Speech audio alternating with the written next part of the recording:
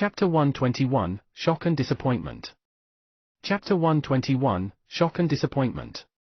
Translator, Endless Fantasy Translation Editor, Endless Fantasy Translation. Capace? Catherine? Why are you here? After all the dark vampire bats in the forest had been eliminated, Wizard Danbei also noticed Capace and Catherine. Wizard Danbei, please save Father and Wizard Pario quickly. Catherine was obviously acquainted with Wizard Danbei, so she briefly explained everything to him. Wizard Danbei's expression changed, then turned to Holmes and said, Wizard Holmes, what do you think? Holmes also understood the whole situation now. After giving it some thoughts, he knew they had to fully grasp the situation of these dark vampire bats to complete the mission. Thus, Wizard Holmes squinted his eyes and glanced at Catherine and Capace. Then, he lowered his voice and said, bring us to the dark vampire bat's nest. Catherine and Capace were naturally happy to hear that, so they quickly answered, their nest is not far from here. Let's go quickly.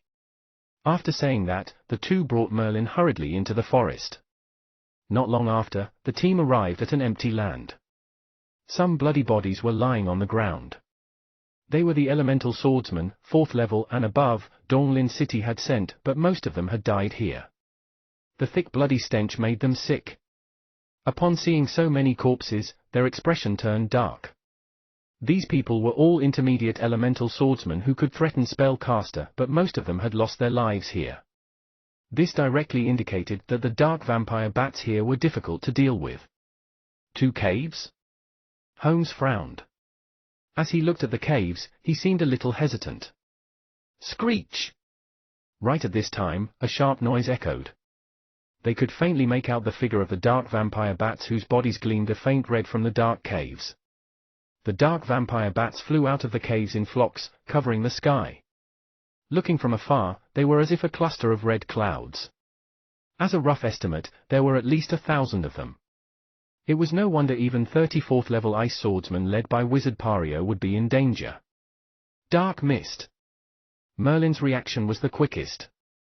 Almost when the dark vampire bats had flown out of the caves, he had already cast dark mist.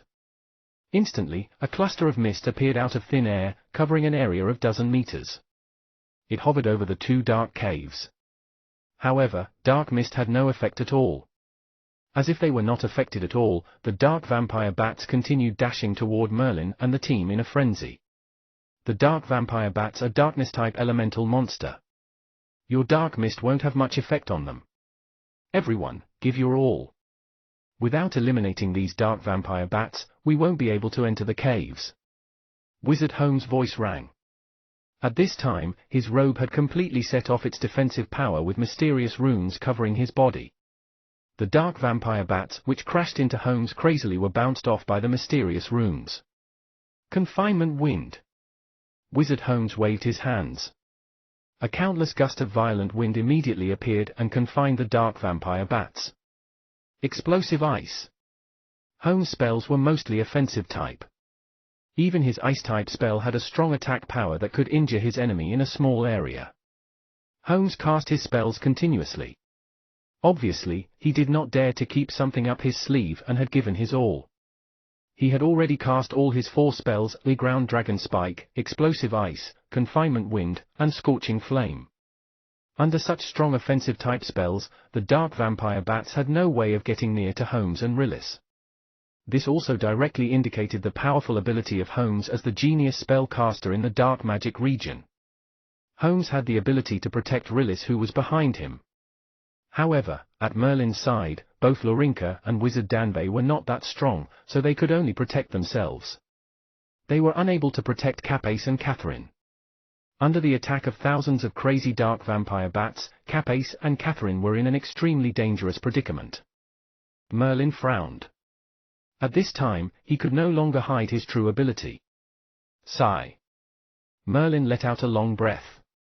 Following that, he raised his head and his powerful mind power rapidly stimulated the spell model in his awareness. Thunderbolt Net. Since dark mist did not have much effect on these dark vampire bats, Merlin could only cast the Thunderbolt Net he had created not long ago. As soon as Merlin finished his words, flashes of thunder began to light up and rapidly connected into one piece just like a huge net. The net of electric rays hovered over most of the dark vampire bats. The thunderbolts rumbled, and its powerful force instantaneously blasted toward the dark vampire bats in the net. Thunderbolt Net was originally an offensive type spell which covered a large area. Moreover, it had a paralyzing effect. Amongst many level 0 spells, it could definitely be counted as one of the strong ones. If this was not the case, it would not require 5 contribution points to be exchanged in the resource tower. Although the electric force of Thunderbolt Net might still be unable to injure these troublesome dark vampire bats, the paralyzing effect could temporarily halt their movement. Swoosh! A strong fluctuation of wind element flashed on Merlin's body. He had cast Gale, so everyone only saw Merlin's figure flashing into the flock of dark vampire bats. Kachak, kachak! Freezing and destruction occurred repeatedly. Wherever Merlin had been, the place was covered in ice. These paralyzed the dark vampire bats where they had no chance of defending themselves at all. After Merlin had frozen them, they fell to the ground and broke into pieces. Fireball, Frostal, Gale, Dark Mist, and Thunderbolt Net. Merlin is actually a 5-elemental spell caster. Upon seeing Merlin's figure weaving in and out among the dark vampire bats and killing those troublesome bats without putting much effort, everyone was stunned. Even the usually prideful wizard Holmes could not hide the shock in his eyes after watching Merlin casting 5 spells. 5-elemental wizard was extremely small in number and rare even amongst large spell casters' organization. Holmes, who had constructed 4-elemental spell, knew very well how much courage and determination those spell casters who constructed 5-elemental spell needed to have. The slightly chubby wizard Rillis wore a confused look. She could recall that Merlin did not even know what contribution point was when he first came to the dark magic region half a year ago. Now, he had become a 5-elemental wizard. Such a change was truly beyond belief. He's either a super genius or a madman who has given up on himself. Holmes gazed at Merlin with a complicated look. In his view, spellcasters who could construct 5-elemental spells were usually determined and equipped with excellent talent. However, Merlin was in Wizard Leo's tower. He was obviously not thought highly of by the dark magic region and belonged to the not-so-talented group. People like him had most possibly lost hope of becoming a first-level spell caster, so he constructed level 0 spell without caring about anything else to increase his strength. 5-elemental spell caster. Has he truly given up? Lorinka had the same thought as Holmes. She came from a spellcaster family, so she naturally understood the meaning behind constructing 5 level 0 spells. That was a person who had the absolute confidence to become a strong spellcaster of 1st level, 2nd level, 3rd level or even 4th level. He must also have had a strong determination to be above his own peer. Such a person was without a doubt a super genius rarely seen in 100 years. However, Lorinka also knew about Merlin's ability. As a roaming wizard, the 3 spell models he had constructed might already be unstable. At this time, he did not stabilize the spell models he had constructed before. Instead, he constructed more spells. Such a move, in Lorinka's view, had undoubtedly shown that Merlin had completely given up the chance of becoming a first-level spell caster. Lorinka's eyes were overflowing with disappointment. Chapter 122, Pool of Blood. Chapter 122, Pool of Blood. Translator, Endless Fantasy Translation Editor, Endless Fantasy Translation. As compared to Holmes, Rillis and Lorinka, who were more familiar about 5-elemental spell caster, Capace, Catherine, and even Wizard Danbay stared at Merlin with a dumbfounded look. They watched him as he massacred the dark vampire bats without much difficulties and obstructions. No matter how many dark vampire bats there were, they would not be able to threaten Merlin at all. Is this the true strength of a spellcaster? Wizard Merlin is too strong. Stronger than anyone I've seen. Capace exclaimed sincerely from his heart. Wizard Danbay simply took a glance at Wizard Holmes, then he shook his head slightly. Initially, he had thought Wizard Holmes was the strongest amongst them, but Merlin had now shown his true strength. Those troublesome dark vampire bats could not cause any harm to Merlin at all. Thus, he just realized that Merlin was the strongest amongst them. Kachak! Merlin again froze another dark vampire bat. As he cast Thunderbolt Net, he kept casting his frost as well. He was definitely in a triumphant state now. It seemed like those extremely troublesome dark vampire bats had no way of harming him at all. This was a single-sided massacre. However, the only thing Merlin was worried about was a large number of these dark vampire bats. His frost was not a large-scale offensive spell. If he killed them one by one, even if he depleted all his magic power, he could not finish killing the dark vampire bats at all. Thus, Merlin looked at Wizard Holmes and shouted, "Wizard Holmes, these dark vampire bats are all paralyzed by my thunderbolt net. It's most suitable for you to cast explosive ice now." Holmes came to his senses. He glanced at Merlin with a complicated look. Even though he did not think that Merlin had the chance of becoming a first-level spellcaster, it was the truth that Merlin was stronger than him now. However, Holmes did not hesitate. He knew that all these dark vampire bats were not something him or Merlin could deal with alone. With the paralyzing effect of Merlin's thunderbolt net on the dark vampire bats, his explosive ice could bring the most outstanding result. Bang! Bang! Bang! Wizard Holmes cast nearly 10 explosive ice at once. Suddenly, a whole flock of dark vampire bats in front of him were blasted into pieces and fell on a large area of empty space. Screech! A series of sharp noises came from the caves again. The dark vampire bats, which were not shrouded by Merlin's thunderbolt net, immediately turned around and flew into the caves. Merlin had continuously cast thunderbolt net multiple times. The consumption of his magic power was overwhelming. After all, he had only just constructed thunderbolt net not long ago. Even if he used a darkness elemental crystal stone to accumulate his magic power, he could only continuously cast the spell for about 20 times. Thus, when he saw these dark vampire bats were retreating, he stopped casting thunderbolt net.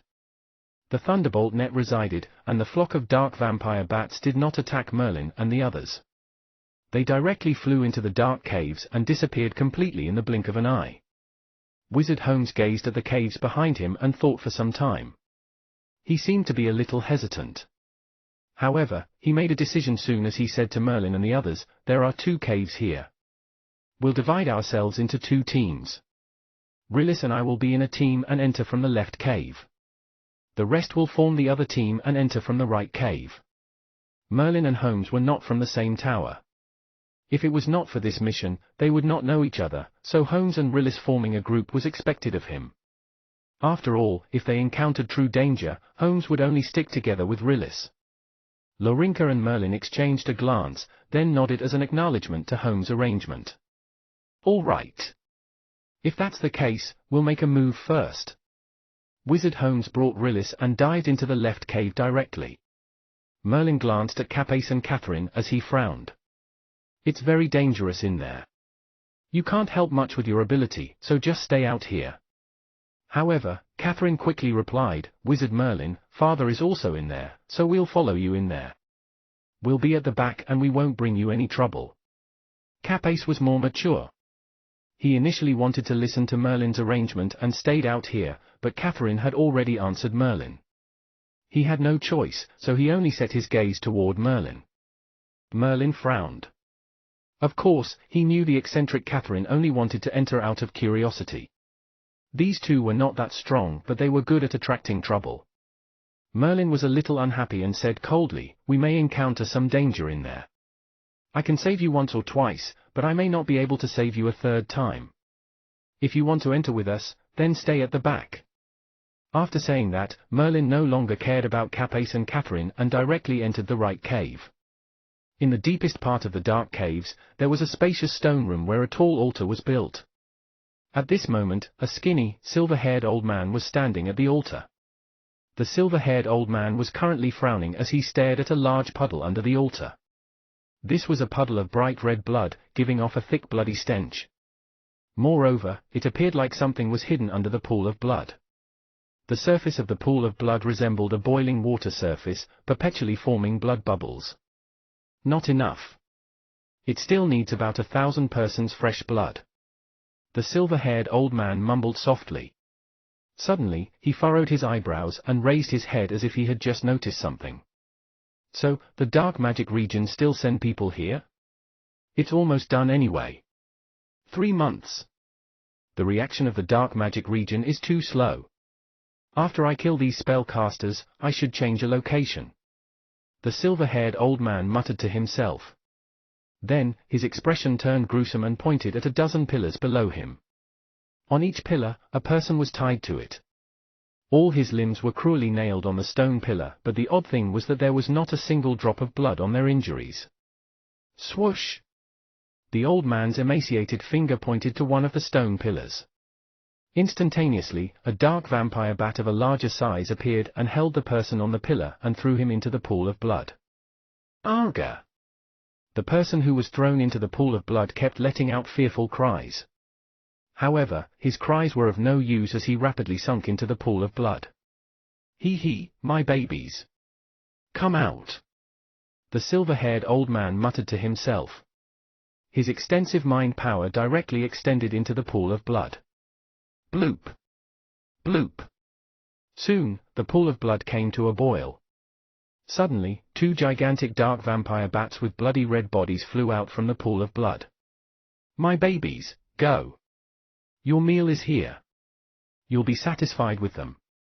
Two extraordinary dark vampire bats let out a screech, then quickly flew into the two dark caves respectively. Chapter 123, Elemental Being I. Chapter 123, Elemental Being I. Translator, Endless Fantasy Translation Editor, Endless Fantasy Translation. As soon as Merlin stepped inside the dark cave, he felt a chill straight up his spine. Although the cave was dark, it was nothing for a spellcaster like Merlin. They had their mind power, so they could see clearly even in the dark.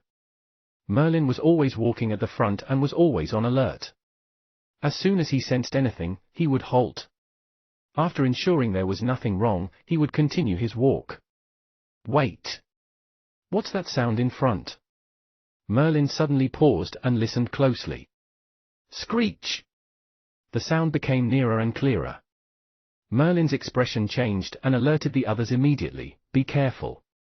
It may be the dark vampire bats. As soon as he finished his words, they saw a gigantic red light appeared in the dark cave in front of them. Moreover, the light was approaching Merlin at an incredible speed. Frost! Merlin immediately cast his frost and almost sealed the narrow pathway in the cave. Bang! A loud bang was accompanied by a strong crash. The red light in front of them was not affected by frost at all. It directly crashed through the thick ice and dashed straight toward Merlin and the others. Hiss! At this moment, Merlin had a clear view of the red light. He could not help but took a deep breath. The red light was, in fact, a gigantic dark vampire bat. As compared to the dark vampire bats they encountered out there, this one was much larger. Its whole body was as red as blood and its figure was hideous.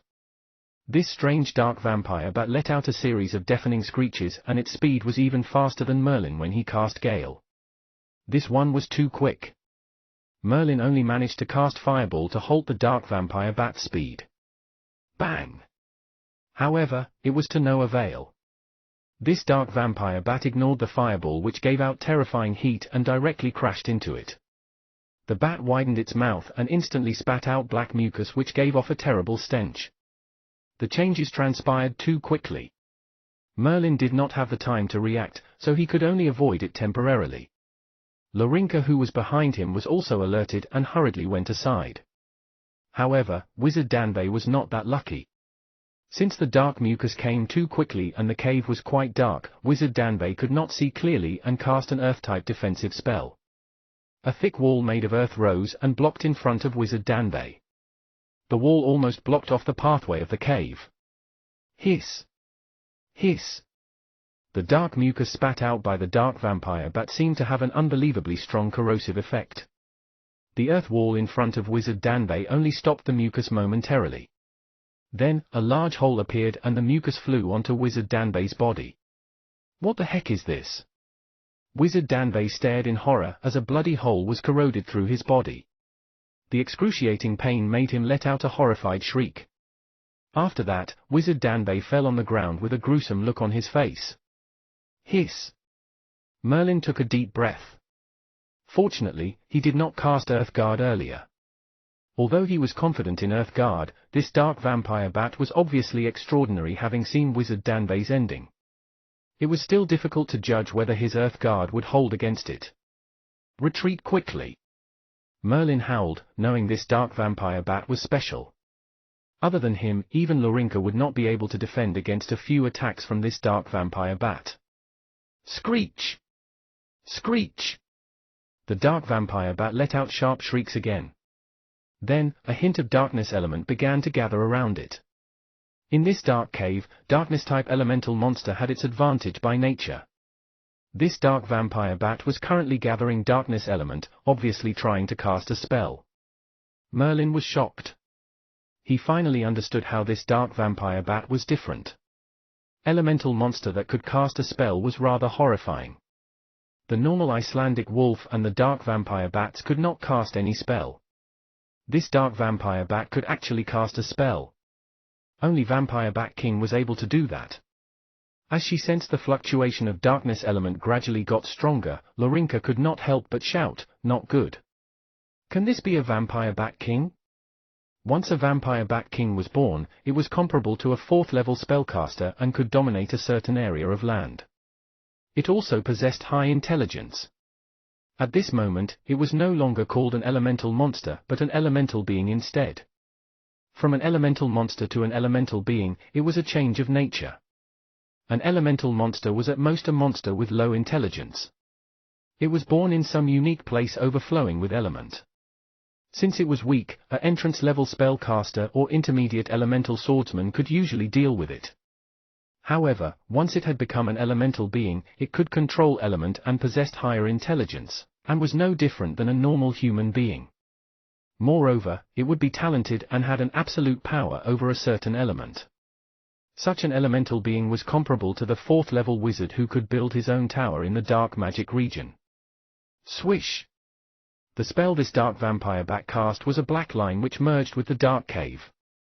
It was difficult to defend against it. Is it darkness rays? Moreover, it seems to only have an effect as near as that of a 1st-level spell. This is not a true Vampire Bat King.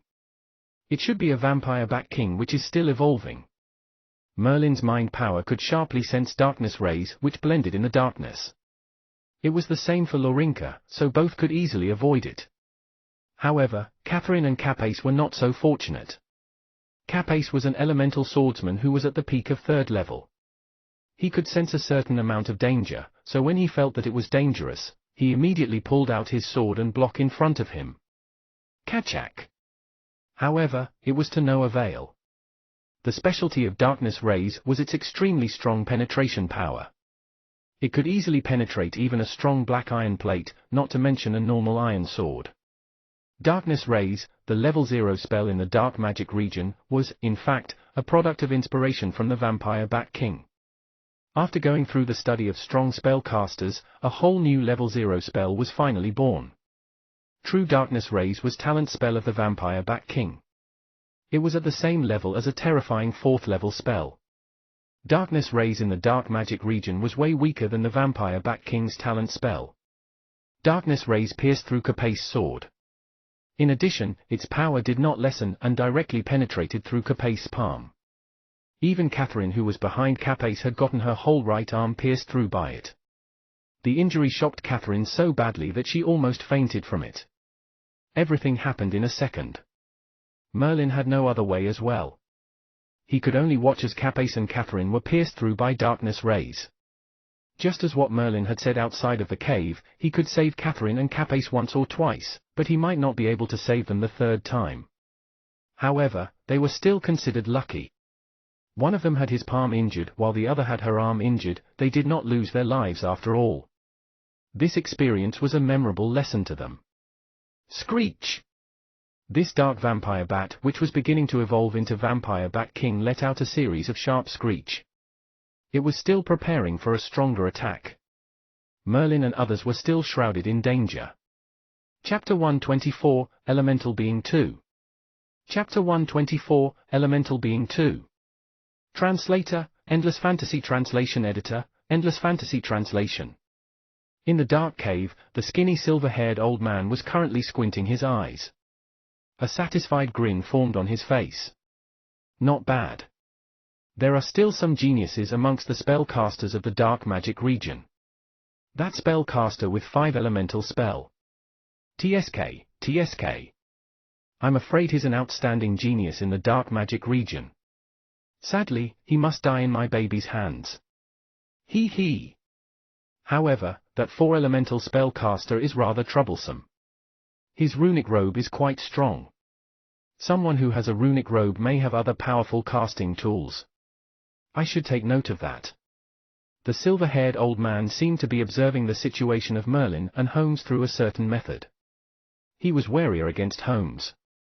In his view, although Merlin possessed 5 elemental spell, he could not win against the dark vampire bat he controlled. If it's impossible, I can only wait for my baby to kill that 5 elemental spell caster, then let both my babies kill that 4 elemental spell caster. The silver-haired old man still wore a rather relaxed look. His eyes stared into the giant pool of blood under the altar absent-mindedly. No one knew what he was conspiring now. Boom! Suddenly, the whole cave seemed to tremble as if it was crumbling apart. The tremble quickly came to an end, but the expression of the silver-haired old man had turned dark. His face looked gruesome, almost twisted together. Dead. My baby is dead. I want them buried with my baby. The silver-haired old man wore a dark expression. He said with gritted teeth, and his words were filled with a brutal tone. Lying in the pathway of the cave, Wizard Danvey lay dead. Catherine and Capace were also injured. They were now withholding their pain and hiding at the sides of the cave. Even Laurinka had stayed on an alert. Her whole being was giving out intense fluctuation of element. Thunderbolt Net. Merlin's gaze was focused as he cast Thunderbolt Net immediately. In an instant, thunder kept flashing in the narrow cave, painting the dark cave as white as day. The powerful strength of thunder brought upon by Thunderbolt Net was nothing less than the attack power of Fireball. That was why he could work with Holmes and eliminated so many dark vampire bats. However, Thunderbolt Net was used against the evolving dark vampire bat now. The effect of thunder on the dark vampire bat slowed down its pace slightly. Meanwhile, the paralyzing effect of Thunderbolt Net did not affect the evolving dark vampire bat at all. No effect? As he watched the rapid accumulation of darkness element around him, Merlin knew this dark vampire bat was again preparing for its spell. Hence, he did not hold back anymore. Rumble! A thick pillar of thunder appeared out of thin air, forming a much stronger Thunderbolt Net than before.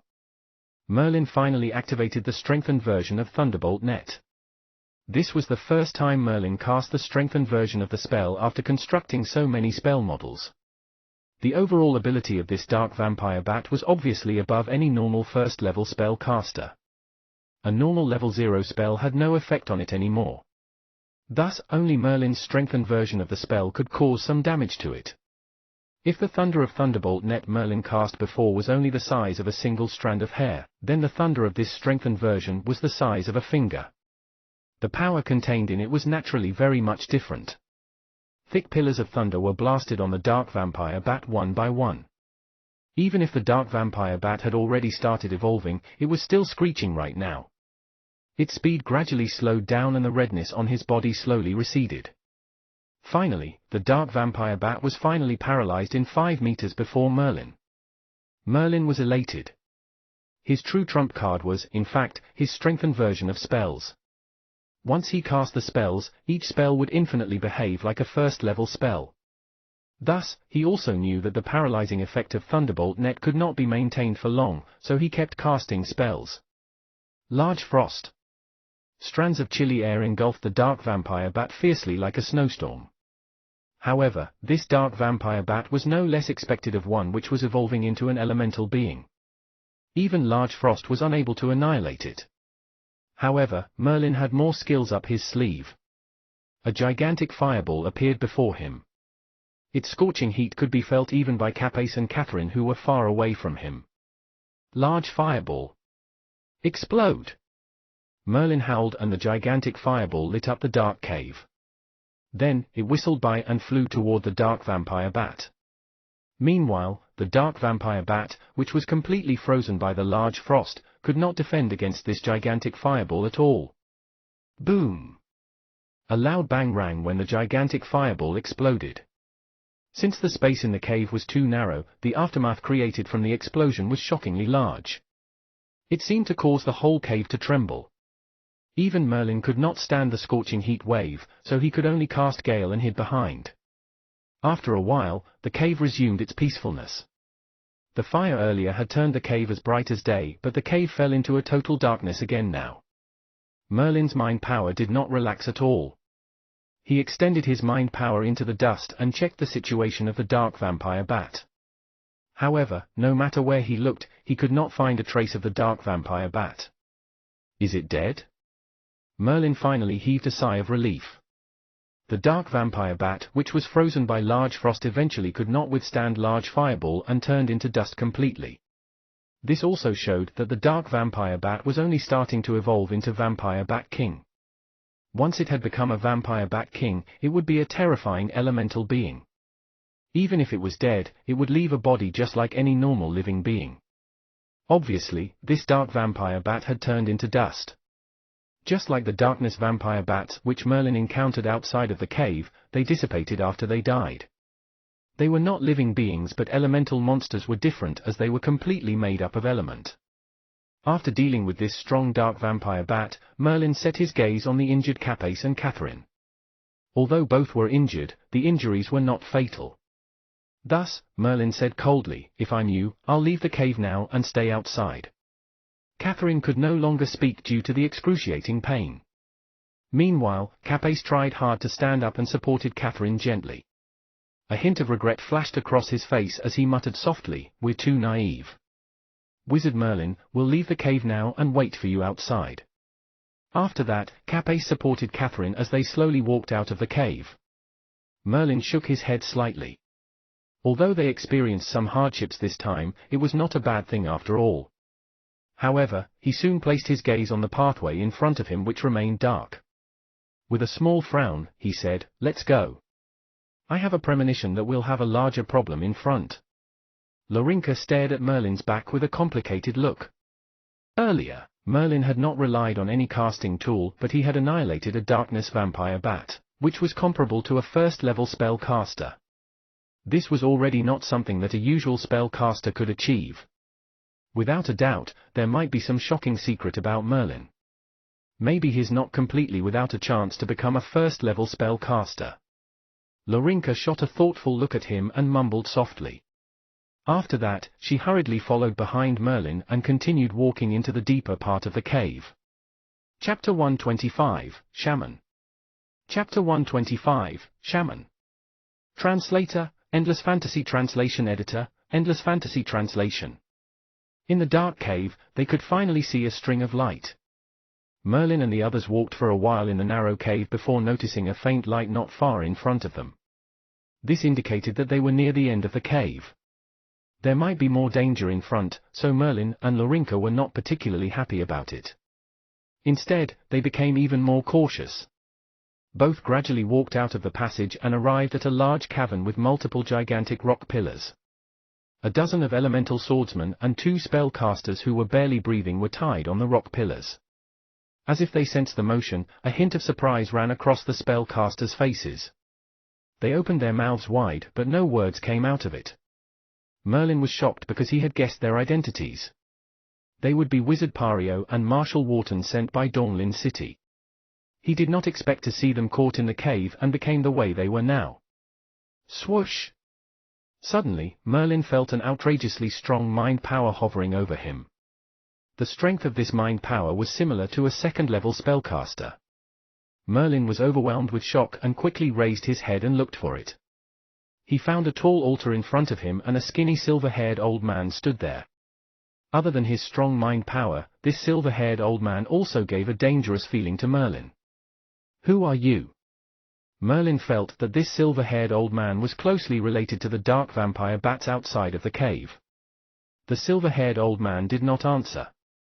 Then, Merlin saw 2 people walking out of the passage at the side. They were Wizard Holmes and Wizard Rillis. However, Wizard Holmes and Wizard Rillis seemed a little messy at the moment. The runes on Holmes' robe were dark as if the runes were badly damaged. Meanwhile, Rillis was pale as if she had gone through a life-and-death battle earlier. Wizard Merlin, Wizard Laurinka, you're here as well? Holmes raised his head. When he saw Merlin and Laurinka, he was stunned, then shook his head. He exclaimed, "Fortunately, you didn't take our path just now. If you met the dark vampire bat which was about to evolve into a vampire bat king, then it'll be a life and death situation for you. Rillis and I didn't even mind using the first level spell scrolls we exchanged from the resource tower to annihilate it." From Wizard Holmes' gaze, it seemed that he still shuddered at the thought of the dark vampire bat he met in the passage. Merlin seemed serious. He did not explain, but he nudged Wizard Holmes to look at the altar. Holmes and Wizard Rillis followed Merlin's gaze and noticed that mysterious silver-haired old man on the altar, and both became alerted immediately. The silver-haired old man took a glance at Holmes and Merlin and sniggered. He. Both of you killed my babies. Nothing less expected of the genius spellcasters in the dark magic region. However, my babies will definitely love your meat. Ha ha. The silver-haired old man laughed as if he had gone mad. Two? Holmes thought for a while, then stared at Merlin with shock. He could not help but exclaimed, "You met the dark vampire bat which was about to evolve into a vampire bat king as well?" Laurinka naturally understood what Holmes was thinking. She took a complicated glance at Merlin, then replied in a low voice, "We met that strong dark vampire bat as well, but Wizard Merlin have dealt with it." Holmes was surprised even if he knew that Merlin had 5 elemental spells and was stronger than him. However, how did Merlin and Laurinka annihilate that strong dark vampire bat without a casting tool? Without waiting for Holmes' questioning further, the silver-haired old man on the altar mumbled and pointed to the pool of blood below the altar. "Come out, baby. Your meal is here. Kill them, eat their flesh. You'll become a true vampire bat king." As soon as the silver-haired old man finished his words, the pool of blood immediately bubbled. Slowly, a large, 2-meter-tall dark vampire bat came out of the pool of blood. Its whole body had almost taken up half of the pool of blood. Looking at this strange dark vampire bat, the silver-haired old man's gaze revealed a hint of crazy passion. Merlin and Holmes took a deep breath and exchanged glances. They could see the shock in each other's eyes. The aura of this large dark vampire bat doubled than the one they met in the passage. Moreover, its aura appeared even more violent. Most importantly, thick blood vessels, bones, and flesh full of life could be seen on this dark vampire bat. When they checked with their mind power, they could sense a weak living aura from it. An elemental monster did not have a living aura as it was formed from rich element. The ability to produce living aura indicated that this dark vampire bat had evolved into a true elemental being. Indeed, it was a terrifying vampire bat king. The dark vampire bat flew out of the pool of blood. Its large size brought a strong visual impact to everyone. However, when it revealed its whole body, Merlin and Holmes heaved a sigh of relief. This was because they found that only half of this dark vampire bat had given off a weak living aura. Other parts did not have any sign of life. This showed that this dark vampire bat had not completely evolved into an elemental being. Nevertheless, it was still much stronger than the 2 dark vampire bats they encountered in the passage. "So, you're an ancient shaman. You want to build a pool of blood and forcefully turn dark vampire bats into elemental beings? It seems that you're the one who controlled those dark vampire bats to suck living beings' blood dry in Donglin City." Wizard Holmes revealed the identity of the silver-haired old man. This was the advantage he had as a disciple of a large spellcaster family. At least he knew some of its secrets. After hearing Wizard Holmes' words, Merlin instantly recalled some legends regarding the shamans. Before spellcaster had appeared, the whole world was controlled by the ancient witches. There were many types of ancient witches. Some could tame beasts while some were good at producing weird potions. The potions of spellcasters were mostly improvised from those of ancient witches. Another unique type of ancient witches was shamans. They neither tamed beasts nor produced potions. Instead, they specialized in rituals and prayers. After a long time had passed, this had greatly improved their mind power. Some shamans even controlled all sorts of elemental monsters in the world with their strong mind power. Moreover, they had a strange method to catalyze the evolution of elemental monsters into stronger elemental beings. However, since the birth of spellcasters who could control all sorts of elements and held immense power, ancient witches had gradually disappeared. This silver-haired old man might have received the legacy of shaman by accident. Thus, he wanted to create an evil pool of blood and let Dark Vampire Bat evolve into Vampire Bat King. Someone actually still knows about shaman. Hee hee. Such a shame. What will happen even if you know? After I kill you, I'll leave the area under the dark magic region's influence and wait for the dark vampire bats to completely evolve into elemental beings. Baby, kill them. The silver-haired old man wore a cruel look and pointed at Merlin and Holmes. In an instant, the strong dark vampire bat's sharp gaze immediately locked onto Merlin and Holmes. Chapter 126, Crisis. Chapter 126, Crisis. Translator, Endless Fantasy Translation Editor, Endless Fantasy Translation. Let's go. Our mission is to investigate the situation of the dark vampire bats. Now that we've found this out due to the shaman's doing, we'll go back to the dark magic region and report the situation. Then, they'll sure send strong spellcasters here to annihilate this shaman. Wizard Holmes immediately took a step back and ran toward the dark passage. He understood well that the dark vampire bat was not easy to be dealt with. Moreover, they had completed their mission. If they returned to the dark magic region now, they could still collect the reward for this mission. As for the silver-haired old man and the strong dark vampire bat, they would be dealt with by the dark magic region. Not only would they send a 4th-level spellcaster or above to kill the dark vampire bat, which had not completely evolved into an elemental being, but also the vampire bat king, which had completed its evolution with its strength comparable to the level of a 4th-level spellcasters. After all, the era of ancient witches had passed long ago. It was the spellcasters who held absolute power now. The room. Just when Wizard Holmes retreated, a door made of rocks immediately came down and completely closed off the 2 passages. It would take quite some time to break it open. Under the hostility of the strong dark vampire bat, it was impossible to break the door which blocked their way. Instantly, Holmes' expression turned dark. He, want to leave? You don't have the chance to do so anymore. The silver-haired old man smiled grimly. At the same time, the gigantic dark vampire bat dashed toward Merlin and Holmes. It seems that we can only give our all. Wizard Holmes said through gritted teeth. Confinement Wind. Wizard Holmes quickly cast Confinement Wind a few times. A violent gust of wind appeared out of thin air and binded the large dark vampire bat. However, this seemed to be futile as the speed of the dark vampire bat did not slow down. A normal 0-level spell seemed to have no effect on it at all. Even the ice-type spell which the dark vampire bat's most afraid of was also the same, no effect at all. Ground Dragon Spike. Explosive Ice. Scorching Flame. Wizard Holmes cast the spells continuously, but they did not cause much damage to the dark vampire bat. Even slowing it down was a difficult task. Considering that the gigantic dark vampire bat was about to collide with Wizard Holmes, Merlin squinted his eyes and acted. He knew that it would be very difficult to deal with this dark vampire bat on his own, so he needed to work with the others to gain a slim chance at defeating it. Frost.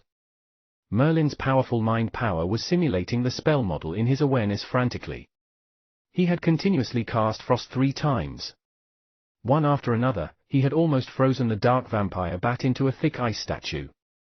However, in the blink of an eye, the dark vampire bat had broken out of the ice. A normal frost could not threaten it at all. Large Frost. Merlin cast Large Frost, a more powerful and infinitely close to a 1st-level spell. It seemed to have a slight effect on the dark vampire bat as it was now frozen. Bang!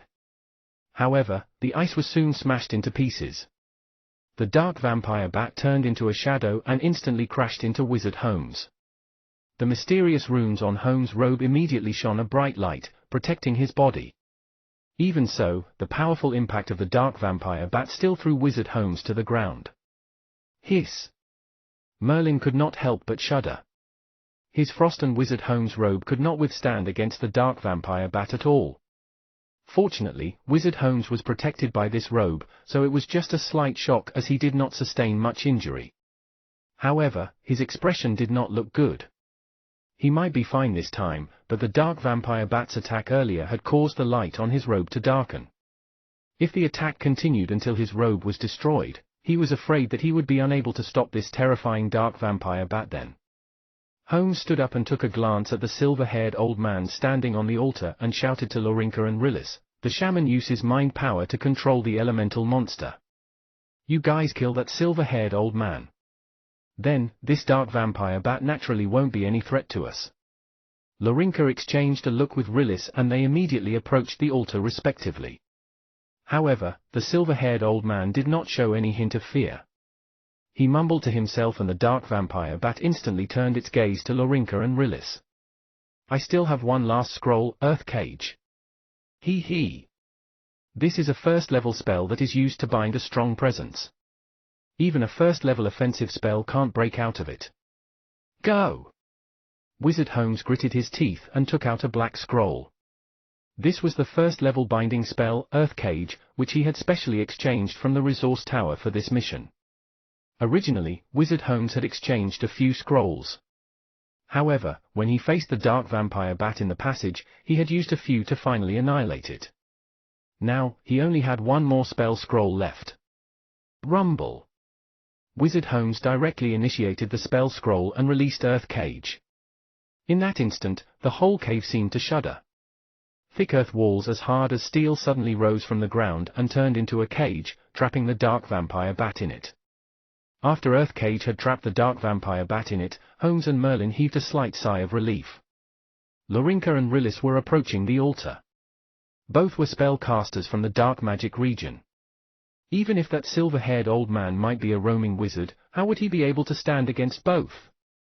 Once they killed the silver-haired old man, the dark vampire bat which had lost its controller was nothing to be afraid of. Puff! Suddenly, a strong fluctuation of dark element appeared in Earth Cage. Merlin's expression changed, and he said in a low voice, "Not good. Dark vampire bat may be casting a spell. Thunderbolt net." Merlin did not hesitate and cast Thunderbolt net. It was not the ordinary Thunderbolt net, but a stronger and strengthened version, hoping that it could paralyze the dark vampire bat. Swoosh! However, it was to no avail. Two thin black lines instantaneously penetrated Earth Cage and flew toward Lorinka and Rillis unexpectedly. This was a darkness-type spell, a darkness rays, that had a strong penetrating effect. Moreover, it was darkness rays released by a dark vampire bat which was halfway into a complete evolution, demonstrating an even stronger penetrating effect. Thus, even the first-level spell Earth Cage cast by Holmes using a spell scroll could not block the penetration of darkness rays. In an instant, Lorinka and Rillis were facing a life-or-death crisis. Chapter 127, Tragic Eye. Chapter 127, Tragic Eye. Translator, Endless Fantasy Translation Editor, Endless Fantasy Translation. 0 Degree Ice Seal. A white scroll appeared on Wizard Rillis' hand and she immediately cast it. 0 Degree Ice Seal was a first-level ice-type defensive spell. Once it was released, the temperature surrounding the spellcaster would immediately drop to an unbelievable level. Any attack would be weakened once the attack entered the region of 0 Degree Ice Seal. Hiss! After darkness rays entered Rillis' region of 0 Degree Ice Seal, it was immediately weakened by half. However, a small portion still penetrated the defense of 0 Degree Ice Seal and hit Rillis' right shoulder. Meanwhile, another ray headed straight toward Lorinka. Lorinka was overwhelmed with shock, but she did not panic. A yellow shield carved with all sorts of mysterious runes appeared in her hand. This was a pure defensive casting tool she had exchanged at the resource tower with a large number of contribution points. Initially, she had thought that she would not need this shield as she did not expect to face such a life-and-death crisis. Left with no other choices, she had to use the runic shield. Bang! After an intense clash, the runes on the shield gleamed, then disappeared. Then, the shield began to crumble and finally turned into smithereens. Lorinka's face immediately turned pale. Even with the protection of the runic shield, she was still gravely injured. She was barely hanging on now and thankfully she did not pass out. In the blink of an eye, the tables were turned. Rillis and Lorinka were injured and had lost their combat ability. To be able to protect themselves indicated that they had already done their preparation well. However, this did not indicate that Rillis and Lorinka were weak. They had received systematic learning in the dark magic region, and the spell models they constructed were also stable. In terms of ability, they were definitely better than most roaming wizards. This time, they faced a dark vampire bat which had completed half of its evolution. Darkness Rays, the spell which it released, contained a force that came close to that of a second-level spell. It was only expected that they were unable to defend against it. Hee. Just be obedient and be my baby's meal. The silver-haired old man was satisfied with the dark vampire bat's performance. He had overcome many difficulties and spent a dozen years for this, hiding in many places and building the pool of blood secretly under the influence of the spellcasters' organizations. Once he noticed any changes that attracted the attention of the spellcasters' organizations, he would immediately leave. While he was hiding, he let the dark vampire bat gradually evolve. Now, it had completed half of its evolution. Once he killed these spellcasters from the dark magic region, he would leave Dawnlin City and build another pool of blood at another place. Soon, he might be able to let the dark vampire bat to fully evolve into a vampire bat king. Rumble. Wizard Home's earth cage was completely destroyed by the dark vampire bat. A red shine flashed across the dark vampire bat's body, then its speed increased significantly, heading toward Wizard Home's. Bang! Bang! Bang! The dark vampire bat ignored the attack of the spells and frantically crashed into Wizard Home's. Even if the robe on Wizard Home's was great for defense, it also seemed rather difficult to hold on under the fierce attack of the dark vampire bat. After all, any casting tool had a limit in usage, including this runic robe. Until the runes on it had been depleted, the robe would no longer have any effect. In another round of fierce attack, Wizard Home's could not defend against it at all. He was already feeling dizzy and nonplussed from the attack, so he could not retaliate effectively against the dark vampire bat. Swoosh! Right at this time, Merlin's figure flashed as he had cast Gale and saved Wizard Home's. Wizard Home's, we must gather all strengths now. Otherwise, I'm afraid we'll all be in a deep trouble. Merlin lowered his voice and said in a serious tone. Wizard Home's wore a dark expression. He had never been in such a tight corner before, but this dark vampire bat had rendered him out of ideas and had fallen into a disadvantaged position. Wizard Merlin, what do you think? At this time, the prideful Wizard Home's had no choice but to admit that Merlin was their only hope now. Merlin shot a thoughtful glance at the dark vampire bat. He caressed the bell pendant he wore on his neck. If there was a huge number of large fireballs stored in the bell pendant now, he would not be in such a loss facing the dark vampire bat. Merlin took a deep breath and suppressed the messy thoughts in his mind.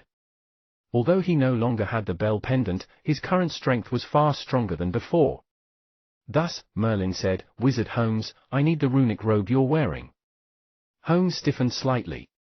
This runic robe was the casting tool used as a last resort for protection. If he gave it to Merlin, he would be in a great danger. However, Merlin appeared determined as if he was ready for the final battle. Holmes gritted his teeth and took off the robe. As he handed it to Merlin, he said, Wizard Merlin, if you lose here, we're all going to die.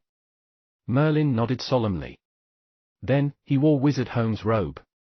Instantly, he sensed a magical force covering his entire body. This was the force of runes on the robe. However, after the dark vampire bat had hit it many times, the power of runes could not hold on for long. I can't kill the dark vampire bat no matter what. But it's not impossible to kill the silver-haired old man who's controlling the dark vampire bat. Merlin squinted his eyes and shot a glance at the dark vampire bat and the silver-haired old man. This dark vampire bat who was halfway in evolution was simply too strong. Even his large frost did not cause much damage to it. Thus, to leave this place alive, he would have to kill the shaman, the silver-haired old man, as he held absolute control over the dark vampire bat. Once the shaman was dead and his mind power broke apart, then the elemental monster he controlled would die with him. This was also the most obvious weakness of the shaman. However, Merlin understood that the silver-haired old man would order his dark vampire bat to attack frantically fearlessly. It was still unknown whether he could withstand the fierce attacks of the dark vampire bat. This was the most important reason why Merlin needed Holmes' robe. Swoosh! Merlin moved and strong fluctuation of wind element appeared with him as he cast Gale. Facing the dark vampire bat, he fiercely cast all his spells without reserving his magic power. Fireball! One after another, fireballs poured on the dark vampire bat frantically like raindrops, including gigantic fireballs. Along with the improvement of Merlin's mind power, his speed to cast spells had reached the extreme. The spells were almost cast in an instant.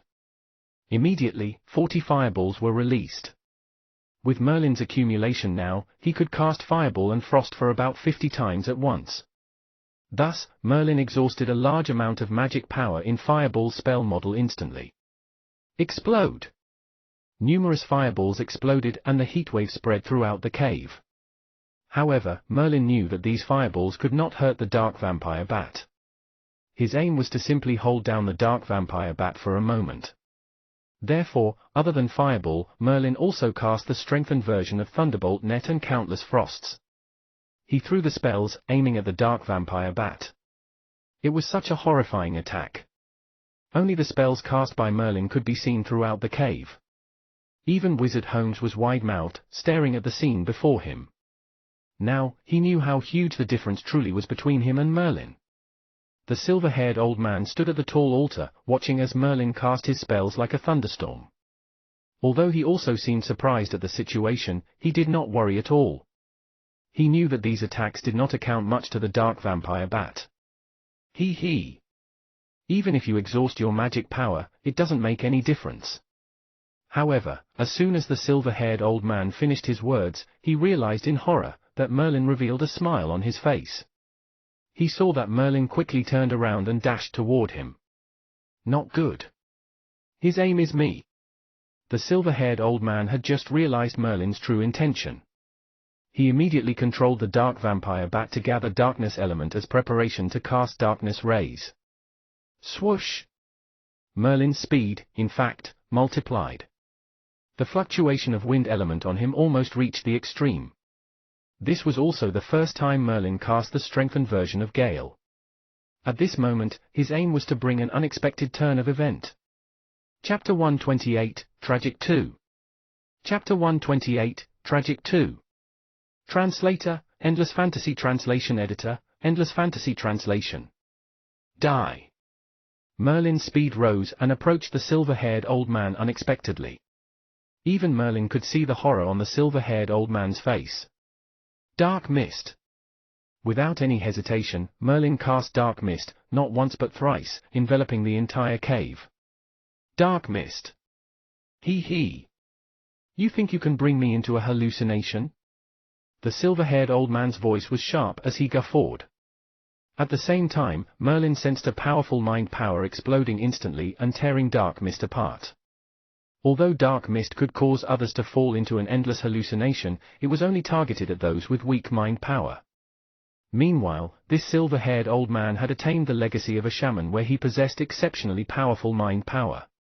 The mind power he had now had even reached the peak of a second-level spellcaster, slightly approaching the mind power of a third-level spellcaster.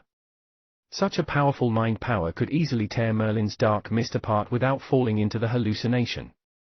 Swoosh! Swoosh! Swoosh! At the same time, Merlin sharply felt a strong sense of danger behind him. Even without checking with mind power, Merlin also knew that this must be darkness rays cast by the dark vampire bat. Moreover, it was more than one string of darkness rays. The speed of darkness rays was extremely quick. If Merlin cast the strengthened version of Gale, he could avoid it now. However, this would give a chance for the silver-haired old man to regain himself. If he wanted to approach the old man again thereafter, it would not be easy. So, Merlin gritted his teeth and focused his gaze. Dark Mist.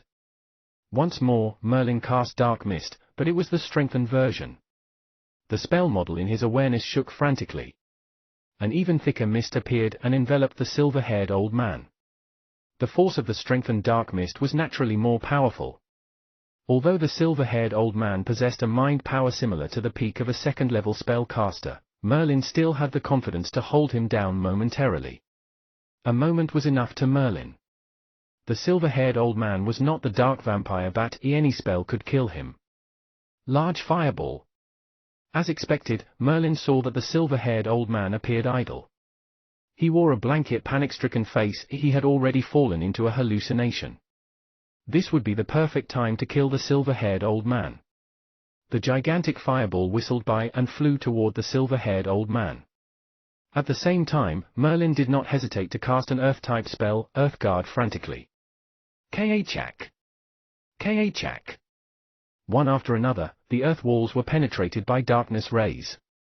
The dark vampire bat could have released multiple darkness rays, so Merlin did not dare to be careless. Almost giving his all, he had even cast the strengthened Earth Guard. However, he still felt a strong sense of danger. This indicated that his Earth Guard could not block darkness rays at all. Large Frost. Merlin cast Large Frost to create a large ice crystal behind him. Fortunately, this thick crystal could slightly block darkness rays. To exhaust the power of darkness rays, Merlin had done all that he could. However, regardless of Earth Guard or Large Frost, he could not completely defend against darkness rays. Merlin only had his last shield, the runic robe he received from Wizard Holmes. Hiss! Then, Merlin felt 3 slight chills. He immediately realized that these were darkness rays. The shock of darkness rays cast by the dark vampire bat was not strong, but its penetration power was beyond imagination. In the blink of an eye, 3 darkness rays had already penetrated the runic robe which Merlin wore. The runes on the robe had disappeared as well. This robe with great defense power that took many contribution points was now destroyed. The last barrier on Merlin had been penetrated. He could clearly feel as if his entire body was pierced through by an exceptionally sharp force, and a surge of violence rose in his heart. Other than its strong penetration effect, darkness rays usually brought a strong negative effect in the form of uncontrollable, negative emotions which had risen in Merlin's heart now. Explode! Merlin's eyes became red. His whole body was shivering due to intense pain and the violent aura. Exhausting his remaining mind power, he immediately exploded the gigantic fireball. Blast! The furious flame rose upwards and spread to the sides. It even blew a large area of mist away. Merlin held his fist tightly as darkness rays were still causing damage in his body. Thankfully, the 3 darkness rays did not hit Merlin's vital organs. Moreover, Merlin could also suppress all negative emotions in his heart with his powerful mind power. The largest injury was still on his body. If it was a normal spellcaster with a weak physique, even a darkness ray could injure him heavily and cause death, not to mention 3 darkness rays. Take Lorinka and Rillis for example. They were hit by 1 darkness ray each and they immediately sustained heavy injuries and lost all combat ability. If it were 3 darkness rays, a normal spellcaster would have been dead, but Merlin was different. He had the mysterious relief sculpture and had practiced the posture for years. Although Merlin's physique was improving slowly, it was evident that he was becoming stronger. Although Merlin's physique had not reached the level of a 4th-level elemental swordsman, he had reached the level of a 3rd-level elemental swordsman. Thus, he could barely withstand the attack of 3 weakened darkness rays. However, Merlin had lost the robe now. If the silver-haired old man had not died, he could not withstand the attack of the dark vampire bat at all. Therefore, his gaze stared deadly at the place where Fireball exploded. Screech! Screech! Suddenly, the dark vampire bat which had slightly evolved shrieked sharply and scurried around as if it had gone crazy. At last, the dark vampire bat fell on the ground as if it was tired. The redness on his body kept blinking and, in the end, it had completely flickered out. The living aura initially emitted by the dark vampire bat had now disappeared. Dead? Not only this dark vampire bat but thousands of dark vampire bats hidden in the cave had become violent. They fell into the pool of blood in a frenzy and gradually disappeared. Meanwhile, dark mist had dissipated at the place where Fireball exploded, revealing a distorted body. It could barely be recognized as that silver-haired old man. Merlin's anxious nerves finally relaxed. Instantly, he sat down on the ground and took large breaths of air. There were 3 places at his back that caused him excruciating pain. Merlin touched them with his hands and they stained with blood. It seemed that he had sustained heavy injuries. Then, he looked at Wizard Holmes, Lorinka, and Rillis. Except for Holmes, who appeared to be better, others had lost half of their combat ability. This is rather tragic, huh? Merlin shook his head slightly. Although he had thought that they would face certain danger in this mission, he had not expected it to be so tragic that the whole team almost died. Shaking his head, Merlin set his gaze toward the silver-haired old man's body. He suddenly thought of the old man's terrifying mind power, which was approaching a third-level spellcaster. Such a strong mind power could not be attained through meditation alone. Back then, the black-robed old man had meditation method, but he had only reached the peak of a first-level spellcaster after decades. The silver-haired old man might have received a certain legacy of ancient witches where his mind power was rapidly improved. At this thought, Merlin's gaze became sharp as he slowly stood up and walked toward the silver-haired old man. Chapter 129, The Return Eye. Chapter 129, The Return Eye. Translator, Endless Fantasy Translation Editor, Endless Fantasy Translation. The silver-haired old man's body was already charred black, so his face could not be recognized. Merlin scanned his body with mind power and immediately found a ring on the old man's finger. This silver-haired old man could be an entrance-level spellcaster. He might have only constructed 1 or 2 spell models, so he could have not been that strong. He was powerful probably because he had received some legacy from the shaman. Thus, Merlin's aim was the legacy of the ancient shaman. Placing the ring in his hand, Merlin's mind power directly delved into the ring. There was a huge space contained in the ring. The silver-haired old man's ring was even better than the one Merlin received from the black-robed old man. The space in it was larger by several folds. Moreover, there were a variety of objects, filling up space in the ring to the brim. In addition, other than a few strange potion ingredients, there were mostly precious elemental crystal stones and all sorts of stuff like spellcasters' notes. Merlin checked out the notes randomly and found that it was the experience of a spellcaster in Fire City. Fire City was also a spellcaster's organization near the Dark Magic region, as famous as the Abyss Fort and the Dark Magic region. Since this note was in the silver-haired old man's hands, this showed that the spellcaster might already have died in his hands. The more Merlin looked at the things in the ring, the more he was surprised. This silver-haired old man could have stayed in many areas under the influence of spellcasters' organizations.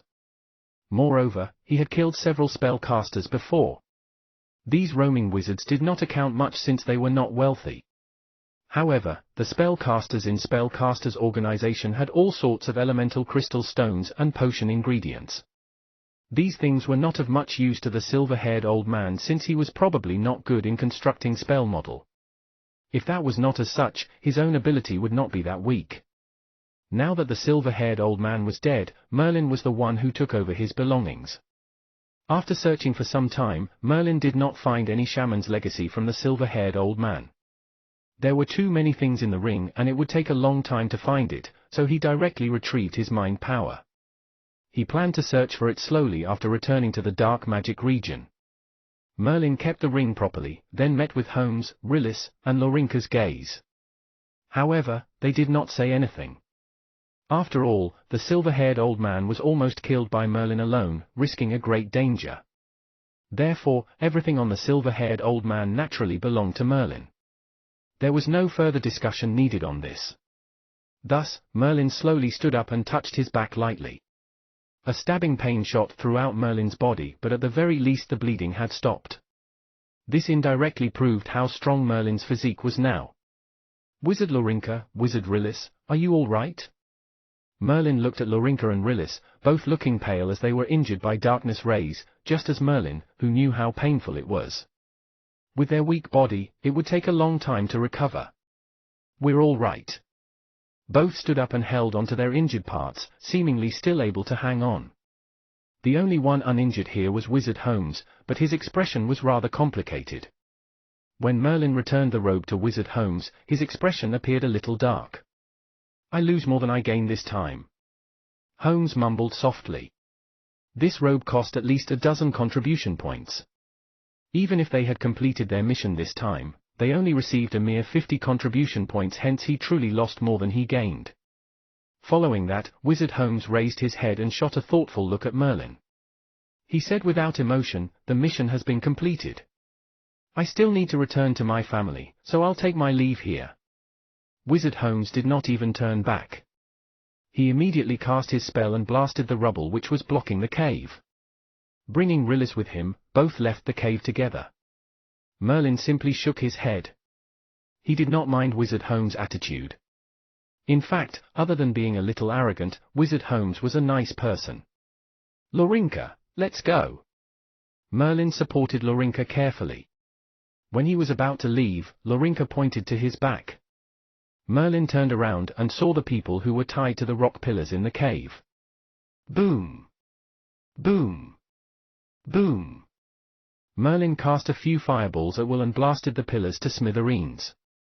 The elemental swordsmen and spellcasters who were tied up broke free and took deep breaths of air. It seemed that they were tortured badly on the pillar. "Let's go."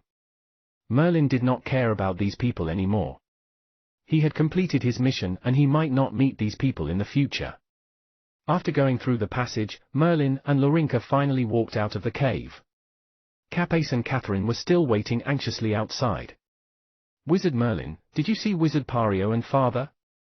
After Merlin had come out from the cave, he immediately approached Merlin and asked him about his father. Capace's palm was only slightly injured in the cave, so he simply wrapped his injured palm hastily with a cloth. Merlin pointed at the cave and said monotonously, "They're in the cave. They should be fine." Capace heaved a sigh of relief and respectfully bowed to Merlin. Merlin shot a glance at Catherine, who seemed exasperated. Her arm was gone. This was a big blow for a naive girl. Merlin did not say anything more. With Lorinka, they quickly left Dawnlin City. They planned to return to the dark magic region to receive the reward of the mission. Swish! Swish! Two bright light glimmered. Then, Merlin and Lorinka staggered as they walked out of the runic magic circle. Merlin looked around and found that it was an empty land.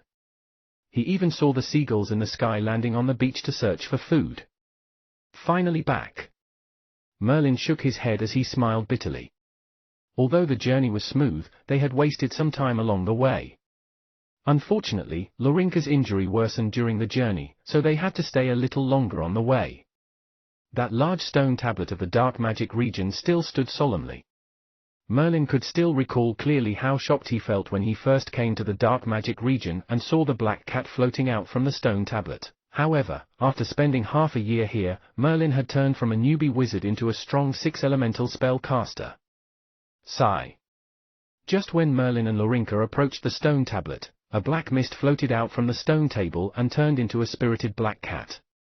"Young spellcasters, have you just returned from your mission?" The long tail of the black cat swayed lightly and it appeared elegant. When Merlin saw the black cat, he could not help but smile, feeling rather warm seeing it.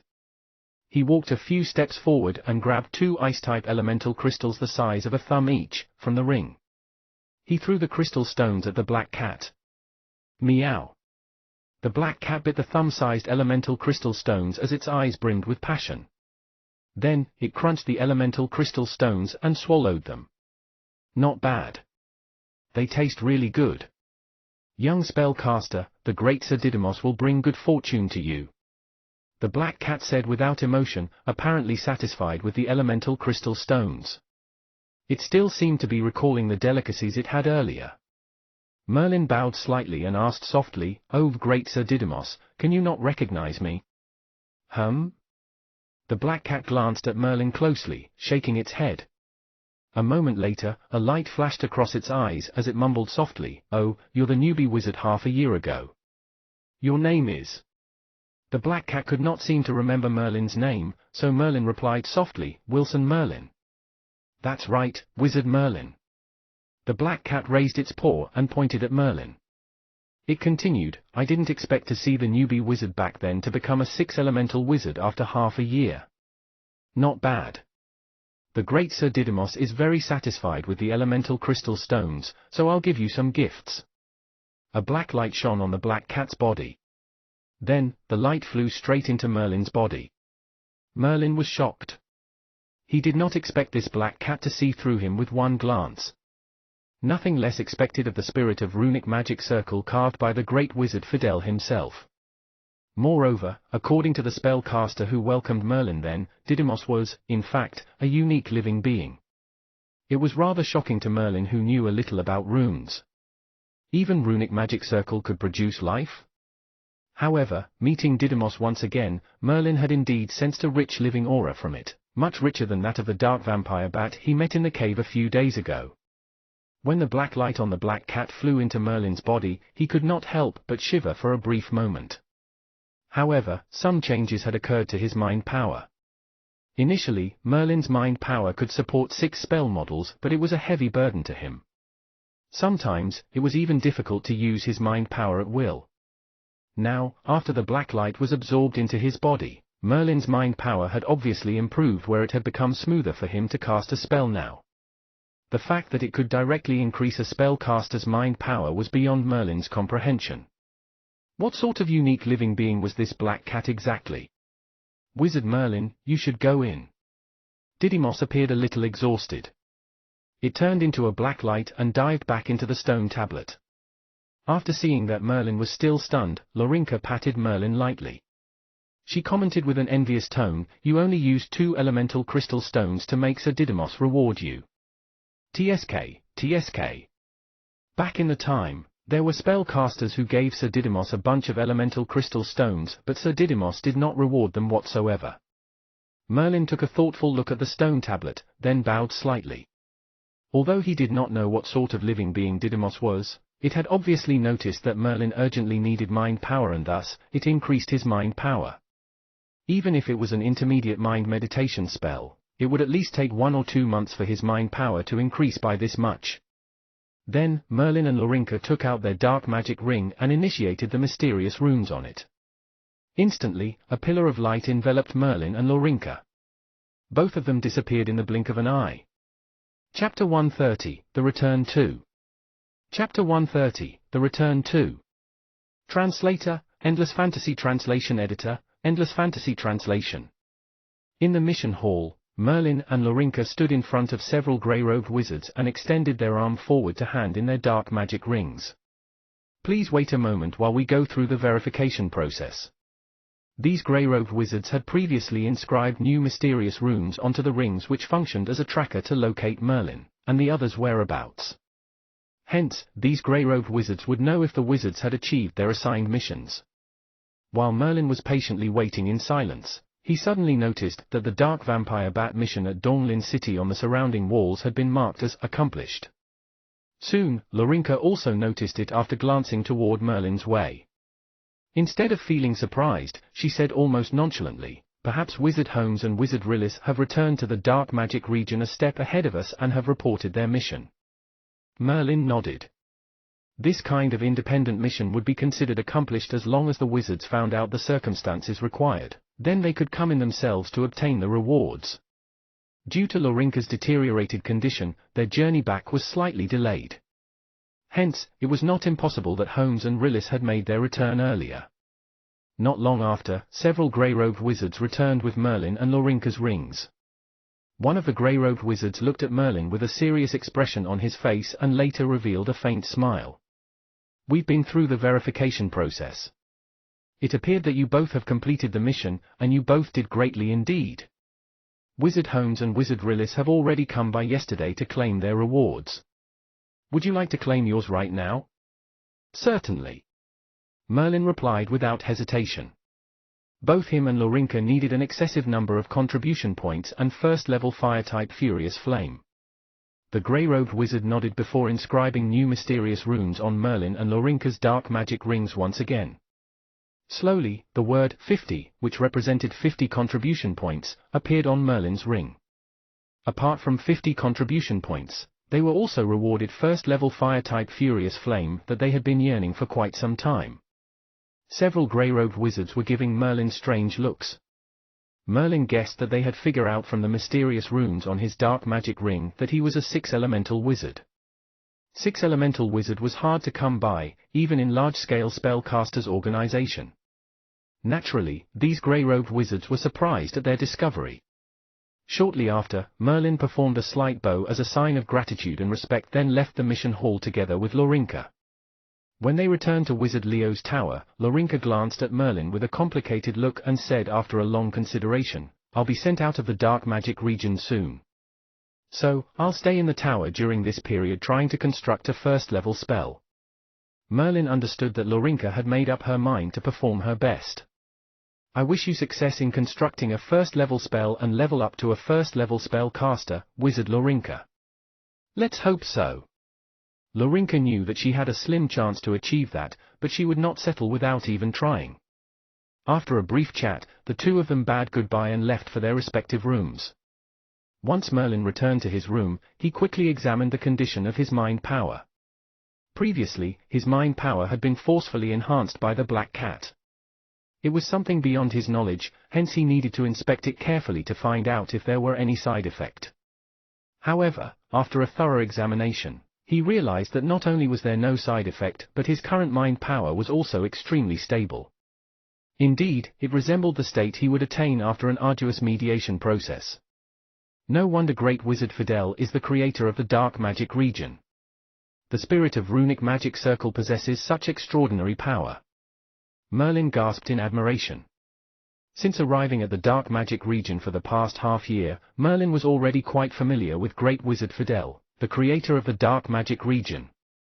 Being the only great wizard placed above and greater than 9 elemental spellcaster, Great Wizard Fidel was almost the symbol of the dark magic region. Besides, Great Wizard Fidel, who specialized in runic magic circle, had personally created numerous runic magic circles for long-distance transmission in the dark magic region since thousands of years ago. Otherwise, even some other spellcasters' organizations were not able to establish so many runic magic circles.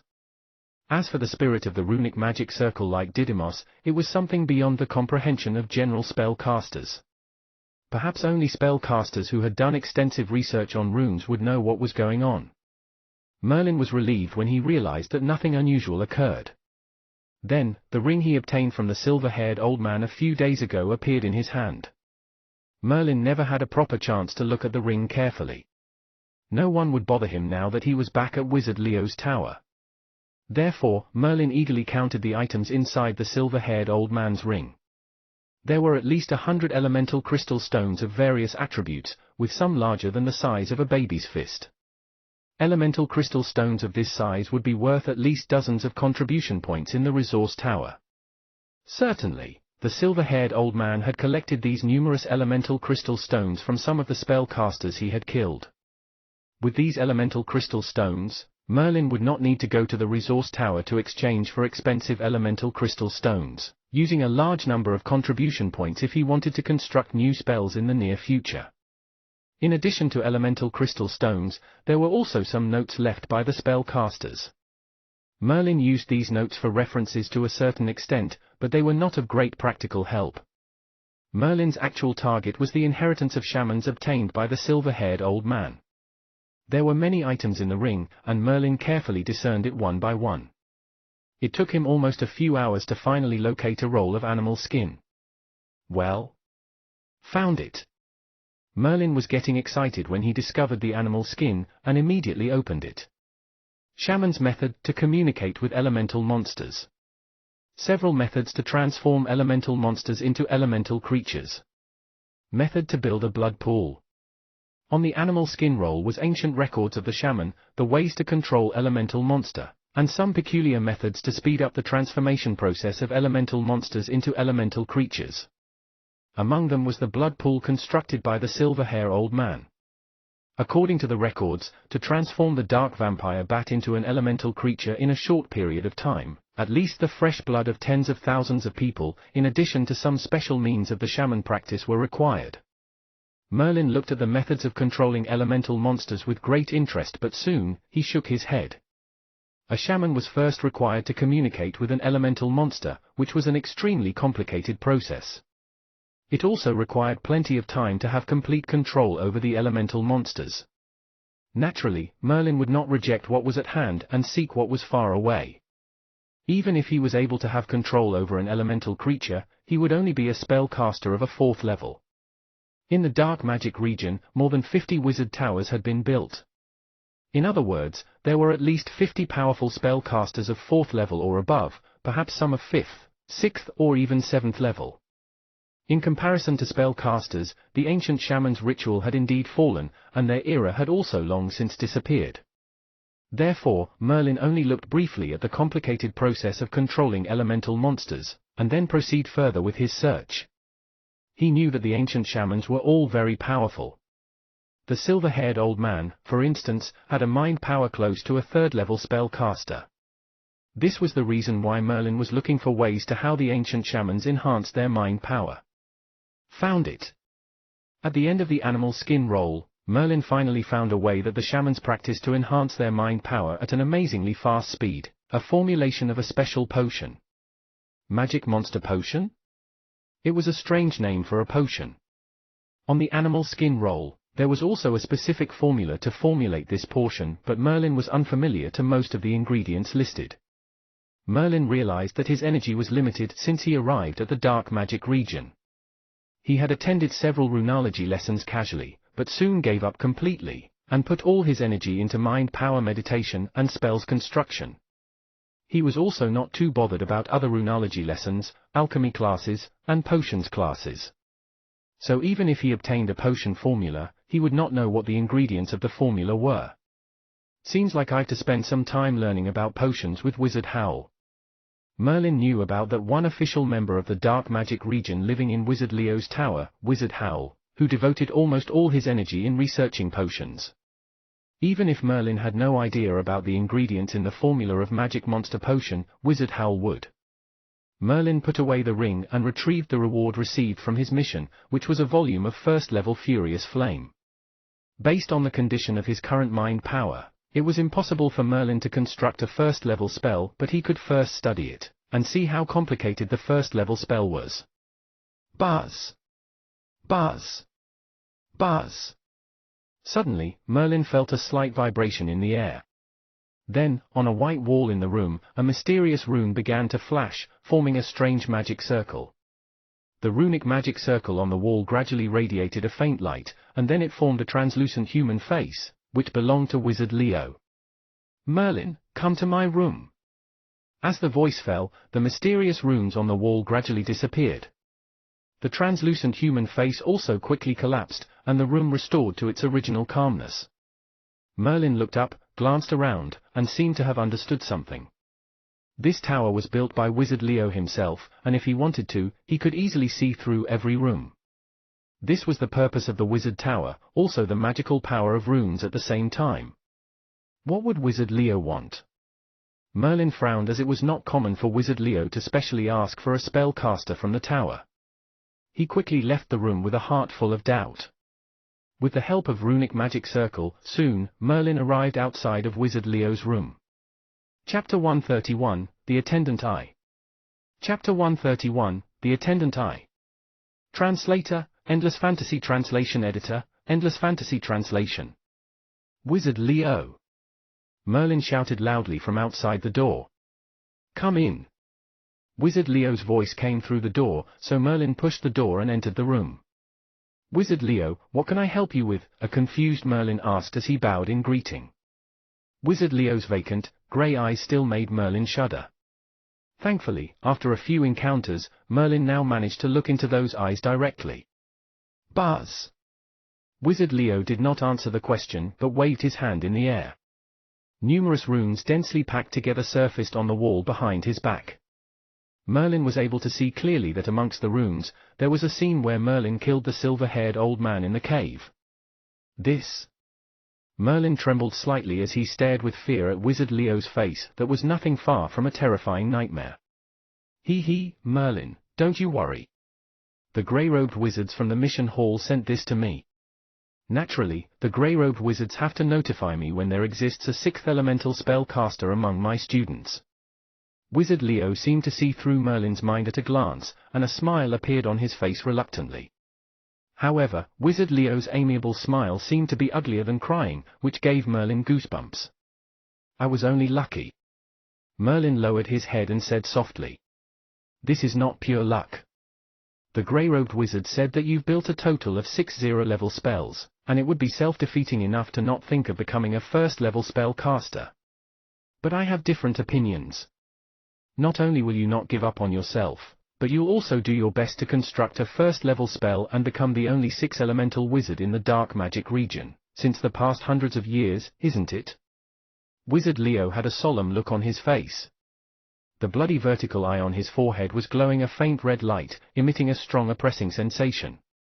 Merlin took a deep look at Wizard Leo, before whispering, "Yes, Master Leo, I've never given up on becoming a first-level spellcaster." "Good. Very good. When I first entered the dark magic region, like you, I was full of pride. I wanted to construct 5 elemental and 6 elemental spells, but I didn't have the determination to do so. Eventually, I managed to construct only 4 elemental spells." Wizard Leo sighed with emotion, but Merlin remained silent. He knew that Wizard Leo had not called him over alone to listen to his regrets. Sure enough, Wizard Leo quickly changed his tone, and said with hints of excitement, regarding 6 elemental spells, "Not to bring up other concerns, obtaining appropriate first-level spells would require a lot of contributions points. It might be different if you have a long time to spare, but you only have 2 years left in the dark magic region." Wizard Leo paused mid-sentence, nodded slightly and continued speaking after seeing there was no change of emotions on Merlin's face. "Those first-level spells are very expensive, ranging from dozens of contributions points to hundreds of them. However, if you attend the Dark Magic Region conference that's happening in 1 month's time as a member representative for the tower, and not emerge at the bottom and let me gain face in front of the old guys, I'll gift you whichever first-level spells you need in the future without any contribution points." Without any contribution points? Merlin was tempted by the offer. Just as Wizard Leo mentioned, putting aside other concerns, if he wished to construct a first-level spell, it required an abundant amount of contribution points, what more a series of first-level spells. Besides, he did not have much time left in the dark magic region. Naturally, it would be great if he could get contribution points for free. As he thought of this, Merlin came to a decision and accepted the offer. "Thank you, tutor, for giving me this opportunity. Haha, I also know that spellcasters who are assigned to my tower are not blessed with natural endowments. The old guys have been teasing me for many years now. This time, you just have to earn me a good ranking. Not only can I gain some pride, but it'll also be good for you too. The Dark Magic Region conference that's held once every 3 years is mostly participated by those who haven't become official members. If they perform well, they'll even be noticed by some wizards who are actually great at teaching. I've no patience to explain to you the knowledge on spell models. If you can perform well at this conference and be noticed by other wizards, I'll not stop you from going over to learn from them." Merlin was a little surprised. He did not expect this conference would offer such an opportunity. Presumably, this was also to prevent qualified spellcasters, under various reasons, being assigned to some wizards who were not good at teaching. Hence, they could still stand a chance to be noticed by other powerful spellcasters if they gave a good performance. "All right, go ahead and prepare yourself." Indeed, Wizard Leo was not a man of much patience. He soon waved his hand to signal Merlin's leave. Merlin bowed slightly, bade farewell to Wizard Leo, and then returned to his room. He would have to be well prepared for the conference that Wizard Leo had mentioned earlier. There was 1 month left and it would be sufficient for him to be prepared. Merlin did not dare to look down on other temporary members in the dark magic region, as some of them were potentially close to becoming powerful first-level spellcasters. Merlin was no longer in the mood to study first-level Furious Flame after knowing about the conference. His current mind power was definitely not at the desired level to construct a first-level spell. If Magic Monster Potion could be formulated successfully, my mind power would be greatly improved. Maybe by then, I can try constructing Furious Flame. Merlin thought of the Magic Monster Potion formula that he had just gained from the silver-haired old man. If the formulation was successful, his mind power could be greatly increased within a short period of time, which in turn allowed him to construct first-level Furious Flame with ease. There was a fundamental difference between a first-level spell and a zero-level spell. If the construction was successful, Merlin's strength would increase rapidly. However, it was not easy to formulate potions. Merlin had not even attended potion class before, and to do so now was obviously already too late. I should consult Wizard Howl. Merlin thought of Wizard Howl, who lived in Wizard Leo's tower. He was among the few official members who lived in Wizard Leo's tower. As he thought of this, Merlin walked straight out of the room and went to the bottom of the tower, as Wizard Howl lived on the first floor of the tower. Wizard Howl. Soon enough, Merlin located Wizard Howl on the first floor of the tower. As expected, Wizard Howl had occupied himself with researching some viscous dark green potion which emitted an unpleasant smell. Even without raising his head, Wizard Howl said with little interest, "Spill it quick if you've anything to say." Merlin shook his head helplessly, looking at the raunchy, slovenly-looking spellcaster who had almost gone crazy in potion research, but still, he explained the purpose of his visit. "Wizard Howl, I'm here to consult you about problems of formulating potions and potions ingredients." Wizard Howl, who was not as enthusiastic as Lorinka, replied coldly, "Attend potion classes if you want to study potion, not come to me." However, Merlin was not fazed, as he had already expected to be treated like this by Wizard Howl. He flipped his palm and took out a blue flower with only one leaf from the ring. "Well? Blue charm flower? This is the main ingredient for formulating Blue Heart Potion. Where did you get it from?" Looking at the potion ingredient in Merlin's hand, Wizard Howl immediately became more enthusiastic, his eyes flashing with a glimmer of brilliance. Merlin smiled slightly. "I received this unexpectedly when I went on a mission a few days ago. I've no idea how to make a potion, so I'm giving it to you, Wizard Howl." There were a variety of potion ingredients inside Merlin's ring.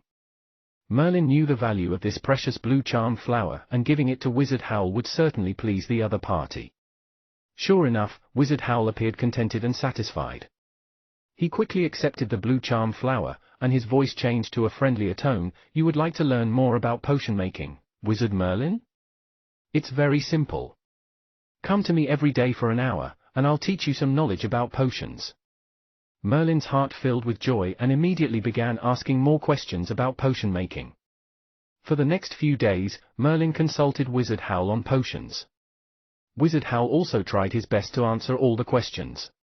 Therefore, in just a few days, Merlin had already mastered the general steps of potion making. He was not planning to really study potion making, but only wanted to understand the steps of formulating potions, so he could gather the ingredients for Magic Monster Potion, and use the matrix to precisely control the proportion of ingredients to formulate Magic Monster Potion. 10 days later, Merlin stayed quietly in a spacious room. There were several long wooden tables in the room, which were placed with various kinds of delicate glassware, which was necessary for formulating potions. Merlin spent almost all his 20 contribution points to exchange for the glassware at the resource tower, and these were only the simplest tools, per se. Even hundreds of contribution points were not enough to build a complete potion lab. Merlin took out some potion ingredients from the ring. Instead of formulating Magic Monster Potion, he wanted to try making Coagulation Potion. This simple and effective potion could stop bleeding quickly. This was a formula recommended by Wizard Howl for beginners who first learn how to make potions. Besides, Merlin had the matrix, which he could use to precisely control the proportion of ingredients. This was a great advantage that an average spellcaster could never attain. Even spellcasters who studied potions extensively were not able to have complete and precise control over the proportions of ingredients. It was exactly because of this advantage that Merlin wanted to try formulating potions himself. Matrix, activate potion formula for coagulation. Precise control over the proportion of ingredients and strictly follow the steps of potion making. Merlin had already scanned with the matrix beforehand and recorded the required ingredients, proportions, and even every step of potion formulation into the machine. When it was time, he could strictly follow the steps given by the matrix to formulate coagulation potion. Knock. Knock. Knock. At this moment, there was a rap of knocks on the other side of the door before a familiar voice came through. "Wizard Merlin, it's Lorinka." "Wizard Lorinka? Isn't she trying to build first-level Furious Flame?" Merlin frowned, but had no choice other than to temporarily pause the preparation of potion making. It would be something important if Lorinka was here at this hour. Chapter 132, The Attendant 2. Chapter 132, The Attendant 2. Translator, Endless Fantasy Translation Editor, Endless Fantasy Translation. Creak. Merlin opened the door ajar, and indeed, Wizard Lorinka was standing on the other side. Wizard Lorinka seemed to have made an effort in dressing up today. There was light makeup on her face, and a low-cut shirt made from a thin material hung over her chest. Her pale, rounded peaks were vaguely visible even at one quick glance. On her lower body was a white skirt that revealed her pale calves. Lorinka's style today lit up Merlin's eyes. Wizard Merlin. A faint smile appeared on her face as she entered the room. Wizard Lorinka casually glanced around the room, before finally focusing her gaze on Merlin, but her expression was difficult to fathom. Merlin frowned, and then whispered as something came to his mind, "Wizard Lorinka, I borrowed 5 contribution points from you previously and haven't had a chance to return them. Let's agree on a time so I can return the contribution points to you." Looking at Lorinka now, Merlin abruptly remembered that he had borrowed 5 contribution points from her before he went on the mission to Dawnlin City. Lorinka shook her head gently. 5 contribution points are nothing at all. There's no rush. Right, how was the construction of your first-level Furious Flame? Merlin knew that Lorinka had been trying to construct a first-level spell since returning to the dark magic region, but he did not know about its progress. Lorinka's expression changed slightly. She shook her head as she heaved a sigh. The construction was a failure. It failed? Merlin was shocked. Generally, spellcasters who failed would suffer from injuries. In serious cases, even the spell models which had been simulated previously in awareness would be affected. However, looking at Lorinka now, it seemed that no serious harm had been done, so this was already a blessing in disguise. Lorinka continued, "In fact, it was what I've already expected. I'm not willing to give up, but I failed after all." Merlin did not know how to comfort the dispirited Lorinka, so he just listened quietly as she spoke. Perhaps at this time, Lorinka would prefer a quiet listener whom she could spill her sorrow to. Suddenly, Lorinka lifted her head and stared right into Merlin's eyes. She raised a question in a low voice, "Wizard Merlin, do you have any clue about attendance in the dark magic region?" Seeing Merlin's doubtful expression, Lorinka explained, "An attendant is a servant who signs a contract swearing loyalty to a spellcaster. In the dark magic region, only spellcasters of first level or above are eligible to have attendants. A first-level spellcaster can have 1 attendant, a spellcaster of 4th level or higher can have 2 attendants, and a spellcaster of 7th level or higher can even have a total of 4 attendants. These attendants, although not official members of the dark magic region, are also entitled to enjoy privileges like that of the official members, since they're completely attached to spellcasters in the dark magic region." Lorinka paused, and then took a deep breath. It seemed that she had made up her mind when she next looked at Merlin. "So, I hope that in the future, when Wizard Merlin becomes a first-level spellcaster, henceforth an official member of the dark magic region, Wizard Merlin will let me be your attendant." Merlin lifted his head to look carefully at Lorinka.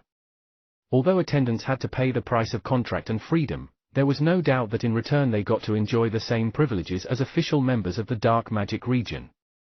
Although the dark magic region was not the most powerful spellcasters organization, it was not easy to enter. There were countless roaming wizards out there who would love to enter the dark magic region but did not have such opportunities. It showed how difficult it was to be a part of a spellcasters organization. After a long time, Merlin's mouth curled up into a sly smile, and whispered, "Wizard Lorinka, you should know that I've constructed 6 0-level spells. You're from a spellcaster family, so you should know how difficult it was for a 6-elemental spellcaster to become a first-level spellcaster." Lorinka shook her head slightly and immediately replied, "Yes, I've thought about it for a long time, and this decision was made after careful consideration. Previously, I did not think you'll succeed in becoming a first-level spellcaster. However, you've never shown a trace of slack in your eyes, and your body seems to always radiate with confidence. Although I don't know where you obtain this confidence from, when there's a hope, there's a chance. You wouldn't know. Spellcasters like me who are about to be sent out of the dark magic region and going back to my family means a lifetime of desolation. My family will never provide me with any more resources, so I must find a way out for myself."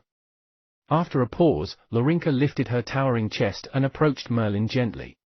She revealed an attractive smile as she spoke again, "You can have all my contribution points if I become your attendant. I've accumulated a total of 70 points so far, and my family has provided me 500,000 gold coins for contribution points redemption. I can give them all to you before leaving." Merlin took a deep look at Lorinka. 500,000 gold coins. That was an equivalent of 50 points if they were all converted into contribution points. In addition to the 70 points, that would make a total of 120 contribution points. Now that Merlin had spent 20 contributions points in exchange for the numerous glassware from the resource tower, his 50 contributions points awarded from the mission was only left with 30 contributions points. However, if he could obtain 120 contributions points, Merlin would have a total of 150 contribution points. With so many contribution points, he was even able to redeem a piece of rune robe as the one Wizard Holmes wore before. Seeing that Merlin was still a little hesitant, Laurinka took a deep breath and then threw herself at Merlin. Her rounded peaks were almost rubbing on Merlin's back. "I can even give myself to you." Laurinka's bright red lips pressed down on Merlin's ear as she teased him by blowing warm air into his ears. Swoosh! Merlin stood up abruptly and stared at Laurinka with sparkling eyes. His lips curled into a playful smile as he asked in a husky voice, "Wizard Laurinka, you're playing with fire. If I didn't become a first-level spellcaster, you're going to lose everything you have, even yourself. There are times where you're forced to make choices, no matter if they're right or wrong." Laurinka smiled softly, and her weak, soft arms, like a snake, wrapped themselves around Merlin. Boom! Merlin's mind became a complete blank. Desire filled every part of his body as the soft and full body crept behind him. As he hugged Laurinka into his arms, his nostrils were filled with a strange fragrance that further aroused his desire. The dawn was just breaking when Merlin opened his eyes. He scratched the back of his head and smiled bitterly when he saw the room in chaos. He gradually remembered the madness from last night. Merlin looked to his side, Laurinka was no longer there. She had left to deal with some matters about going away from the dark magic region, leaving behind only a trail of alluring scent in the air.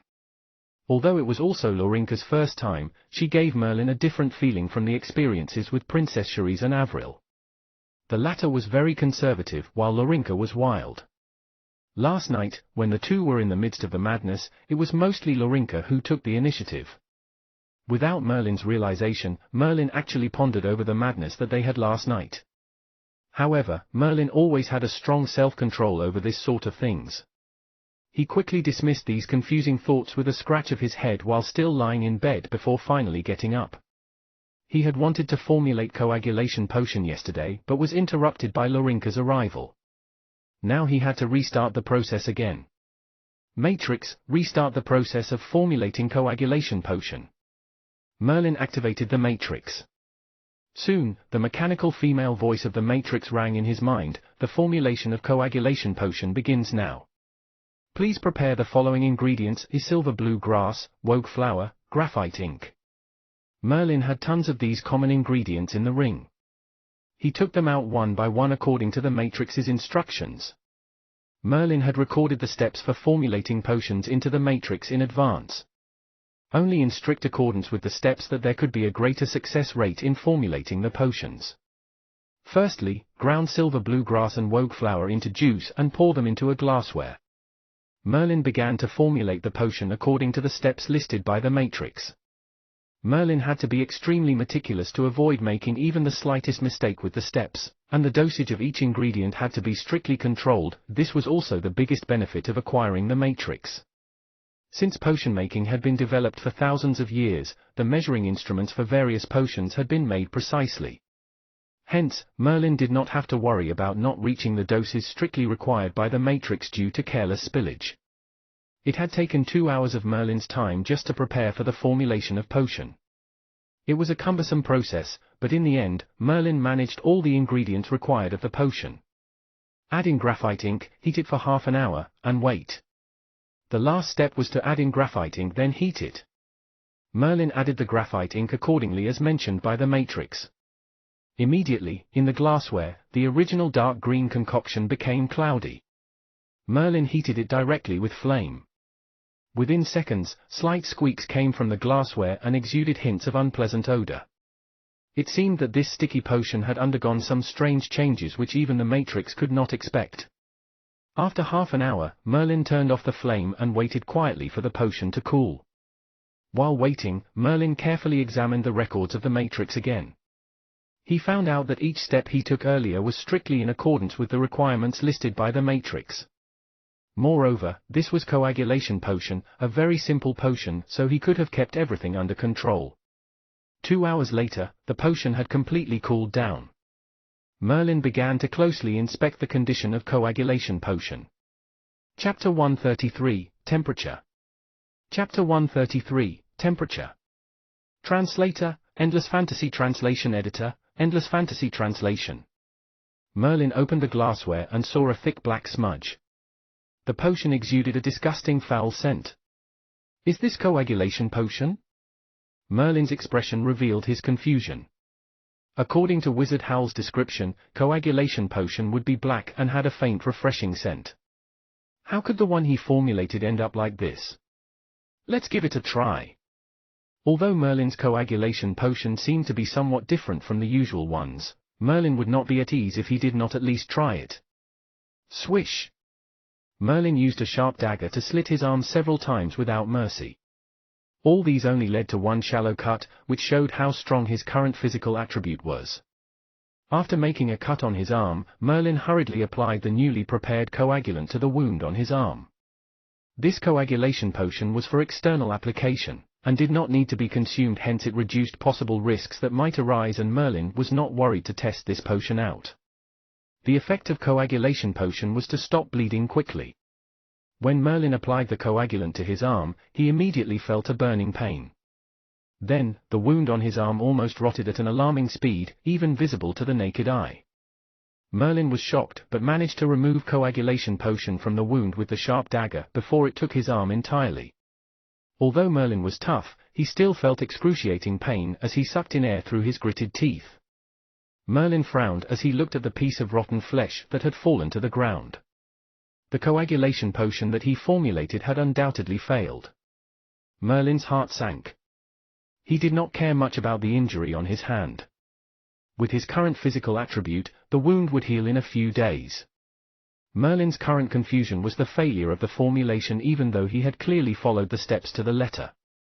He had also controlled the dosage of the potion ingredients strictly according to the matrix, but why had it not worked out well?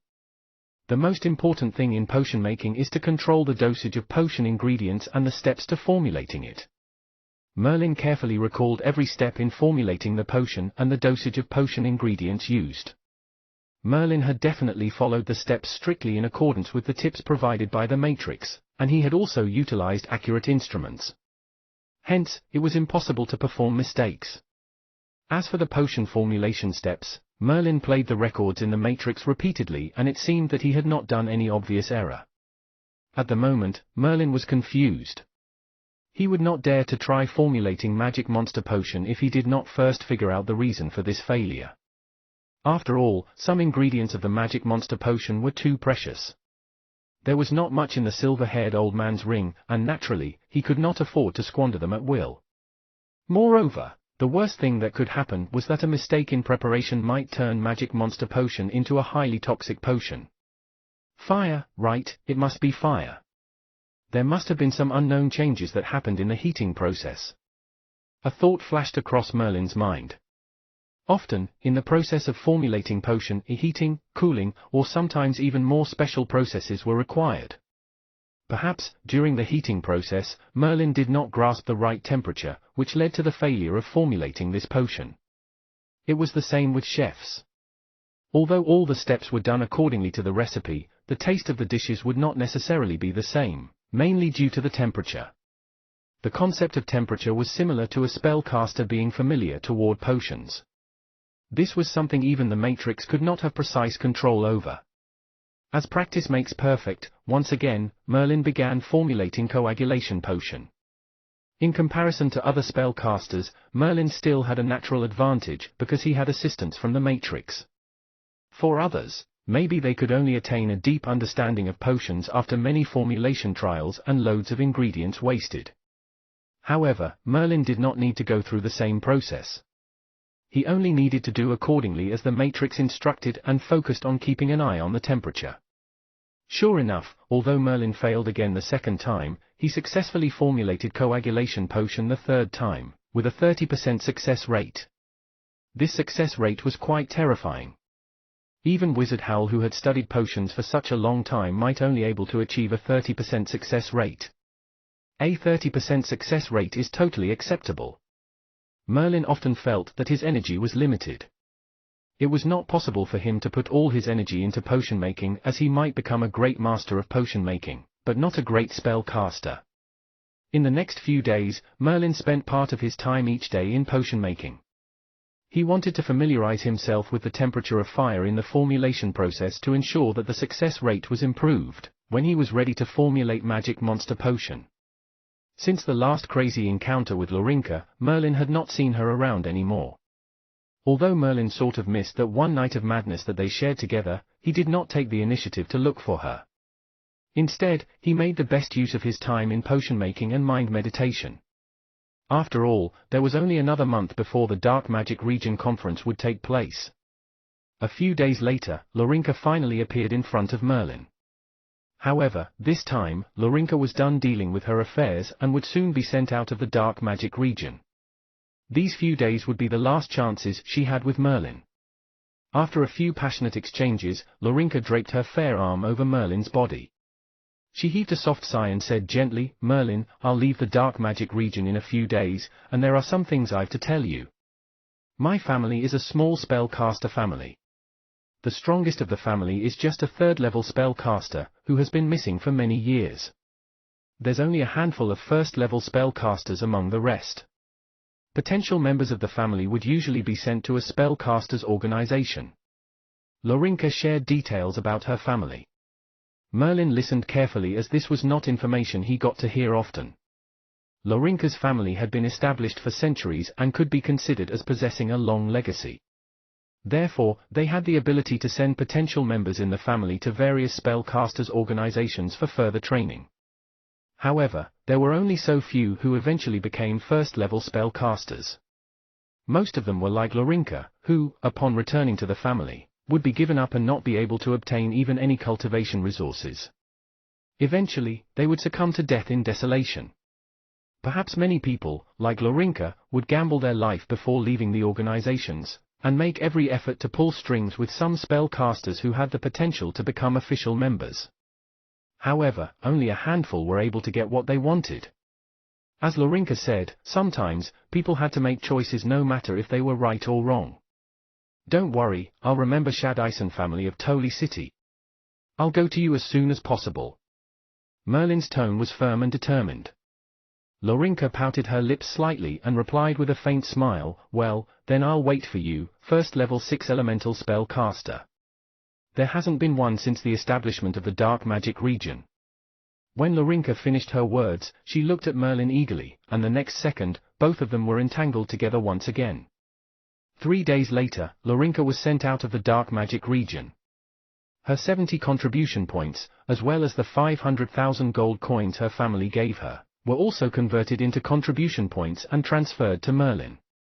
At present, Merlin had a total of 150 contribution points, which was quite rich for a spellcaster who had just entered the Dark Magic Region for slightly more than half a year.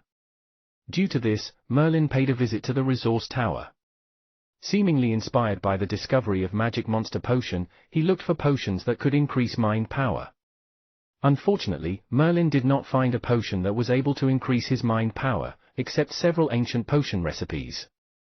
The effects recorded in these recipes promised the possibility of mind power enhancement. However, its price alone was enough to make Merlin shake his head helplessly. Each formula required at least 500 contribution points or above, which was more expensive than many other casting tools. What puzzled Merlin more was that these potions were all covered in thick layers of dust, as if they had been left unattended for a very long time. Merlin also specifically consulted the grey-robed wizards in the resource tower regarding the potions. The potion ingredients were mostly priced at a higher range, so they were pricey to entrance-level spellcasters such as Merlin. On the other hand, a few hundred contribution points would not matter a lot to spellcasters in the Dark Magic Region of 4th level or above. However, Merlin had been told that there were no potion ingredients. The fundamental reason that no one showed interest in those potions which were able to enhance mind power was basically that the ingredients for these potion recipes were not available in the Dark Magic Region. Not only were they not available in the Dark Magic Region, but also in many surrounding spellcasters' organizations. Spellcasters' organization had control over the growth of a large number of precious ingredients. Naturally, it was due to this reason that these spellcasters' organizations were able to become stronger. Even many spellcasters' families would do everything possible to send potential members from their family into the organizations. If the dark magic region and several other spellcasters' organizations did not have the ingredients for these potion recipes, then these potion recipes were basically as useless as chicken ribs. Merlin also carefully looked through the resource tower for some of the ingredients needed for Magic Monster Potion. As expected, these ingredients were extremely rare in the resource tower as well. Furthermore, most of those ingredients also cost an exorbitant price. This made Merlin experience firsthand the cruel reality of being a spellcaster, the scarceness of resources. It wasn't surprising that Laurinka, even if she was to lose her freedom and become Merlin's attendant, was willing to do so just to stay in the dark magic region. In the outside world, various resources were scarce. The main reason the roaming wizards were not better off than spellcasters in organizations was due to the fact they had no access to knowledge. From systemic learning, they also had no means of obtaining the required resources. It seems that formulation of Magic Monster Potion must be done with extreme caution. I would rather postpone it at the moment and begin when I have thoroughly familiarized myself with the various steps of formulating it. I must not simply fail the formulation and waste these potion ingredients. Merlin had already planned to formulate Magic Monster Potion. After all, the Dark Magic Region Conference was nearing with each passing day. Merlin needed to increase his strength quickly. He was even ready to try constructing first-level Furious Flame. Therefore, Merlin successfully formulated several kinds of potions. With the help of the Matrix, he finally grasped the methods of potion making, and he was ready to formulate Magic Monster Potion. Chapter 134, Compatibility. Chapter 134, Compatibility. Translator, Endless Fantasy Translation Editor, Endless Fantasy Translation. Numerous glassware were scattered around every corner, making the room messy. This seemingly crowded room was Merlin's temporary laboratory. Every spellcaster needed a laboratory, whether it was for formulating potion or researching runes or even constructing spell model. Having a laboratory was essential. The most basic requirement of a laboratory was absolute silence and safety. Merlin's simple and crude lab obviously did not meet these requirements. Spellcasters of 4th level or above could build a separate wizard tower in the dark magic region and use one of its floors as their lab. In fact, Wizard Leo stayed in his lab all year round. Located at the top of the tower, Wizard Leo spent more than 10 years setting up the lab to perfection. However, Merlin only needed his lab for potion making and this room was enough. Matrix, start formulating Magic Monster Potion. Merlin took a deep breath and immediately activated the Matrix. Beep. Mission established. Checking the ingredient list for Magic Monster Potion. The Matrix began working in an orderly manner according to the preset steps. Firstly, it sorted and counted the potion ingredients. The ingredients for formulating Magic Monster Potion were rather extraordinary, and there were 89 different kinds in total. The coagulation potion formulated by Merlin the last time only consisted of 11 kinds of ingredients. It was nothing compared to Magic Monster Potion that required numerous rich and precious ingredients. Merlin had already known almost all of these potion ingredients through Wizard Howl, but there were too many and it made the process very cumbersome. It took Merlin a few hours to put all the ingredients together on the long wooden table.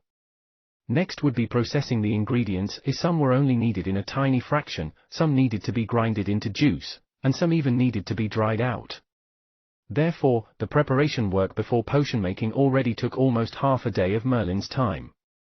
However, at the prompt of the Matrix, Merlin still completed the preparation of formulating potion perfectly. Besides, to facilitate the continuous preparation, Merlin actually prepared 4 portions of potion ingredients. Phew! Merlin heaved a long sigh and whispered, "I'm finally ready." The preparation before potion making was already very complicated. If there was no Matrix, perhaps Merlin would have been unable to perform a detailed preparation even if he studied the course for a few months.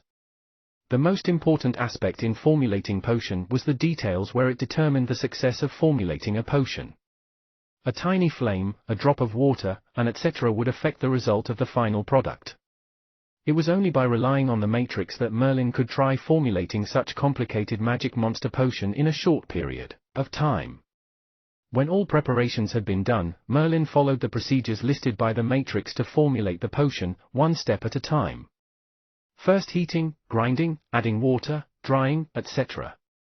After a series of steps. Finally, the magic monster potion was formulated. However, further examination was needed to determine if the formulation was a success or failure. Matrix, check if it meets the criteria of magic monster potion.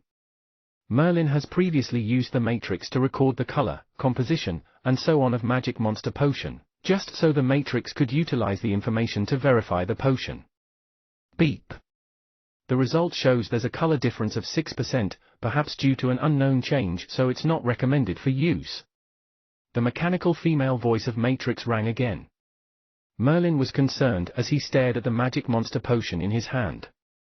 Potion formulation was a very delicate matter. Even if there were just subtle differences in color, there could have been many undetectable changes which took place where a good potion could have easily been turned into a highly toxic potion. Therefore, an apothecary would be able to formulate potion and also identify the potion to confirm its safety. Numerous accidents had occurred where many spellcasters just followed the procedures blindly.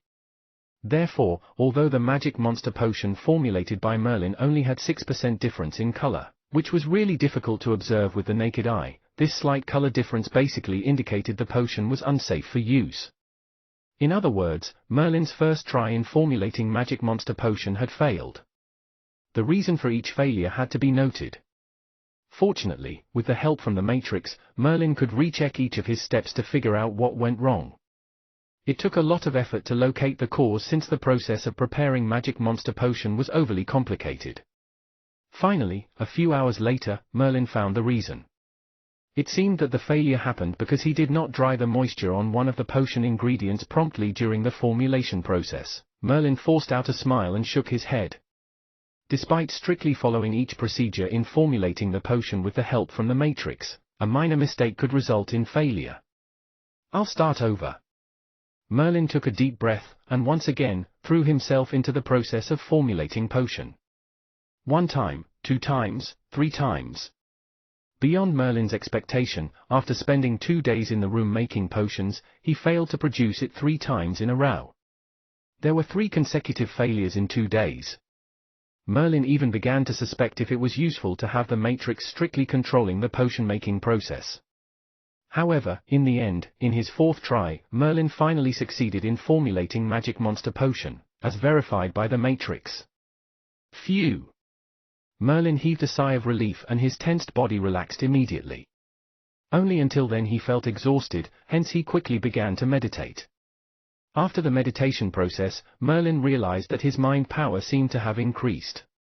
Although it was not obvious and it felt slightly different from his usual meditation, he felt that his mind power had definitely increased significantly. I didn't expect that the act of formulating potion will help increase mind power. Merlin grinned in delight, then took the successful magic monster potion in his hand. The dark green potion looked strange and peculiar in the transparent glassware. It took 4 times to make a successful potion. But this is already considered a very high probability. Merlin stared hard at the magic monster potion in the glassware. According to the silver-haired old man's animal skin roll, magic monster potion was extremely difficult to formulate successfully. The exact probability for success was not stated in the animal skin roll, but Merlin found some of the silver-haired old man's transcripts inside the ring, in which he devoted a lot of space to describe the distress of preparing this magic monster potion. The silver-haired old man once collected more than 10 portions of ingredients after a painstaking process. He spent about a month's time in a secret place formulating magic monster potion and without exception, all his efforts ended up in vain. After all, magic monster potion was a very complicated potion. Even if it was prepared by Wizard Howl, the success rate would not exceed 10%. Hence, Merlin's chance was unusually high. Magic monster potion needs to be consumed in a stable state of mind power. Merlin remembered some taboos about consuming magic monster potion. Those with unstable mind power were not encouraged to consume it. Therefore, Merlin had no choice but to take a few days off, ready himself for consumption of magic monster potion. 5 days later, Merlin felt that his mind power had reached its peak and he was ready to consume magic monster potion. Magic Monster Potion enabled the silver-haired old man of poor qualifications to acquire the mind power of a third-level spellcaster. This alone was enough to prove the extraordinary strength of Magic Monster Potion. However, these kinds of potions could have strong effects on mind power. One careless move and it could be counterproductive. Therefore, there was still risk in consuming Magic Monster Potion, and one would need to practice caution while doing so. Soon, Merlin adjusted his state and consumed Magic Monster Potion.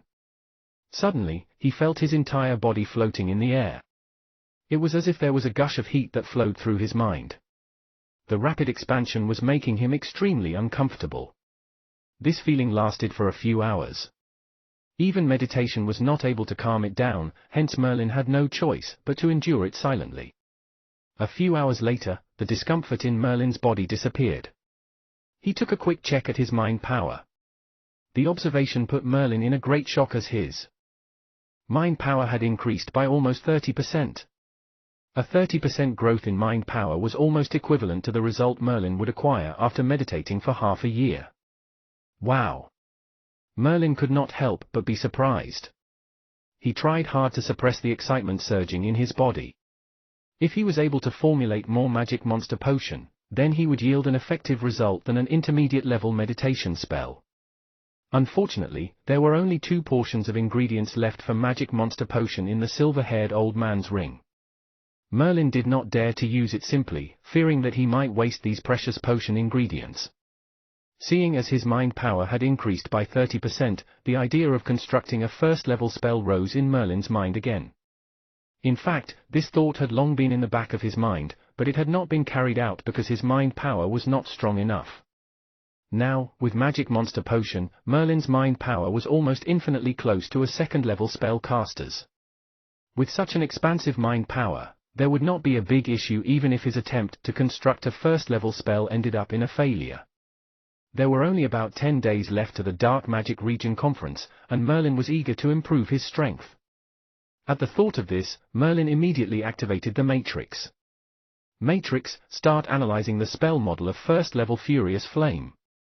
First-Level Furious Flame was the spell model selected by Merlin to construct based on Fireball. During his time in the Dark Magic Region, Merlin gradually learned more about spell models. Choosing the right spell was essential, especially in the time of an upgrade. For example, one would have to construct a first-level spell based on a zero-level spell in addition to constructing a first-level spell model, which was the most suitable for the spellcaster. It was also necessary to look at the compatibility between this specific spell model with the zero-level spell, which had been simulated in the awareness.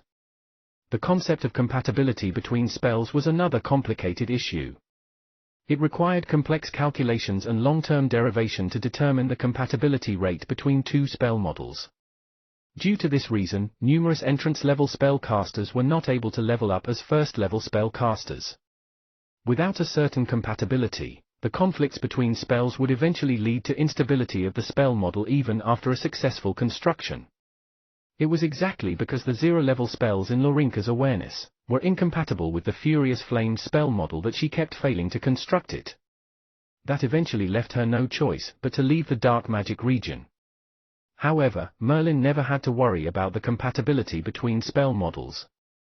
He knew that the Matrix was the best at various calculations. As long as it was among spell models, anything could be calculated and analyzed, before acquiring a compatibility rate. Merlin only needed to choose a spell with the highest degree of compatibility and ensure it was within the absolute safe category. Beep. The analysis is over. A total of 113,650 spell models have been reconstructed. The voice of the Matrix sounded again. Based on the original Furious Flame spell model, it had reconstructed more than 11,000 spell models for Merlin to choose from. This time, Merlin exercised more caution in his selection. In addition to the stability of spell model, he had to select a spell model which had a higher compatibility with Fireball spell model, so the process to construct a first-level spell would go smoothly. Chapter 135, The Eve. Chapter 135, The Eve. Translator, Endless Fantasy Translation Editor, Endless Fantasy Translation. Matrix, analyze the compatibility between Furious Flame spell models and Fireball spell models. Immediately, Merlin gave the matrix such a command. The compatibility had to do with whether a first-level spell model could be successfully constructed, so naturally, Merlin took it very seriously. Beep. Analysis complete.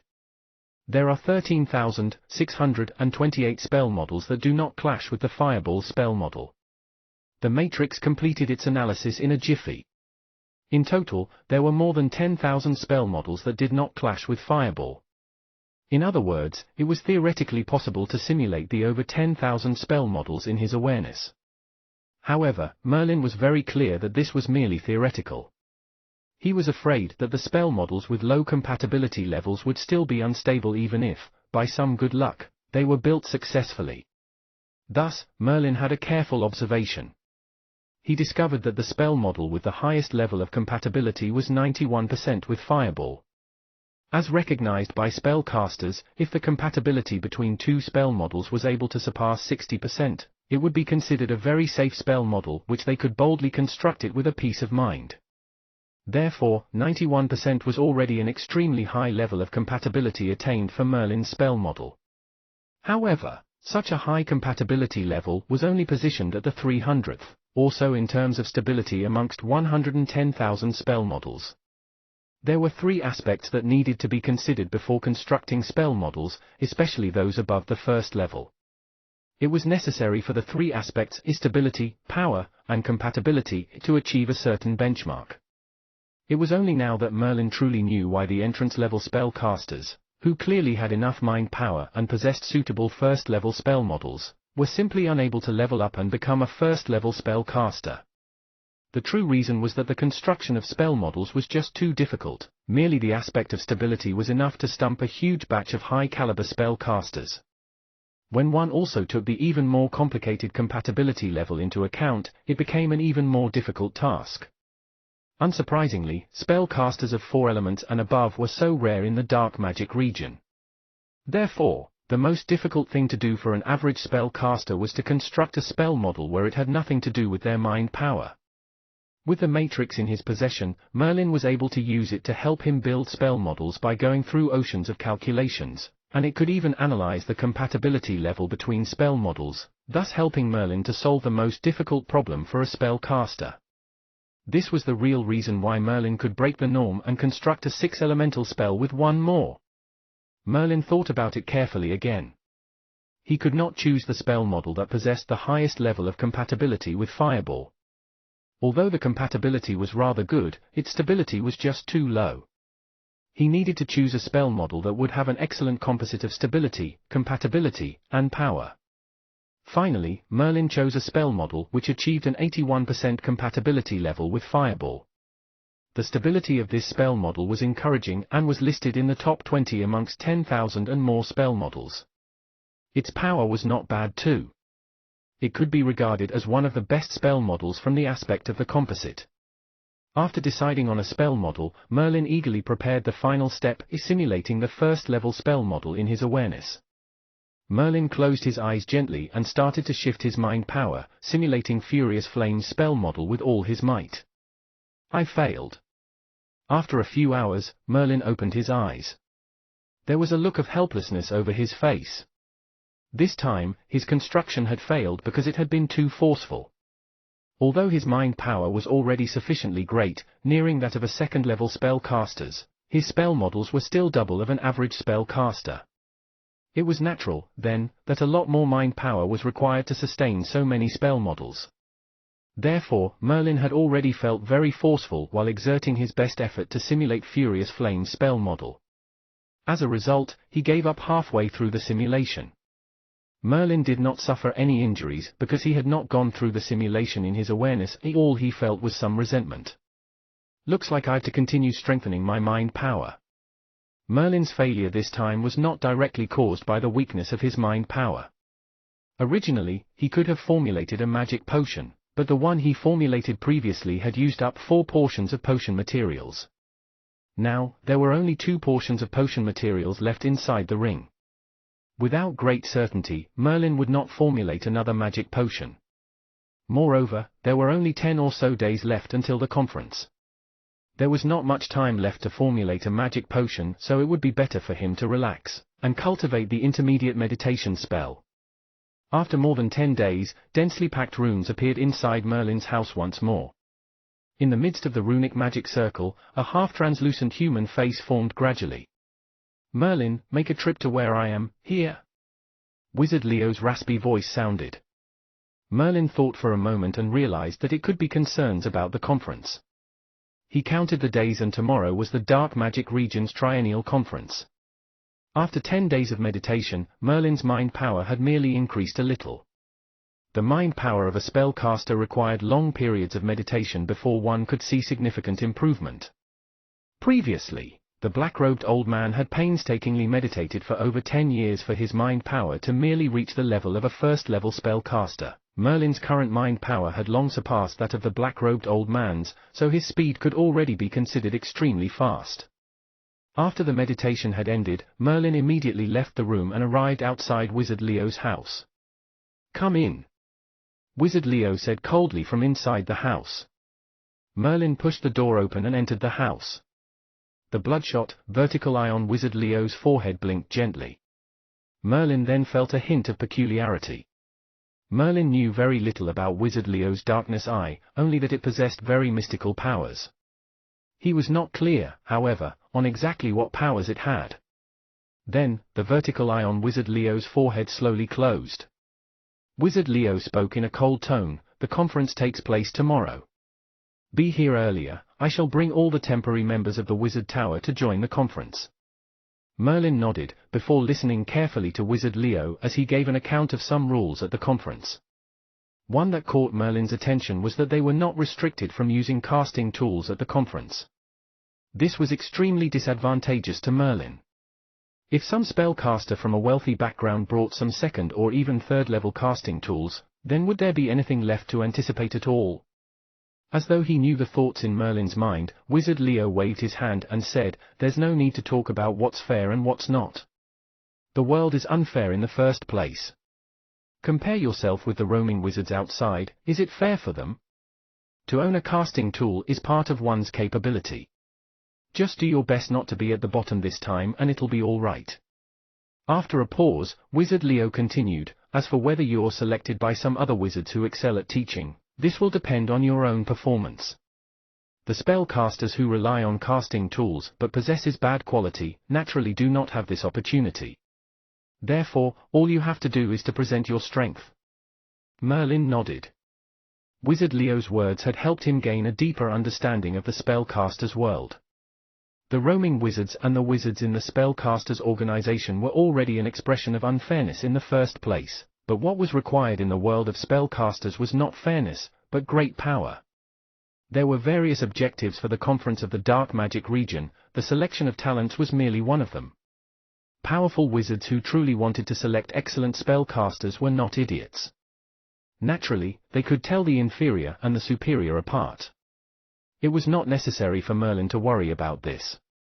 After understanding some of the details concerning the conference, Merlin bade goodbye to Wizard Leo and returned to his room.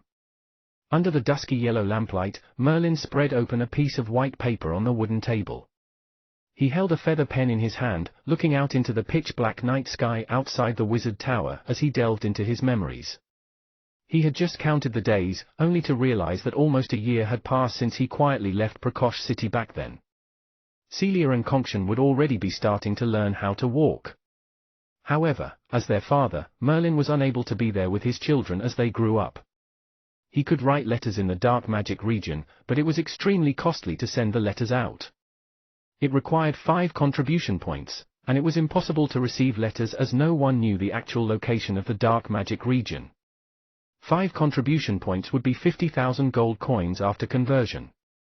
To write a letter costing 50,000 gold coins would make it the world's most expensive letter. Merlin did not have any contribution points in the past, so naturally, he would not lavishly spend 5 contribution points to write a letter. However, he had now obtained 120 contribution points gifted to him by Lorinka. In addition to his own 30 contribution points, he had altogether 150 contribution points. 150 contribution points would be able to support Merlin's wish to act lavishly for once. After all, his loved ones far away still held a very important position in Merlin's heart. Merlin was in a deep thought for a long time.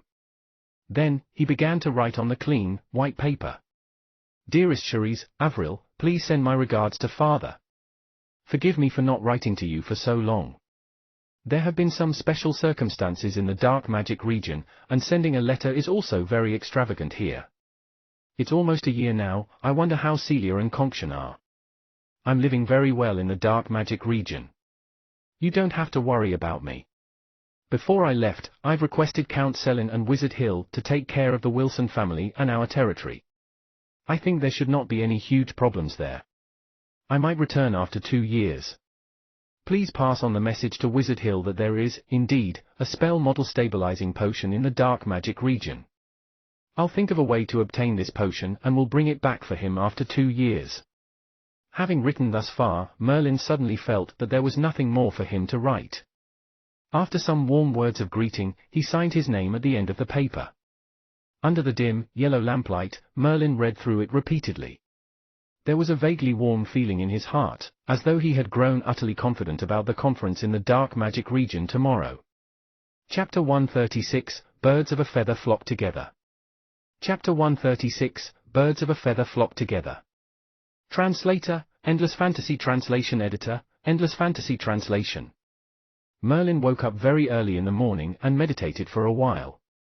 Although he had come to the dark magic region and possessed the assistance of the Matrix, Merlin was still as diligent as he had been.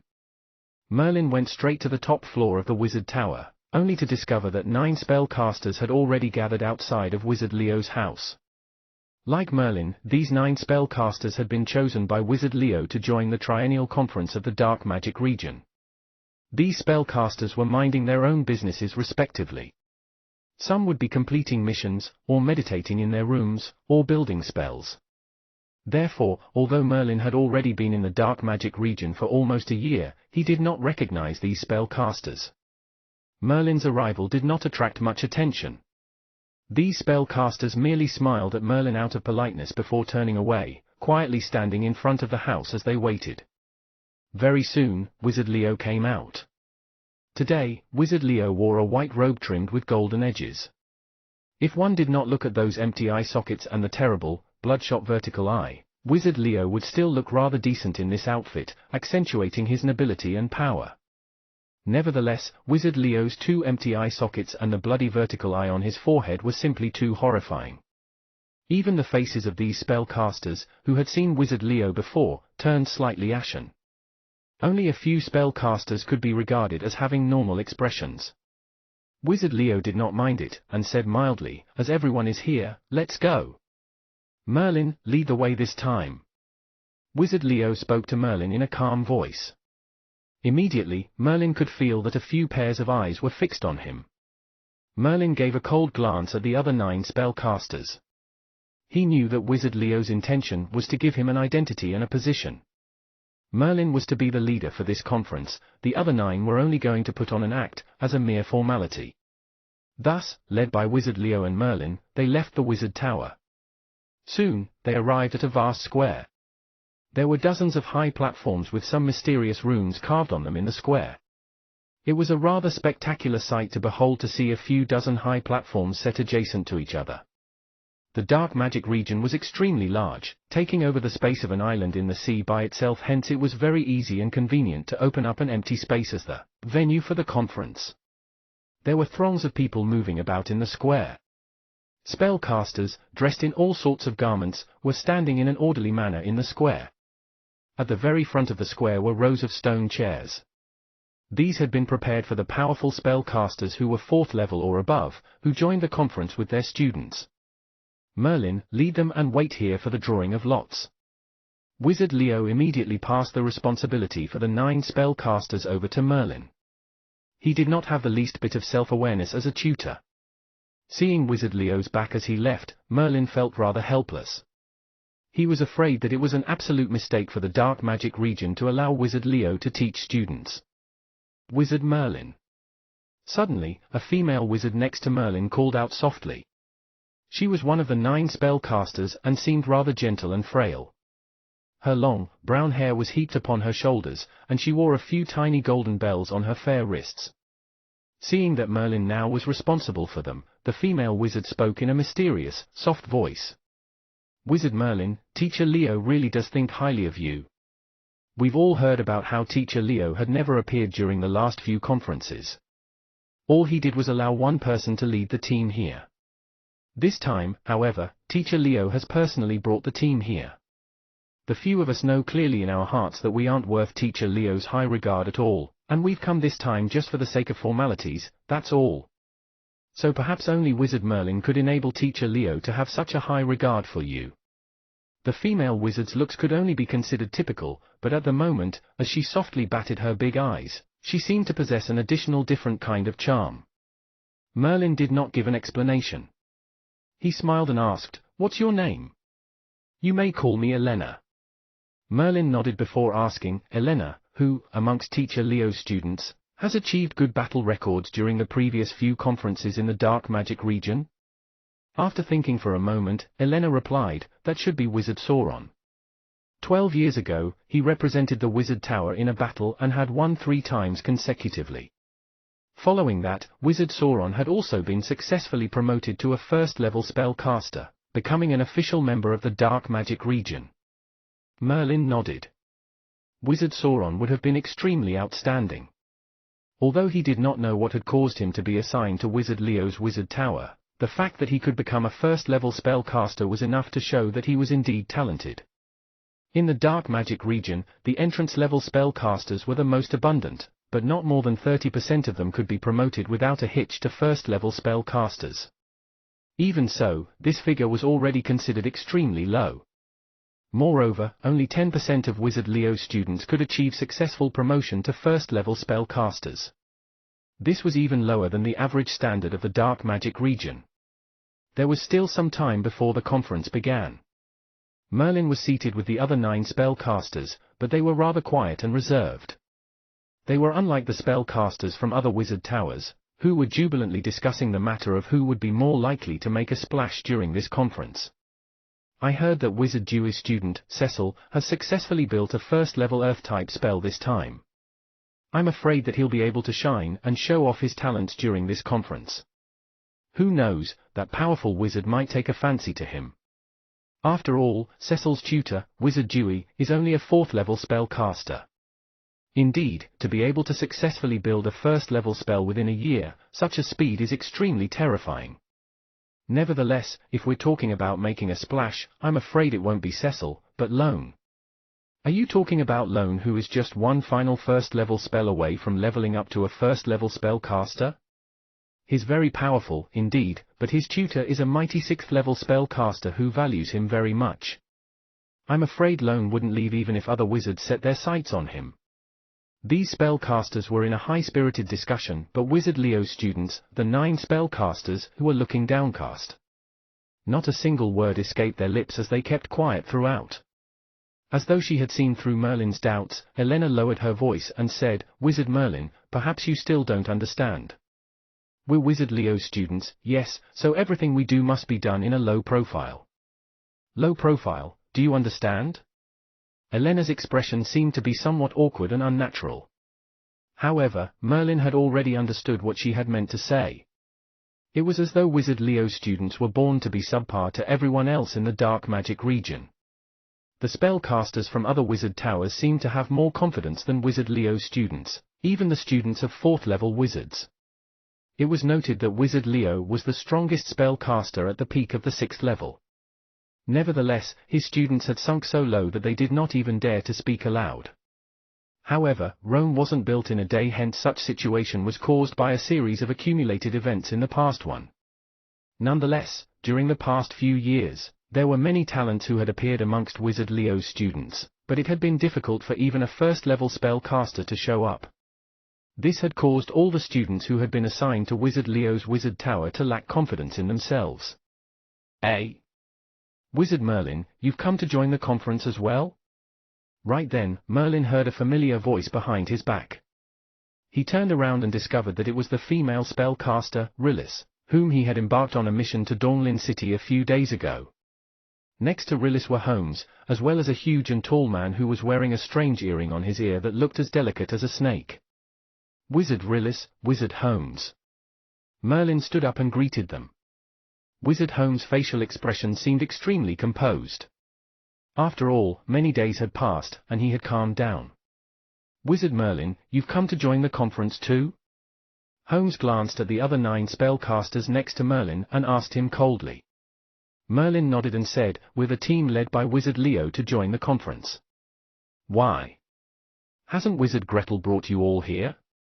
Holmes shook his head and said, Teacher Gretel has a very important experiment, so he's let us come ourselves. As the two of them engaged in a casual conversation, the strangely dressed man next to Holmes seemed to have a vaguely gloomy expression. This is... Merlin realized that this man had a very ugly expression. Thus, he directed his question at Holmes. Holmes merely smiled without any indication that he would give him an introduction. The big, tall and strange man suddenly sneered. He, Holmes, I've never imagined that you'd be able to make friends with Wizard Leo's student. Birds of a feather really do flock together. It looks like it wasn't a coincidence that the first level spell you've constructed previously failed. You can just wait through the 3 years slowly before being sent out from the dark magic region, ha ha. Then, the strange man guffawed, turned around and left. Merlin's expression remained unchanged. He had gathered some useful information from the words of that strange man. It seemed that Wizard Holmes had begun attempts to build a first-level spell model after the mission at Dawnlin City but failed. It was also obvious that there was a rift between the man and Holmes, such that the man would not give up any opportunity to deride him. Wizard Holmes' face had turned black and his mood had gone sour. After exchanging a few more words with Merlin, he turned and left too. So birds of a feather do flock together? Merlin glanced at the back of the strange man, who was leaving. However, a strange look flashed across his eyes. Even an unfamiliar spellcaster had become disdainful the moment he heard that he was Wizard Leo's student. Even Wizard Holmes, who had merely engaged in a small conversation with Merlin, was scoffed at by this person. Although Merlin was unconcerned about such things, he still felt rather annoyed. Wizard Elena seemed to have already gotten used to this a long time ago. She shrugged and said with a smile, Wizard Merlin, you don't have to bother yourself with such things. You'll slowly get used to it in the future. Moreover, there are also some spellcasters who are above the first level amongst Teacher Leo's students. Elena was just casually tossing out a few words to comfort Merlin. All right, let's go up and draw lots. Merlin quickly stood up. He saw that there were already some grey-robed wizards on a few high grounds in the square who had begun calling for people to draw lots to determine their opponents in the conference. Chapter 137, The Conference. Chapter 137, The Conference. Translator, Endless Fantasy Translation Editor, Endless Fantasy Translation. There were many people crowding at the high platforms, every one of them drew a number plate. Merlin waited until Elena and the others had all drawn theirs before going forward to casually receive a number plate from the hands of a grey-robed wizard. Elena was curious, so she asked, Wizard Merlin, what number did you draw? 16. Merlin waved the number plate in his hand, revealing the number on it. Elena nodded and said, mine is 26. I don't know whom I'll be facing. After waiting for approximately another half an hour, the grey-robed wizards on the high platforms recorded the number plates of every spellcaster who joined the conference. Thus, the matches began on 4 platforms concurrently. The first match, Wizard Jera against Wizard Berent. After the grey-robed wizard announced the names, 2 spellcasters immediately walked forward from amongst the crowd. The grey-robed wizard retreated from the high platform only after they had taken their positions. Buzz! Buzz! Buzz! The mysterious runes all around the high platform flashed with lights, forming a gigantic protective shroud which covered the entire high platform. These runic magic circles were used to protect the crowds below so that they would not be hit by the impact of the spells. The protective cover formed by these mysterious runic magic circles seemed capable of withstanding the attacks of 4th-level spells. Therefore, as long as the runic magic circle had been activated, it was absolutely unnecessary to worry about the 2 men in the match affecting the crowds beneath them. Jera! Berent! the two participants exchanged their names, observing the most basic form of formalities. Then, in a dash, Wizard Jera's figure appeared in front of Berent like a ghost. Wind Blade. Wizard Jera did not hesitate. He released a wind-type offensive spell. Suddenly, there were hundreds and thousands of swift and fierce wind blades all over the sky, drawing toward Wizard Berent in an overwhelming way. Wizard Berent did not even have time to react when he saw wind blades filling the skies and the earth. He was so shocked that his footsteps staggered and he almost fell. He did not seem to have any defensive spells. Thus, faced with Wizard Jera, who had struck preemptively and moved at such a high speed, there was no prospect of victory for him at all. Thus, Berent yelled hastily, "I admit defeat." Bang! Bang! Bang! All the hundreds and thousands of wind blades hit Wizard Berent's body brutally. Nevertheless, the moment Wizard Berent uttered the two words, "admit defeat," the runic magic circle which covered the high platform immediately flashed with a beam of light and enveloped Berent. No matter how the wind blades attacked him, they were unable to harm him in the least. This was also another safety measure taken by the dark magic region to prevent casualties. As long as a spellcaster surrendered, he would receive immediate protection. Merlin shook his head slightly. Both these spellcasters could not be considered really powerful. As a matter of fact, he was able to see that there was no difference between their respective true strengths, both were about the same. However, Wizard Jera had gained the preemptive advantage in addition to the fact that Berent had been somewhat restricted due to the nature of his spells. These were the only reasons why he had won so easily. Apart from these, the battles on the other high platforms were also coming to an end quickly. Most of these spellcasters were three elemental wizards, and the spells they had built were not strong ones. Merlin had even hoped to learn some techniques from the battles amongst these spellcasters. However, from the looks of it, they seemed to be too weak. He no longer had the desire to watch them attentively. Next round, Wizard Merlin against Wizard Ida. Just as Merlin was beginning to feel somewhat bored, the grey-robed wizard announced his name. "Oh. Is it my turn now?" Merlin stood up and looked around. Elena and the rest of the 9 spellcasters had not gone on stage. However, there were 3 of them whose names had been announced this time. Like Merlin, they would be going on stage to face their respective opponents. "Wizard Merlin, you must defeat him." Elena was brandishing her small fists. She seemed to be even more excited about this than about going up on stage herself. Merlin walked to the high platform. Standing opposite him was a burly man who had an imposing and stocky build, with both sides of his jowls covered in an abundance of thick and black hair. He looked just like a barbarian, and a strong and vigorous barbarian at that. "I'm called Ida." "Merlin." After they exchanged their names, the grey-robed wizard immediately left the high platform. The runic magic circle covered the high platform and the match officially began. "Who?" A gentle breeze blew. Merlin did not make his move immediately as he wished to wait for his opponent to strike first. However, Wizard Ida, whose physique seemed to contain much oppressive force, was very careful and diligent. He did not release any spells as well. Merlin frowned. Deciding not to wait any longer, he stretched his hand out and pointed with his finger. A cluster of dense fog immediately appeared. Dark mist. This was merely a typical dark mist, but it shrouded nearly half of the high platform. A wave of dizziness swept over Wizard Ida's mind and his expression immediately became sluggish. It was obvious that he had already been plunged into an illusion. Frost. Seeing that Wizard Ida had clearly fallen into a state of illusion, Merlin cast Frost as well, freezing the completely vulnerable Wizard Ida with ease. Following that, Merlin did not launch any other attacks. He dispersed dark mist and watched Wizard Ida with slightly narrowed eyes as Wizard Ida slowly came to his senses. Realizing the situation he was in, Wizard Ida felt very embarrassed. As his face turned red, he could only say in a low voice, "I admit defeat." Merlin smiled at him and walked off the high platform immediately to wait for the next match. "Wizard Merlin, the spell that you've just released, was it Dark Mist?" Merlin had just reached the area off the platform when he saw Elena blinking her huge eyes continuously, asking him the question in surprise and delight. "It really is Dark Mist." There was nothing to hide concerning this, so Merlin nodded in admittance. Elena immediately spoke in an envious tone. To think that you're able to construct dark mist spell model, that's not easy at all. It looks like those grey-robed wizards made a mistake when they assigned you to Wizard Leo's tower. Oh. Is there anything special about dark mist? Merlin's expression changed. He lowered his voice and asked. Dark mist is a quite powerful zero-level spell, but its spell model is extremely complicated. Actually, many spellcasters wish to build this spell, but none of them have any confidence because the spell model is simply too difficult, so they give up.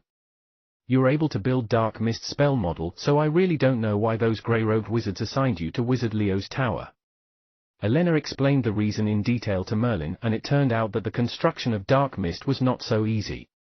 It made sense now, as Merlin felt it was strange to have so few spellcasters who had built dark mist, which was such a useful zero-level spell. Merlin could fully understand the fact that the spell model was too complicated. Furthermore, the amount of mind power exhausted by dark mist was far more than what was required for any typical zero-level spells. A short while later, Merlin saw that the other 3 spellcasters had also returned from their matches. Nevertheless, he knew for sure that they had lost, judging by their dejected and abnormally beaten-up looks. Out of the 4 of them, Merlin was the only one who had won with ease during this round. Subsequently, the remaining few took part in their first matches as well. However, none of them could pass the first match, including Elena. She had been a little better off than the others as she possessed a spell scroll. Hence, her situation had appeared to be slightly better, and she took the initiative to surrender. Except for Merlin, Wizard Leo's students had been eliminated after the first match of the conference. If Merlin had not been there, Wizard Leo's students would have probably been completely stricken out too during the first match. Merlin could only shake his head helplessly, as it was no surprise that the spellcasters from other wizard towers felt overconfident at the mention of those who came from Wizard Leo's tower. Merlin saw Wizard Leo, who was sitting on the high stone chair at the front of the square. There was nothing out of the ordinary about his expression. In fact, he looked calm. The second round, Wizard Merlin against Wizard Warren.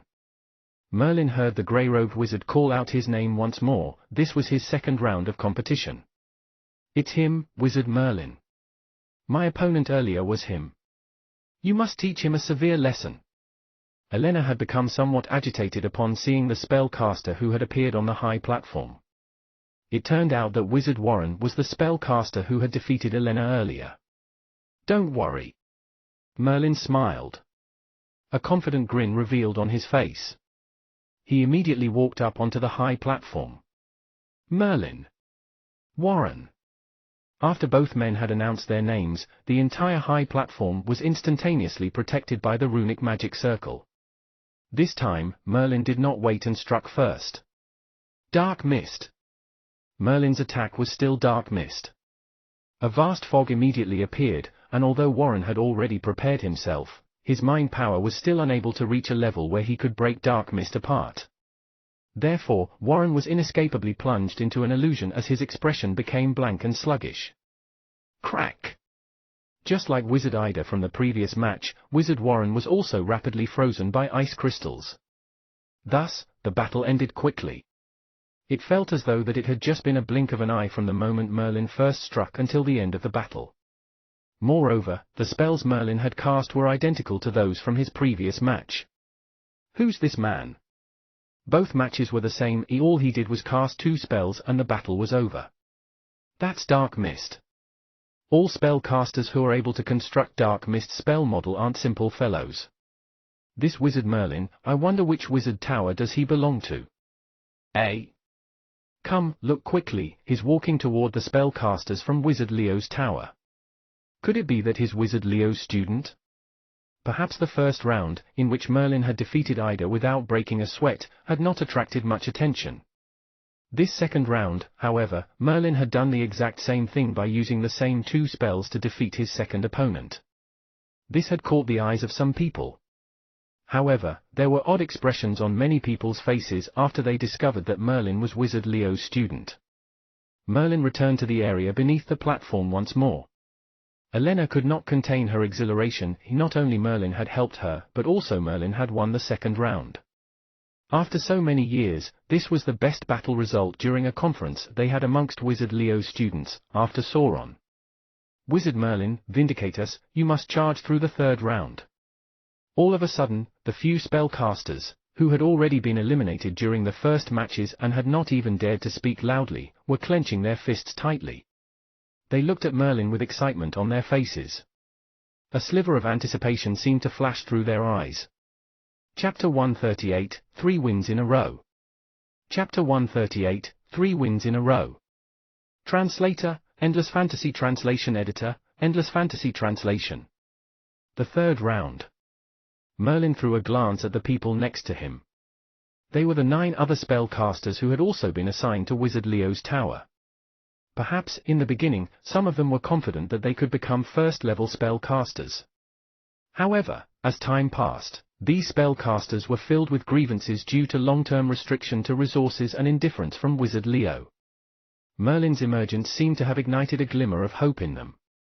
He who did not seem inferior to spellcasters from other wizard towers had won 2 rounds of matches until then, so they placed all their hopes on Merlin. The third round, Wizard Merlin versus Wizard Glyman. Finally, the grey-robed wizard called out Merlin's name again, to officiate the beginning of the third round. When Merlin rose to his feet, he felt countless gaze fixed on him. This was in stark contrast to when he left for the first 2 rounds. After the previous 2 rounds of competition, finally, the crowd began to notice Merlin. The third round, the best part, has finally begun. Many spellcasters who, due to boredom, had their eyes almost drawn together, were slightly more enthusiastic watching this round. There were too many spellcasters who participated in this conference. In the first 2 rounds, even Wizard Leo's tower sent out 10 spellcasters as participants. As a result, the standard of the previous 2 rounds of competition was not commendable. Hence, the audience had lost their spirit and were getting sleepy. However, after the first 2 rounds, this third round that accumulated only the spellcasters of certain strength was definitely going to be more exciting to watch. Merlin reached the high platform quickly. He was facing a man with long auburn hair and dressed in a black robe. Both of them inspected each other in silence. Merlin. Glyman. After the basic etiquette, the runic magic circle established on the high platform shrouded the entire platform. The third round had officially begun. Boom! Wizard Glyman struck almost as soon as the competition began. At the lift of his hand, a flame rose up and almost half of the high platform was engulfed in fire. There were scorching flames everywhere. This was a fire-type spell with a wide range of lethality. It seemed that Glyman had observed Merlin's battle style earlier and figured that Merlin had dominated his opponent by striking first. He would cover the opponent with dark mist, let them fall into an illusion, and end the battle by freezing the other party. However, Glyman had already fired the first shot. To create a chance for himself, he cast a wide-range offensive spell which completely suppressed Merlin from releasing dark mist. You can't cast dark mist now. Surrender, or you'll be burned to ashes by the flames. Glyman's voice sounded very calm. Although the power of his wide-range offensive spell was not strong, it was enough to deal with a spellcaster whose physical attribute was only slightly better than a normie. One of the established rules of the conference was that the competition would continue if no one surrendered, and eventually lasted until the other party died. A look of disappointment washed over Merlin's face as he shook his head slightly. He thought that he would encounter some powerful spellcasters at the third round, but Glyman had been a great letdown. Gale. Merlin released Gale in an instant. The silhouette of his body shook slightly before disappearing to the back, avoiding the violent flames. Simultaneously, he also cast Dark Mist which enveloped Glyman. I surrender. Glyman knew that he had lost after seeing Merlin's release of Gale and successful escape from the fire-type spell that he had cast. Hence, before waiting to be enveloped by Dark Mist, he called out to surrender. You're really strong. It's not a surprise to be defeated by your hands. Glyman took a deep look at Merlin before leaving the stage. Just like this, Merlin had successfully passed the third round. Later, Merlin was greeted by Elena, who expressed extreme excitement when he left the stage. She clenched her fist and spoke in an incoherent manner, Merlin, 3 rounds, you've actually won 3 rounds. This is the record established by Wizard Sauron when he was still around. Wizard Sauron, who created a 3-round winning streak 12 years ago, helped gain some face for Wizard Leo. However, in every conference since then, not one of Wizard Leo's students had achieved this record. Even winning one round was a rare occurrence, let alone winning 3 rounds in a row. Merlin just smiled and did not say anything to Elena, who seemed to be carried away by his success. Although Elena was not considered pretty, she was still adorable as the girl next door. She was different from those solemn-looking spellcasters. Numerous powerful spellcasters of 4th level or higher sat on the stone benches in front of the stage. The first 2 rounds were just a screening, hence they were not paying much attention, as it was only a means to eliminate those who were obviously underpowered. However, they started to keep an eye out starting from the 3rd round. Many spellcasters had noticed the battle between Merlin and Glyman. Wizard Nasher, who had just leveled up as a 4th level spellcaster, smiled at Wizard Leo after seeing Merlin had once again defeated his opponent effortlessly. "Wizard Leo, those grey-robed wizards have given you a great gift. I remember this young man, Merlin, who came to the dark magic region less than a year ago. In such a short period of time, he has already constructed 3 spells, including the very complicated Dark Mist. That's really commendable. Perhaps Merlin can be the next Wizard Sauron." Wizard Nasher seemed to have a friendly relationship with Wizard Leo and spoke freely, as she was quite familiar with Wizard Leo's students. Wizard Leo turned around but shook his head slightly. He replied in a calm voice, "The next Sauron? That may not be it." "Well? Wizard Leo, do you think Merlin will win the 4th round?" From his tone, Wizard Nasher gathered that Wizard Leo had high expectations for Merlin, but the 4th round would be different from the 3rd. Particularly now that the matches in several other high platforms had also come to an end. Merlin's opponent in the 4th round had already been decided. It was Wizard Varady. Wizard Nasher had watched Wizard Varady in his previous rounds. He was good at attacking and possessed a strong mind power, one which was approaching that of a 2nd-level spellcaster. Acquiring mind power close to the level of a 2nd-level spellcaster meant that Merlin's Dark Mist was unable to lure Varady into the illusion. Besides, Wizard Varady also possessed several 1st-level defensive spell scrolls. He was one of the participants who could potentially advance into the quarterfinals. Nasher did not believe that Merlin had a chance in defeating Varady. Wizard Leo did not explain himself, but revealed a smile that looked uglier than a cry. He said faintly, "Wait and see, the 4th round is about to begin." Wizard Nasher had gotten more confused after sensing the strong confidence in Wizard Leo's tone. Did Merlin possess a powerful spell scroll too? The 4th round, the Wizard Merlin versus Wizard Varady. As soon as the voice fell, everyone in the audience became quiet instantaneously. The 4th round finally began. Even Wizard Nasher dismissed the doubts in her heart and focused her gaze at the stage. "Wizard Merlin, surrender if you really can't do it," Elena said weakly. She had watched Wizard Varady fight and felt that he was unusually strong. She could not think of any way that Merlin could defeat Varady. Surrender? Merlin's gaze was focused on Wizard Varady, who had already stood on the stage. The corner of his mouth curled into a smile as he whispered in a low voice, "It's only interesting when you encounter a strong opponent. Varady, let me see how strong the genius spellcaster of the dark magic region really is." Confidence glimmered in Merlin's eyes. He had only been in the dark magic region for less than a year, but he had already transformed from having to rely on the bell pendant to defeat a wizard like Merilum, and to battle opponents way better than Merilum. However, he was not getting too thrilled. Swoosh! Merlin moved quickly to the stage, and then examined Wizard Varady from top to bottom. Varady had a slightly dark skin tone. He was dressed in a short-sleeve, tight-fitting garment with 2 massive hoop earrings hanging from his ears. His outfit looked rather peculiar and perhaps a little wild. Merlin. Varady. Both parties acknowledged each other after the runic magic circle shrouded the entire high platform. Dark Mist. Merlin took the lead and directly enveloped Varady in the mist. Since Merlin's successful construction of Dark Mist, it had been greatly effective in dealing with general entrance-level spellcasters who had no ways of resisting it.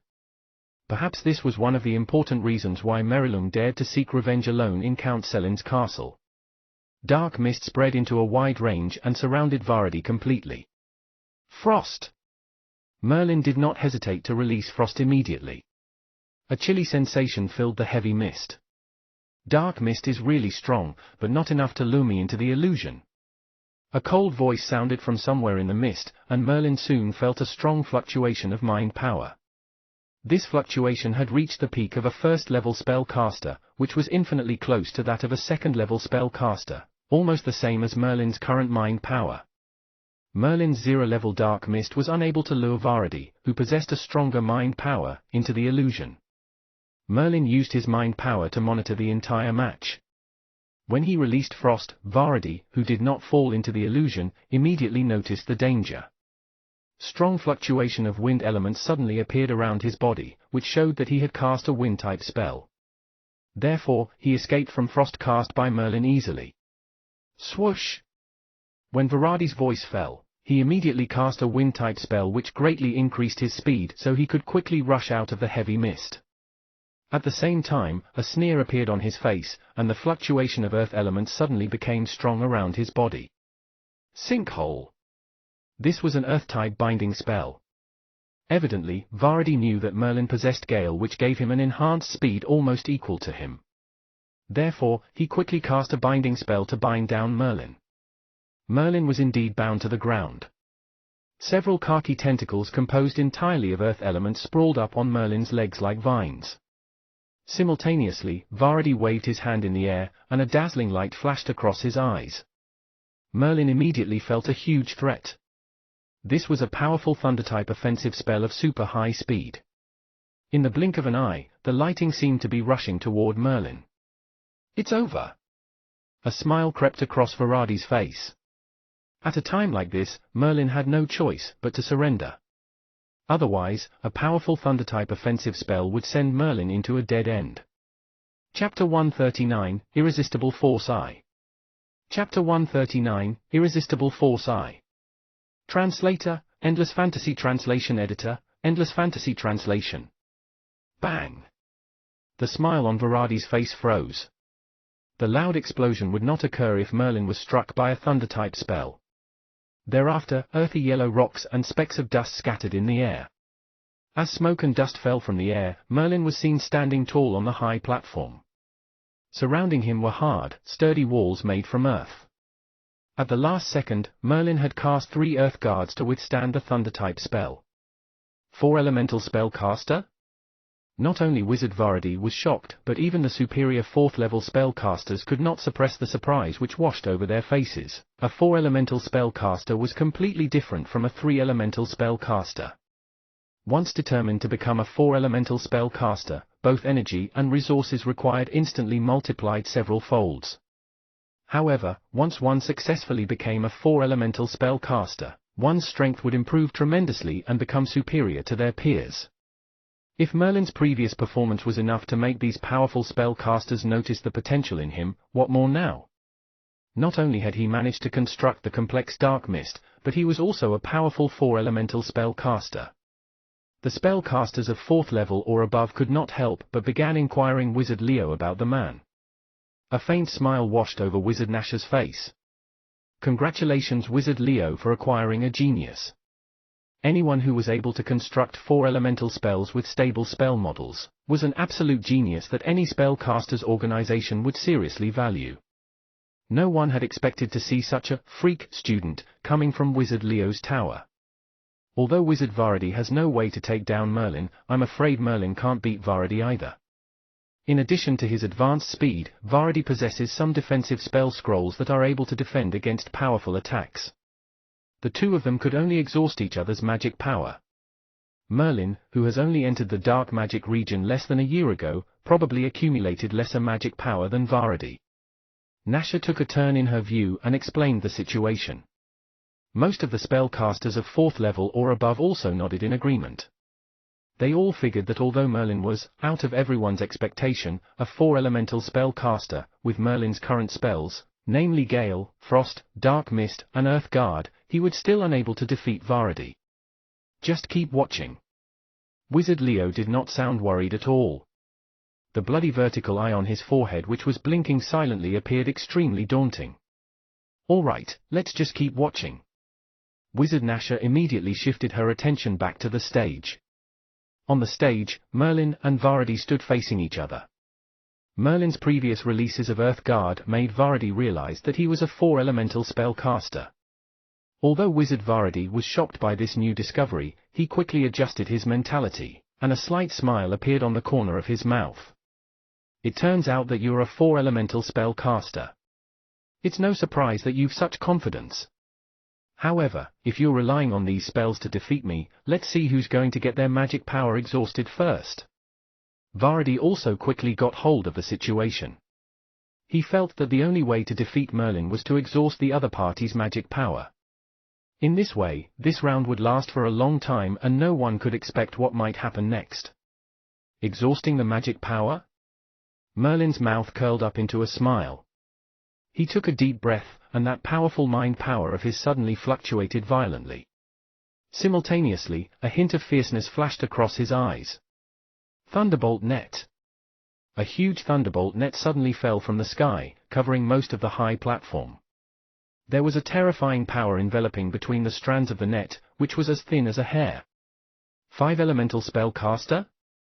Varadi's expression changed quickly as he felt terribly threatened, but he never forgot that he was currently confronting Merlin. Therefore, a light flashed, and a spell scroll glowing with green light appeared in his hand. Storm Strangle. The spell scroll, as well as the spell released, were of a 1st level.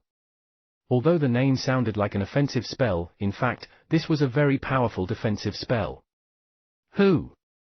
A gust of wind appeared out of thin air and shrouded Varadi's body.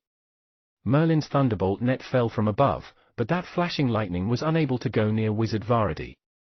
All the thunder and lightning that came close to it were smashed by the squally wind.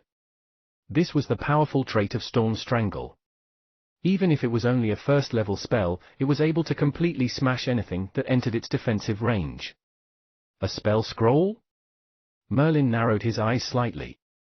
He thought of Wizard Jason from Blackwater City, who had also used a spell scroll, albeit of a 2nd level. In the end, Wizard Jason was blown up by Merlin's large fireball which was accumulated in the bell pendant. It's just a 1st-level spell. The fluctuation of elements around Merlin became stronger. Thunderbolt net was still being cast one after another at an insane speed. Simultaneously, a chilly sensation also engulfed Varadi from all directions. Crack! Crack! The high platform on Varadi's side had been completely frozen, and the chill was still spreading in his direction. All of these were the effects of Merlin's spells. After Merlin's long-term accumulation, he was able to cast both his fireball and frost more than 6 times at once. The maximum limit of 0-level spells constructed by general spellcasters was only 30 to 40 times, but Merlin's spell models could withhold twice the limit of general spell models. Moreover, Merlin felt that this was not the limit of the spell models in his awareness. He knew that he could afford to accumulate more magic power. Therefore, to release a dozen frosts simultaneously was not a bother to him at all. Wizard Varadi's face turned pale as a sheet of paper. Countless lightning flashed above his head, which might easily strike him if he did not pay close attention. He knew that this was Thunderbolt net, which had a paralyzing effect. Once struck by it, the entire body would paralyze, and by then, he would not be able to release any spell scroll. On the other hand, on the ground, there was a chill, trying to break through the defense of Storm Strangle. The violent Storm Strangle had kept smashing the ground where fine layers of ice crystals gathered at the bottom of his feet. Crack! Finally, a chilly sensation invaded Varadi's body. Immediately, Varadi felt a tremor, but soon he dispelled the chill out of his body. However, this already showed that the position he was in was not ideal. Even 1st-level Storm Strangle was unable to withstand Merlin's crazy releases of Thunderbolt net and frosts. Evidently, without the protection of Storm Strangle, Varadi could no longer manage the situation. All right, stop. I surrender. Wizard Varadi appeared dejected and disappointed. He took a deep look at Merlin and said in a low voice, I didn't expect to encounter a 5-elemental spellcaster this time. Although I'm not satisfied, this is the difference in strength. Good luck, Wizard Merlin. Then, Wizard Varadi left the high platform. Without lingering any further, he left the square immediately. Merlin nodded in silence as he looked at Varadi's receding silhouette. Varadi was straightforward and acquired tremendous strength. Even without a spell scroll, he was also stronger than Merlin, perhaps even on par with Wizard Holmes. He was certainly a vigorous opponent. After Merlin won the 4th round, naturally, he was qualified as one of the top 16 participants in the Dark Magic Region Conference. Any spellcaster who was able to proceed this far normally possessed an exceedingly unique talent and strong financial support. However, until now, there were only 5 or 6 spellcasters out of the 16 participants who had not used any casting tool and fought only with their own strength. Among them, Merlin's performance had been the most outstanding. A 5 elemental spellcaster was indeed very rare in the Dark Magic region. What about now, Wizard Nasher? Varady has lost. Wizard Leo turned his head around and looked at Wizard Nasher with a smile on his face, but Wizard Nasher replied the mock with a sigh of emotion. 5 elemental spellcaster. How long has it been since we have a 5 elemental spellcaster in the Dark Magic region? There hasn't been any more 5 elemental spellcaster in the Dark Magic region since Cly's. Cly's? Wizard Leo suddenly turned solemn and praised in admiration. Cly's is indeed the first genius of the Dark Magic region. Even I'm inferior to him. He has leveled up to a 1st level spellcaster from being a 5 elemental spellcaster. Then, in the next 20 years, he became a 3rd level spellcaster. Perhaps he's already now working toward becoming a 4th level spellcaster. Once he's at it, his strength will almost immediately rival those spellcasters who had reached the peak of 6th level. Wizard Leo seemed to admire Cly's, even addressing him the title of the first genius of the Dark Magic region. A person as arrogant as Wizard Leo was genuinely praising a 3rd level spellcaster. He would have been someone extraordinary. Wizard Nasher grinned softly.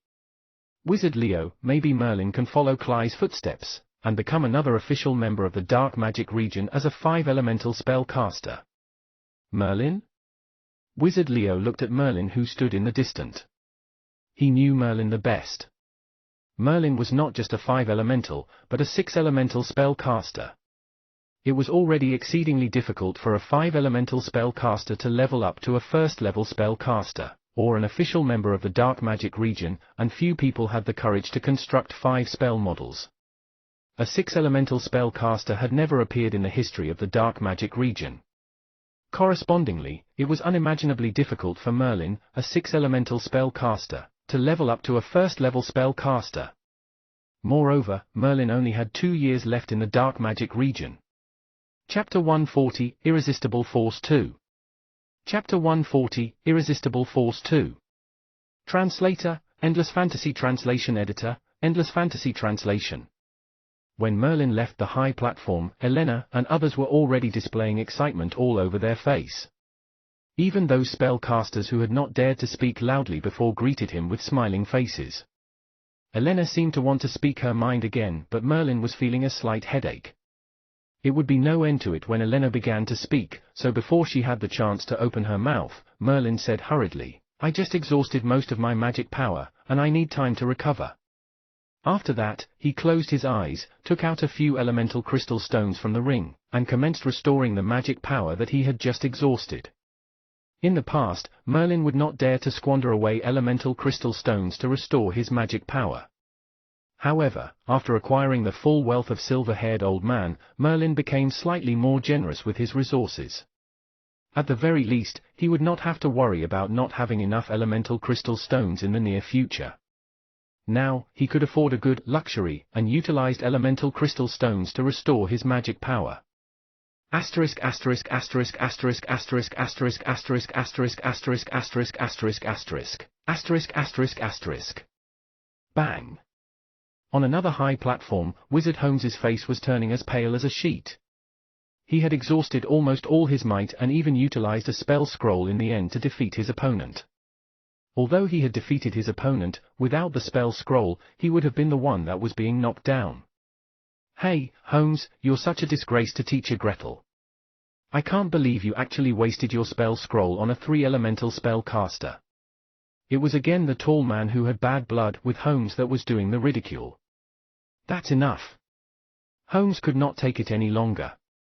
He glared at the man in front of him and sneered, "Neil, you haven't become a 1st-level spellcaster yourself.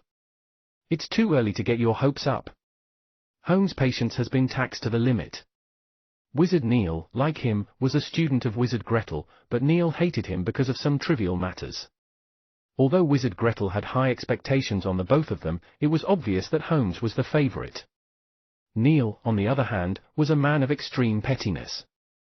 He had long been dissatisfied with Holmes, but Holmes's capability had always been far superior to him, so Neil did not dare to be too unbridled.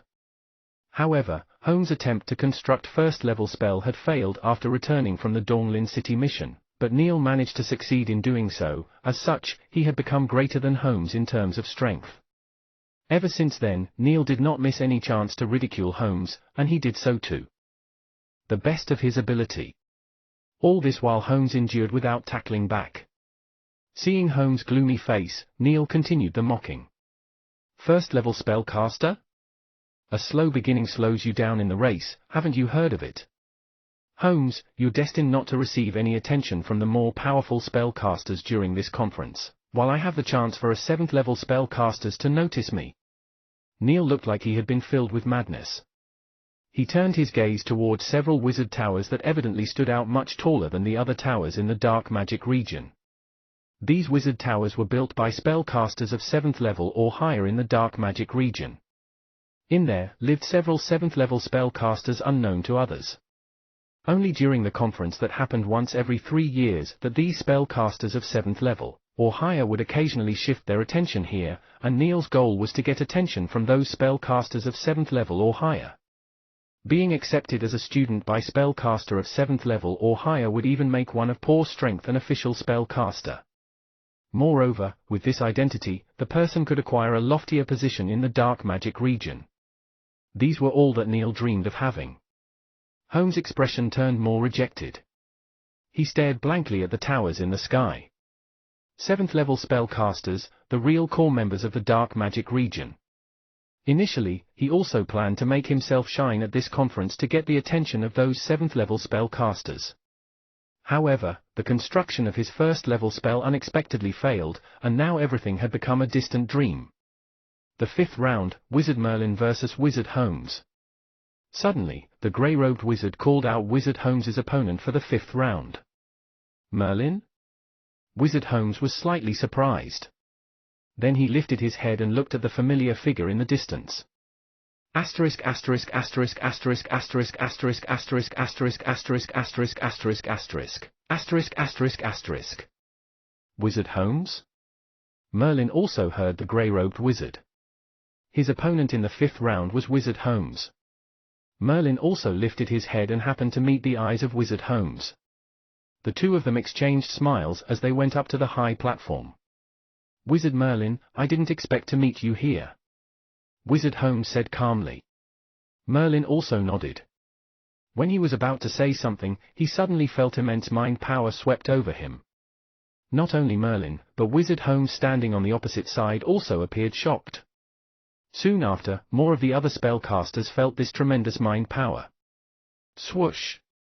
The bloody vertical eye on Wizard Leo's forehead blinked faintly. Then, he sighed softly and said rather playfully, 7th-level spellcasters, they finally notice us at last. Wizard Neil in the audience was brimming with excitement.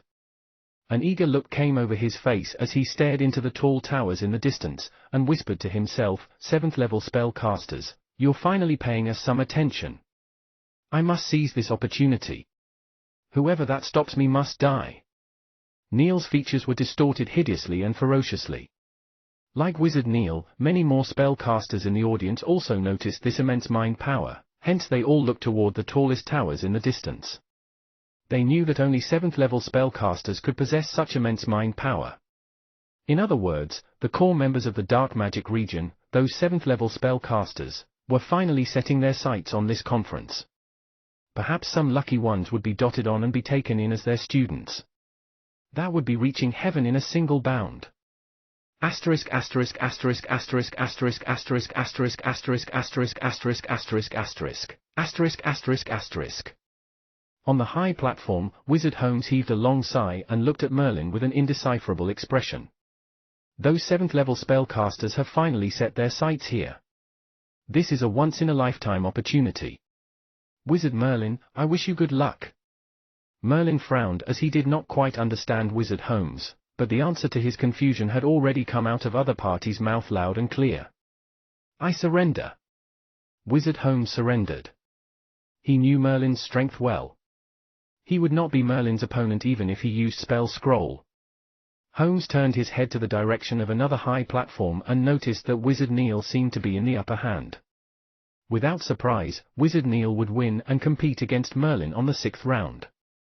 A smile came over Holmes's face at the thought of this, and he whispered softly, "Right, Wizard Merlin, in the next round, don't forget to teach Neil a lesson on my behalf."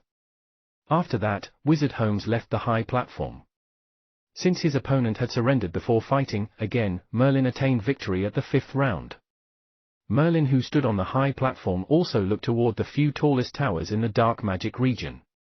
There must be several 7th-level spellcasters currently paying attention to this conference. Perhaps there was a chance to be taken in by those 7th-level spellcasters if he performed well. Naturally, Merlin did not want to give up such an opportunity and was ready to perform his best. Wizard Neil? Merlin narrowed his eyes and looked at Wizard Neil, who was on another high platform. He recognized the man. That was the spellcaster who had sneered at Wizard Holmes previously. Merlin did not do anything nor exhaust himself in this match, so he could not be bothered to leave the high platform. Instead, he sat on the high platform and waited quietly for the match on the other side of the high platform to end. Asterisk asterisk asterisk asterisk asterisk asterisk asterisk asterisk asterisk asterisk asterisk asterisk asterisk asterisk asterisk. Half an hour later, Wizard Neil won as expected. After a short break, Wizard Neil also returned to the high platform.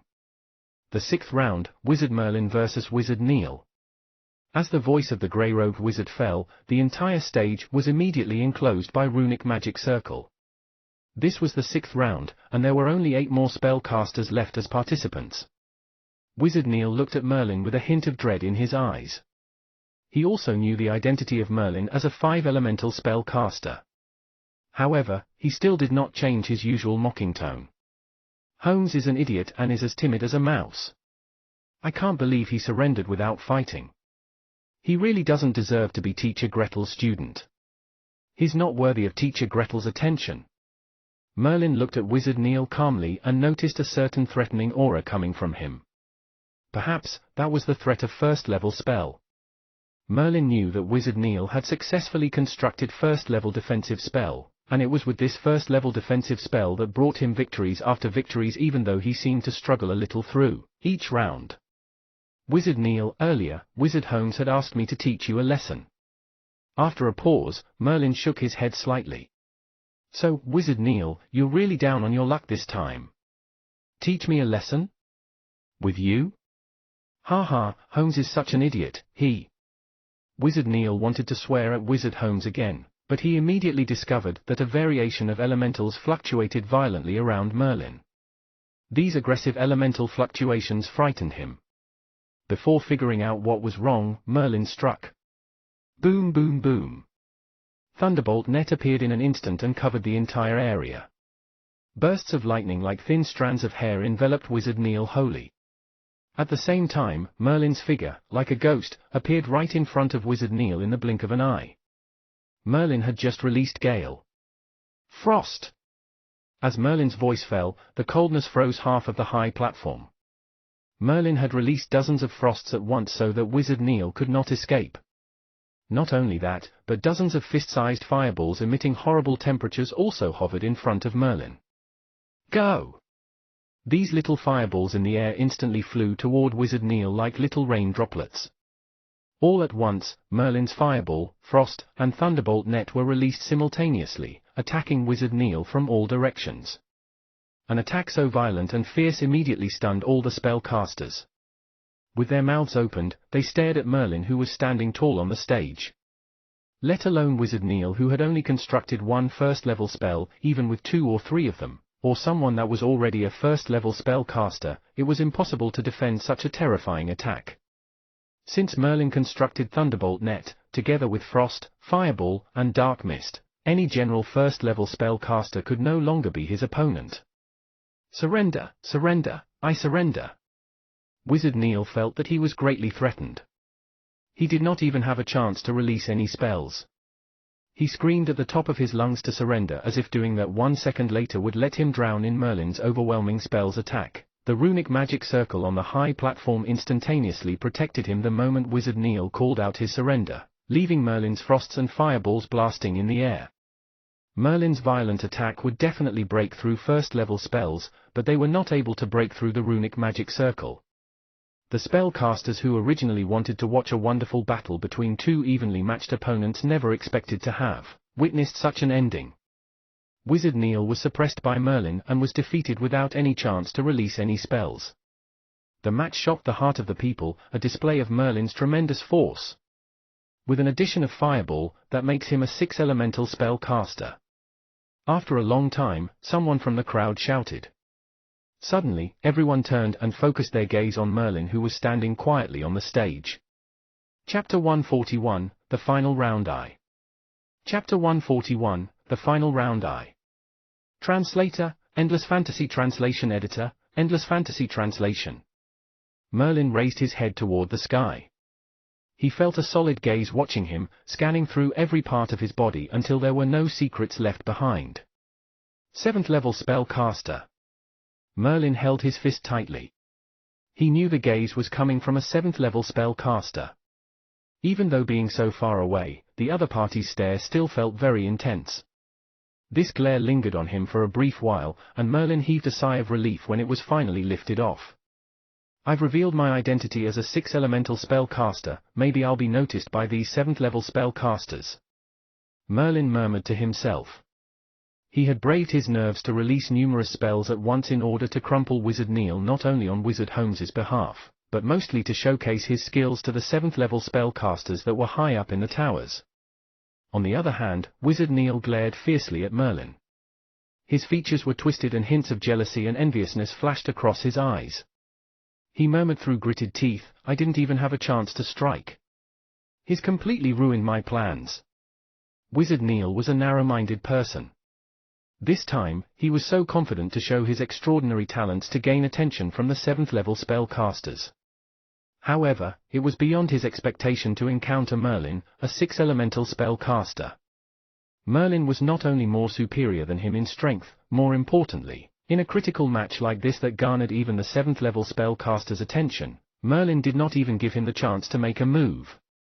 Neil was unwilling to let this pass. Merlin frowned slightly as he seemed to have noticed Neil's glare. At one glance, he could tell Wizard Neil was a person of petty character, one that sought revenge for the smallest grievance.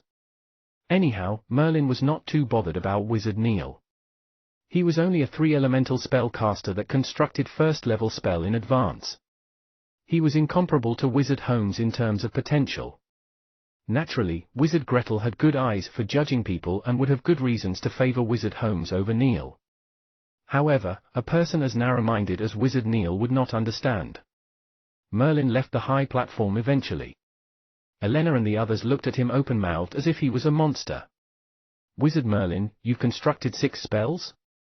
Elena could not help herself and asked in a low voice at last. Elena's voice was soft, but due to the silence that had enveloped the surrounding, spellcasters from other towers also turned around to look at Merlin. Merlin had already released all his spells, so there was nothing to hide. He nodded before replying, yes, I've constructed 6 0-level spells. All the spellcasters were shocked to hear it coming from Merlin's own mouth, even though they had already seen Merlin release the varieties of spells earlier, and figured out earlier that he was a 6-elemental spellcaster. If 3-elemental spellcaster was common, 4-elemental spellcaster was considered a genius. 5-elemental spellcaster was an even rarer occurrence. In the past hundreds of years, there was only one 5-elemental spellcaster that emerged from the dark magic region, and that was Wizard Clyze. 6-elemental spellcaster was as scarce as hen's teeth, even so in those top-notch, large-scale spellcaster organization. Therefore, Merlin's identity as a 6-elemental spellcaster was a shocking news to many of the spellcasters in the dark magic region, even to those spellcasters of 4th level or above. At this time, many spellcasters of 4th level or above came forward to congratulate Wizard Leo for acquiring such an outstanding student. Disregarding if he could become a 1st-level spellcaster in the end, his courage to construct 6 spells already deserved praising, especially a 0-level spell as complicated as Dark Mist.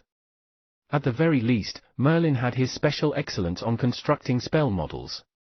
A hint of a smile came to Wizard Leo's face, only that his smile was a more terrifying sight than an ugly cry. Those vacant eyes of his and that bloody vertical eye on his forehead only made him look worse. Wizard Leo, Merlin's a 6th elemental spell caster. Didn't you remind him about how difficult it might be for a 6th elemental spell caster to become 1st level? The voice belonged to Wizard Nasha. Although she had leveled up to 4th level and finished building her wizard tower just recently, she was extremely patient in tutoring her students. This was the reason why there was already 2 1st-level spellcasters among her students. In comparison, Wizard Nasha was much more suitable as a mentor than Wizard Leo. This was why she realized the problem at one glance. Merlin would have a higher success rate of level up to a 1st-level spellcaster if he was only 4 elemental. Even if he was only 5 elemental, there was still hope for him to level up to 1st level if given extra time. However, 6 elemental spellcaster would require multiple times more effort compared to other spellcasters in both spell models construction and mind power. There had never been a 6 elemental spellcaster in the dark magic region, and it definitely showed how difficult it must be for a 6 elemental to become 1st level spellcaster. Wizard Leo's gaze focused on Merlin, who was standing amongst the crowd, and he said in a deep voice, "This is Merlin's own choice." "But, Wizard Nasha, don't you think Merlin resembles myself when I was younger?" Wizard Nasha looked into Wizard Leo's vacant eyes and shook her head helplessly. She knew clearly how much Wizard Leo had sacrificed in order to condense the Darkness Eye. Even those 7th level spellcasters did not think Wizard Leo would succeed in condensing the Darkness Eye. However, in the end, Wizard Leo endured an agonizing pain unimaginable to others while destroying his own eyes, in order to create the Darkness Eye by force. This wild, reckless behavior had once created numerous headaches for the 7th level spellcasters in the dark magic region. Other spellcasters would at least give lectures on spell model construction, or runology, potion making, alchemy, but Wizard Leo was not bothered about conducting classes at all. Even if Wizard Leo had achieved high attainments in runology and alchemy, since the construction of his wizard tower to becoming a 6th level spellcaster, Wizard Leo had never once taken the initiative to conduct even one lesson to his students. Eventually, 7th level spellcasters gave orders so that grey-robed wizards would assign the spellcasters of worse talents that arrived at the dark magic region into Wizard Leo's tower. It's exactly because he's so much like you that Merlin might not be favored by those 7th level spellcasters. It might also be extremely difficult for him to upgrade to 1st level in the next 2 years, and risk being sent out of the dark magic region. Wizard Nasha shook her head helplessly. She glanced toward Merlin and felt pity for him. If Merlin had been assigned to her wizard tower instead, she would never allow him to construct 6 elemental spells, only 5 elemental at most. By doing so, perhaps Merlin had hoped to become yet another 1st level 5 elemental spell caster after Cly's. "I wish you good luck." Wizard Nasha shifted her attention toward the tallest towers in the dark magic region again. Those 7th level spellcasters were paying attention to the match. If they took interest in any of these spellcasters, the lucky one would be taken into their wizard towers. Asterisk asterisk asterisk asterisk asterisk asterisk asterisk asterisk asterisk asterisk asterisk asterisk asterisk asterisk asterisk. The Dark Magic Region Conference was now at the most intense stage. There was only 4 spellcasters left in the competition. In theory, 4 of these spellcasters, even the 8 of them from previous rounds, had received attention from the 7th level spellcasters, and they all stood a chance to become the students of those 7th level spellcasters. However, at this stage of the match, who would not want to step ahead higher to garner more attention? 4 of those spellcasters were examining each other. Through Elena, Merlin also managed to get hold of some information about those 3 spellcasters. Cecil had only constructed 1 1st-level spell, but he was a 4 elemental spell caster. Each of his 0-level spells was extremely powerful and complicated, which required 5 contribution points if one wanted to exchange from the resource tower. Therefore, this was a significantly strong opponent. His teacher was a 4th-level spell caster, hence he also yearned to be noticed by those lofty 7th-level spell casters. On the other side was Lone, Merlin's opponent for his 7th round. Although Lone only needed 1 more 1st-level spell to become a 1st-level spell caster, he had only constructed 3 spells of different elements. His potential was unlike that of Cecil's, but he was much stronger in strength. Lastly, it was Wizard Abril. Even though he was also a 4-elemental spell caster, and was gifted with talents, he had not constructed any first-level spells. It seemed like his strength was even weaker than that of Wizard Neil that Merlin had just defeated. However, Wizard Abril had fought his way to the 7th round with the assistance of numerous casting tools. Even Merlin was not confident when it came to fighting an opponent like him. The 7th round, Wizard Abril vs Wizard Cecil. The 7th round, Wizard Merlin vs Wizard Lone. Both of the matches had to go on simultaneously, but Merlin was the one that received more attention from the audience. After all, 6-elemental spellcaster had never appeared in the history of the dark magic region. It was still a great surprise to all of the spellcasters. These spellcasters were also curious to see how far Merlin could go. Merlin rose to his feet slowly, and his gaze immediately met another spellcaster that was standing not far away. It belonged to his opponent, Wizard Lone. Wizard Lone nodded slightly when he noticed Merlin, and a friendly smile washed over his face. Soon, both of them went up to the high platform. Most of the spellcasters shifted their attention toward this stage. When Merlin lifted his head, he could even locate Wizard Leo, who was sitting on the stone seat. There was no expression on Wizard Leo's face, but that bloody vertical eye on his forehead was obviously wide open, revealing a red pupil that glistened with faint red light. It had been rumored that the darkness eye possessed numerous mystical powers. It meant that Wizard Leo regarded Merlin's match with high importance if he had opened even his darkness eye. Wizard Merlin, you have my greatest admiration for your courage to construct 6-elemental spells. I wasn't even bold enough to construct 4-elemental spells. Wizard Lone sounded as if he was catching up with a familiar friend that he had not seen in a long time. He was not at all tense like one was supposed to be before a great fight. I was only lucky. Wizard Lone will soon become first-level spellcaster, and that's the real path to becoming a true wizard. Merlin replied calmly. Although both of them appeared unusually calm on the outside, their eyes displayed utmost determination. Not one between the two wished to be defeated in this round. All right, let's get started. Wizard Lone gathered his composure, and then shifted his attention toward the several wizard towers standing tall in the distance. His eyes glistened with enthusiasm. In the meantime, runic magic circle also enveloped the whole high platform, as an intense battle would break out at any moment. Chapter 142, The Final Round 2. Chapter 142, The Final Round 2. Translator, Endless Fantasy Translation Editor, Endless Fantasy Translation. Swish. As soon as runic magic circle enveloped the high platform, violent fluctuation of wind elements immediately emerged on Merlin's body. This was the effect of gale. Like a ghost, Merlin's silhouette rushed forward to Wizard Lone within seconds. The moment Merlin opened his hands wide, a massive thunderbolt net fell from the sky. Merlin performed his best at first strike without giving Wizard Lone any chance. The expression on Wizard Lone's face turned solemn as he looked at thunderbolt net that fell from the sky. A glow flashed in the air, and a spell scroll appeared in his hand. Another spell scroll? Merlin frowned slightly. These spell scrolls did not come at exuberant prices. Some common first-level spell scrolls only cost between 50 to 100 contribution points.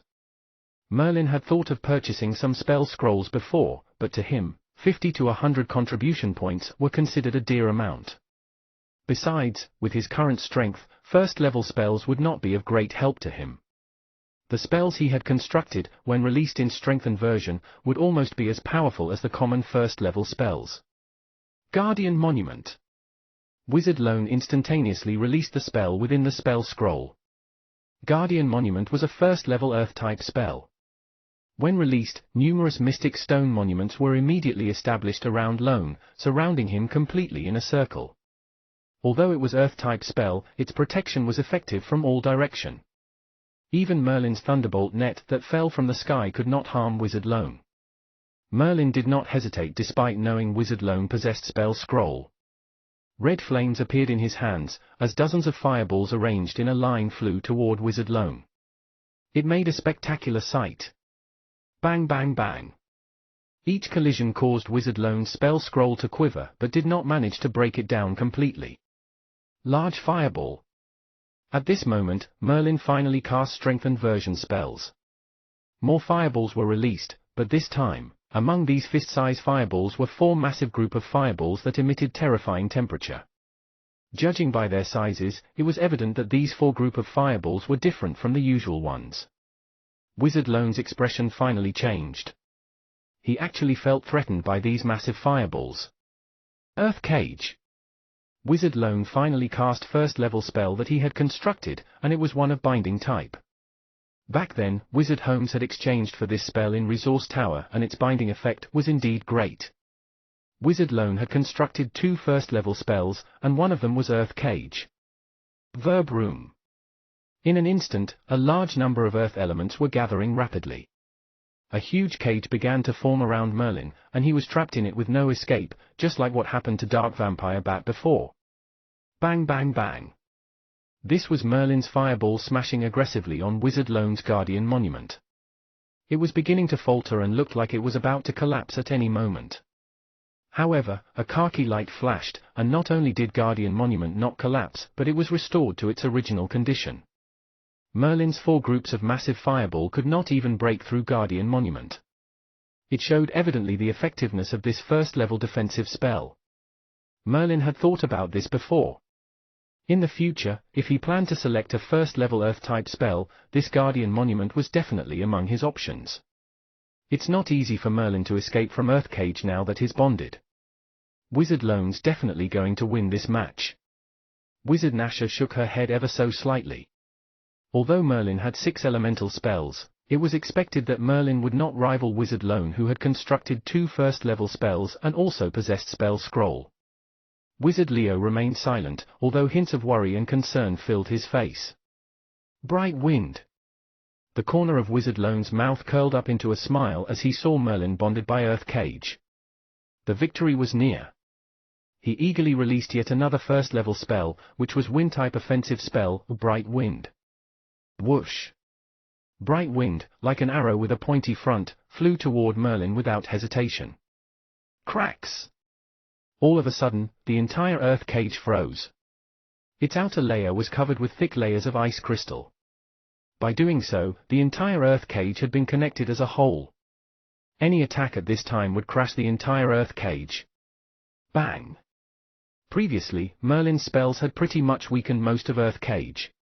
Besides, Merlin's ingenious release of large frosts continuously had frozen the entire Earth Cage as a whole. In other words, Bright Wind cast by Wizard Lone would eventually be attacking Earth Cage. Under the attack of Bright Wind, thick layers of ice crystals shattered into pieces, even the sturdy Earth Cage disintegrated completely. With a loud crash, Earth Cage smashed to the ground and Merlin appeared out from it. He was barely injured despite looking slightly pale. Change danger into safety, that's an interesting method to break Wizard Lone's Earth Cage. Wizard Nasher initially thought this was the end for Merlin, but she never expected Merlin to escape Wizard Lone's Earth Cage using such a clever idea. This also displayed his nimbleness of mind in dealing with emergencies. One of the reasons that made Spellcaster powerful, apart from knowledge in constructing spell models, or having tremendous mind power, was the ability to cast spells sensibly. Merlin utilized Frost to freeze Earth Cage. That was a great manipulation of all the features of Frost, thus temporarily diffusing the crisis. Wizard Lone's face turned ugly. He did not expect Merlin to use a mere Frost to break his Earth Cage, and even took advantage of Bright Wind to crash down Earth Cage. Wizard Lone, I've broken your Earth Cage. It's my turn now. A brilliance flashed across Merlin's eyes, and darkness elements fluctuated slightly around his body. If I can bind you once, I can definitely bind you twice. Earth Cage. Wizard Lone took a deep breath to calm down his emotions, and once again released Earth Cage. Swoosh! But Merlin's silhouette suddenly disappeared at an unbelievably great speed. It was extraordinary. Within seconds, he reappeared behind Wizard Lone. Earth Cage was not a wide-range binding spell, hence, Wizard Lone would not be able to bind Merlin down if he had cast Gale. Dark Mist. Right away, when he came to the back of Wizard Lone, Merlin cast Dark Mist not only once, but 3 times. A massive mist appeared, covering almost the entire high platform. Those common entrance-level spellcasters were not able to see the situation happening within Dark Mist. Only those spellcasters with powerful mind power could witness clearly what was happening inside. It was complete darkness inside the mist, but Wizard Lone was not afraid. All around him was still guarded by Guardian Monument. Besides, he had constructed 2 first-level spells. His mind power was not weak, and it was nearly compatible to the level of that like a second-level spellcaster. Due to these reasons, Wizard Lone was not frightened of Merlin's dark mist at all. Therefore, Wizard Lone laughed. "Dark mist doesn't work on me at all. Wizard Merlin, don't waste your magic power." "Is it so?" Merlin's voice was erratic.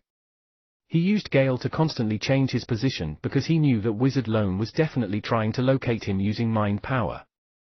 Once targeted, Wizard Lone would definitely bind him down using Earth Guard without hesitation. "Dark mist." Merlin once again released dark mist. Wizard Lone had his brows knitted together, then shook his head slightly as he spoke. "Wizard Merlin, even if I can't locate your position, your magic power is going to get exhausted if you keep this going on. Dark mist doesn't work on me."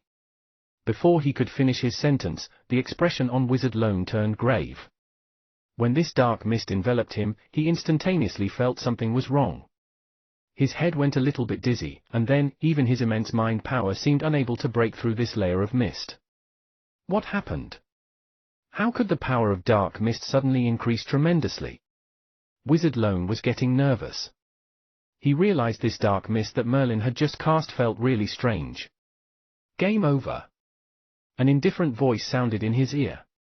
Immediately, several groups of large fireballs, and thunder rays as thick as fingers, as well as a chilly sensation that seemed to be able to freeze everything all gathered together, and rushed toward Wizard Lone, who was already looking a little stunned. Boom! The sound was so loud it was almost deafening. Thunderous roars, fireball explosions, accompanied by broken stones that were actually shattered pieces of Wizard Lone's Guardian Monument sounded in the air.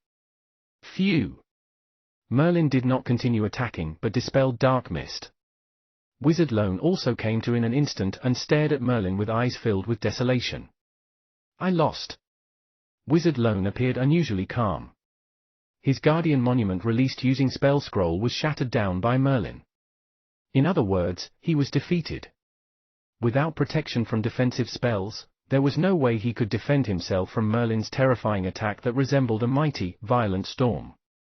Merlin felt a chill in his body.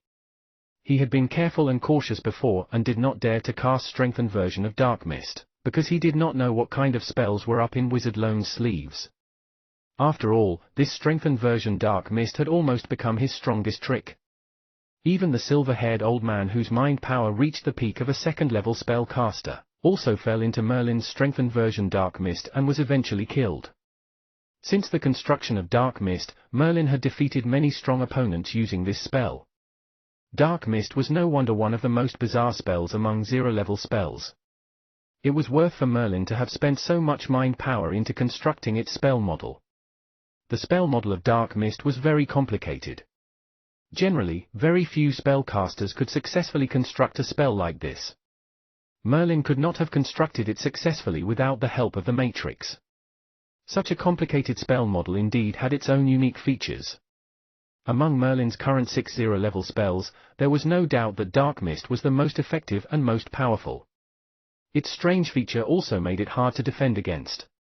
Without sufficient mind power, once enveloped within, one would completely lose any form of resistance. Merlin left the high platform right after he defeated his opponent. After all, he had exhausted a lot of magic power earlier. He needed to prepare himself to perfection, so he waited quietly for the winner of the other high platform to emerge and to eventually fight the final round against him. Chapter 143, The Final Round 3. Chapter 143, The Final Round 3.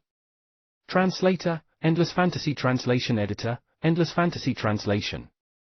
How did Wizard Merlin win? Many spellcasters below the high platform were confused after Merlin left the high platform. Since most of the spellcasters' mind power was not strong, they were not able to see the situation in the Dark Mist properly. Thus, they seemed very perplexed. However, the 4th-level spellcasters and above had witnessed everything that transpired in the Dark Mist clearly. Wizard Nasha frowned and swept her gaze towards Wizard Leo. With a heavy tone, she said, "Wizard Leo, have you understood anything from that? The dark mist Wizard Merlin has cast at last seemed to be a little different." Wizard Leo replied without much emotion, "It is indeed different. Maybe he has some mysterious casting tools with him just like my darkness eye. But these are all his secrets. He can construct 6 spell models. How can he not have some secrets?" Wizard Nasha nodded knowingly. She knew that Wizard Leo was protecting Merlin. With Wizard Leo's words, no matter how curious those 4th-level spellcasters were, they would not bother Merlin with questions. After all, Merlin's tutor was Wizard Leo. In Dark Magic Region, Wizard Leo's students were the bunch of people with the least potential and talent. They were despised by all spellcasters from other towers. However, the spellcasters of 4th level and above would not dare to belittle Wizard Leo. In Dark Magic Region, Wizard Leo had developed his Darkness Eye and he had been officially recognized as the strongest person below 7th level. In so many years, Wizard Leo had not once shown his skill. Some even guessed that the legendary Darkness Eye that Wizard Leo had developed had, in fact, come close to a 7th level spellcaster. Despite the rumors, the people could still understand how strong Wizard Leo truly was. With his protection over Merlin, there would not be anyone in Dark Magic Region, other than the 7th level spellcasters, who was willing to go on Wizard Leo's bad side because of Merlin. Half an hour later, Merlin was suddenly woken up by Elena. Elena quickly said to him, "Merlin, your opponent has shown up. It's Wizard Abril." "Wizard Abril?" Merlin frowned. He had thought that Cecil would win. After all, Wizard Cecil was way stronger than Wizard Abril in terms of pure strength. If he had to say it, in this conference, the only opponent whom Merlin felt was hard to deal with was Cecil. He did not expect Cecil would actually lose. How did Cecil lose? Merlin suddenly regretted his decision.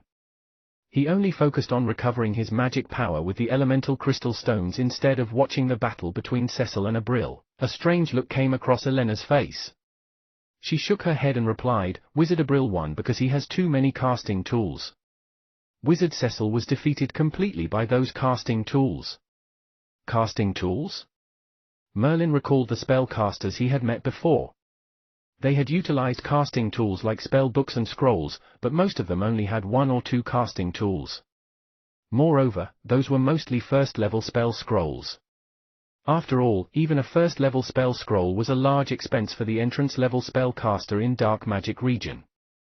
Just when Elena was about to explain in detail, the grey-robed wizard suddenly announced Merlin's name. The final battle, Wizard Merlin versus Wizard Abril. Merlin waved his hands and stopped Elena from speaking further. His gaze was already set upon Wizard Abril as he said in a cool voice, "Say no further. It's the final battle. I will know once I get up there." After that, Merlin walked slowly towards the high platform. It was the final battle and all eyes were on it. Merlin and Abril stood silently on the high platform. However, Merlin did not overly observe Wizard Abril. Instead, he placed his gaze towards the tall towers far away. Merlin acutely noticed that the 7th-level spellcasters in the towers had already retrieved their gaze. They were no longer watching the final battle. Could it be there's already a decision? Or is it that they don't have anyone they favor? In his mind, Merlin was guessing the reason those 7th-level spellcaster had stopped watching the last battle. At the same time, Wizard Abril in front of him had begun his preparation. The runic magic circle on the high platform slowly engulfed the whole platform. Until this moment only did Merlin turn his gaze towards Wizard Abril in front of him. Merlin. Abril. Both slightly bowed to each other. After expressing the most basic courtesy, Abril's expression drastically changed. He appeared to be extremely serious and rapidly retreated to the back, seemingly cautious against Merlin. Merlin frowned. Wizard Abril was simply a normal 4-elemental spellcaster and his mind power was not extraordinarily strong as well. It was not even comparable to Wizard Holmes. Nor did he construct a 1st-level spell. How did he defeat Cecil? Although he was full of questions, Merlin still quickly took action.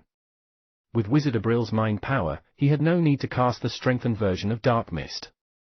Only a normal dark mist could render a Brill falling into his hallucination. Dark mist. A cloud of mist immediately engulfed Wizard Brill. Wizard Brill had been watching Merlin carefully then. After he saw the dark mist, a spell scroll immediately appeared in his hand and his mind power directly initiated the scroll. Swoosh! A fierce wind showed up. As it whistled, it released a series of thundering roars. Wind Twister? Merlin was a little surprised. This was a first-level spell that was deemed as a useless spell. It was a large area offensive spell. However, its attack was not powerful. It simply relied on the powerful twisting ability of the wind to kill the enemy. Since its power was not too great, no many people were willing to construct this spell at all. This directly created a situation where no one wanted to exchange for the spell scroll of Wind Twister. However, the spell scroll of Wind Twister Wizard Brill cast now was utilized at just the right timing. Before Merlin's dark mist had gotten close to Wizard Brill, it was directly blown away by the whistling wind. There was no way to get close to Wizard Brill at all. There's actually a spell that works against dark mist. Merlin was shocked. Lately, he was beginning to feel that dark mist was too strong. It was as if no zero-level spell could compare to it. It was actually defeated by a useless first-level Wind Twister now. More. Dark mist. Merlin kept casting dark mist. Once, twice, thrice. Until he had cast it for more than a dozen times, Merlin noticed that his opponent's spell scrolls seemed to be endless. No matter how many times he had cast dark mist, it was always blown away. Merlin finally stopped. Following that, strong fluctuation of thunder element appeared around him. Thunderbolt net. A huge net directly fell from upwards.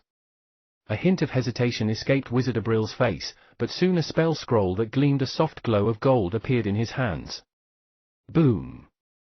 Once this spell scroll cast the spell, an unimaginable, intense fluctuation of element immediately appeared. Even with the protection of the runic magic circle, a chilly air still appeared in the sky. Even the crowd that was below the platform could feel the cold. Extreme Ice Realm. In a 5-meter radius about Wizard Brill, a strange vacuum region was formed. Anything in this region was immediately frozen and broken into smithereens on the floor.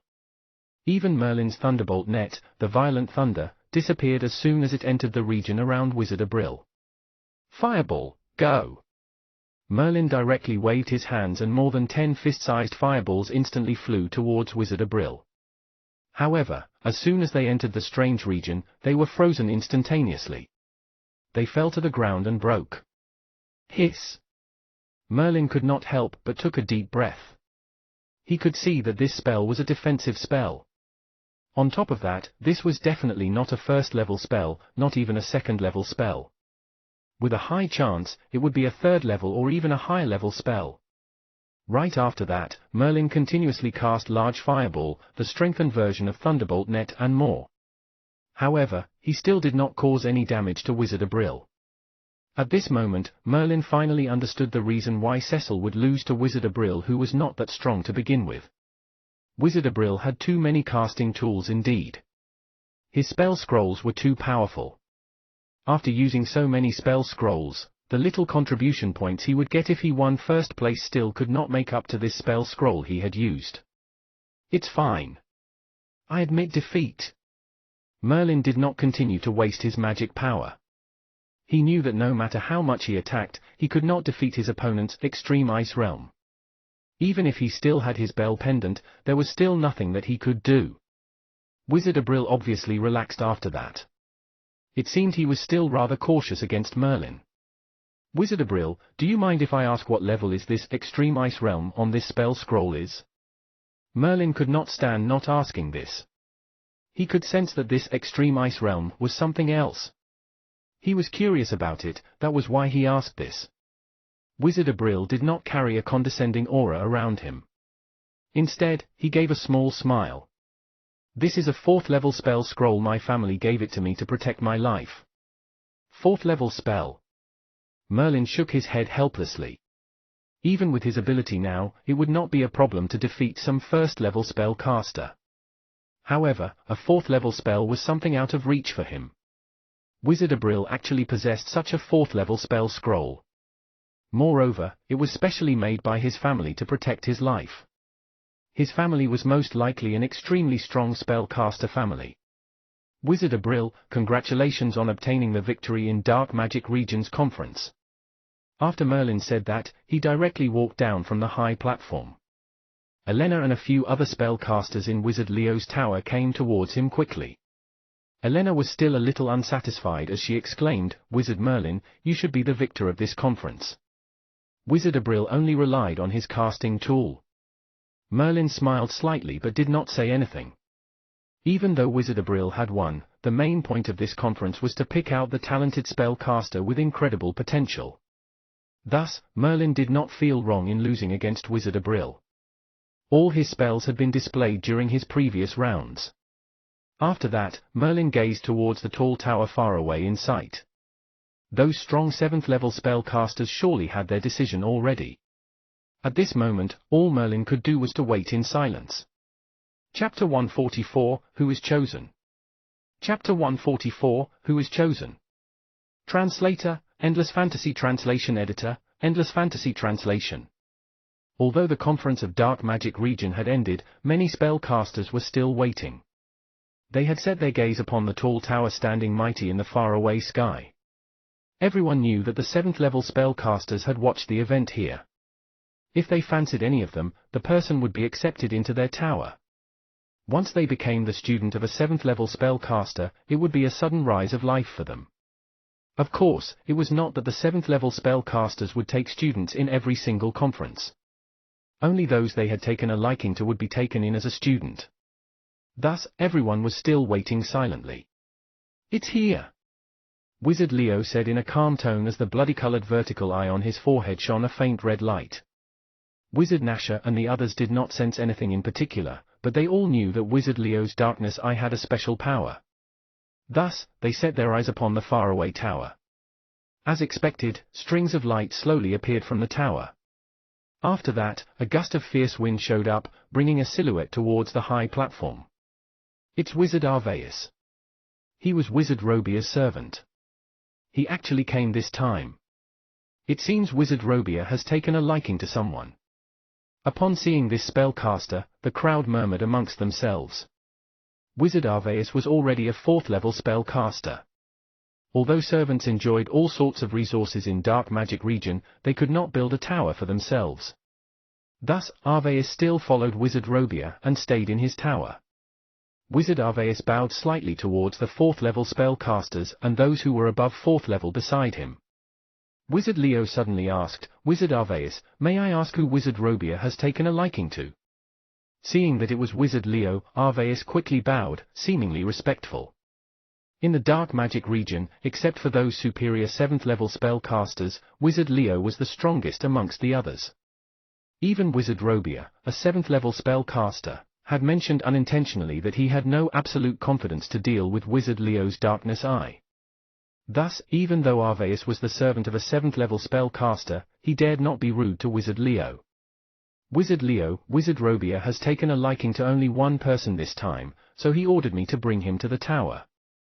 After saying that, Wizard Arvaeus turned around and set his gaze upon the many spellcasters below him.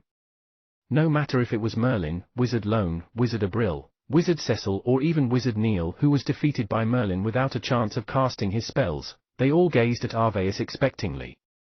Arvaeus shifted his gaze after that and stared hard at Wizard Cecil. With a little smile, he said, "Wizard Cecil, follow me." Boom! At this moment, Merlin, Abril, Neil, Lone and many other spellcasters' faces went pale. Merlin even held his own hand tightly. Why Cecil? Many spellcasters cast their gaze towards Merlin. Some were confused, some were full of remorse. Some were, instead, delighted in his misfortune. In their opinion, even if Wizard Abril had attained the final victory, but he simply relied on his powerful casting tools. Merlin was nonetheless the most excellent spellcaster in this conference. 6 elemental spellcaster. No matter where he went, he would be the prodigy that caught everyone's attention. However, Wizard Robia had chosen Wizard Cecil for he had constructed 4 elemental spells.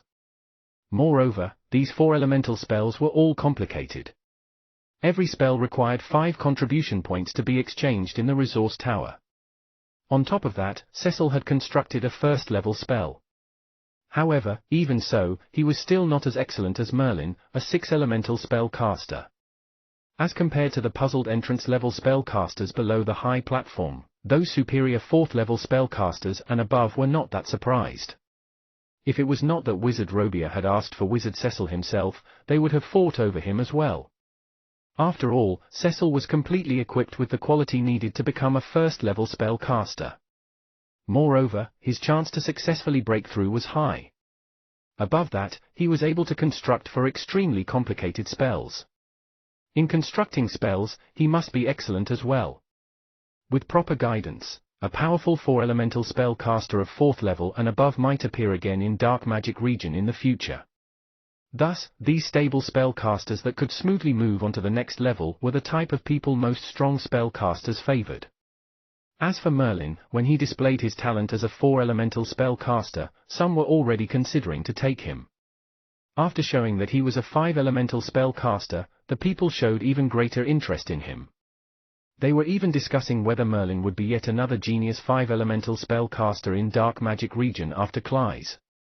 However, until Merlin presented his identity as 6-elemental spellcaster, these strong spellcasters simply felt bad for him.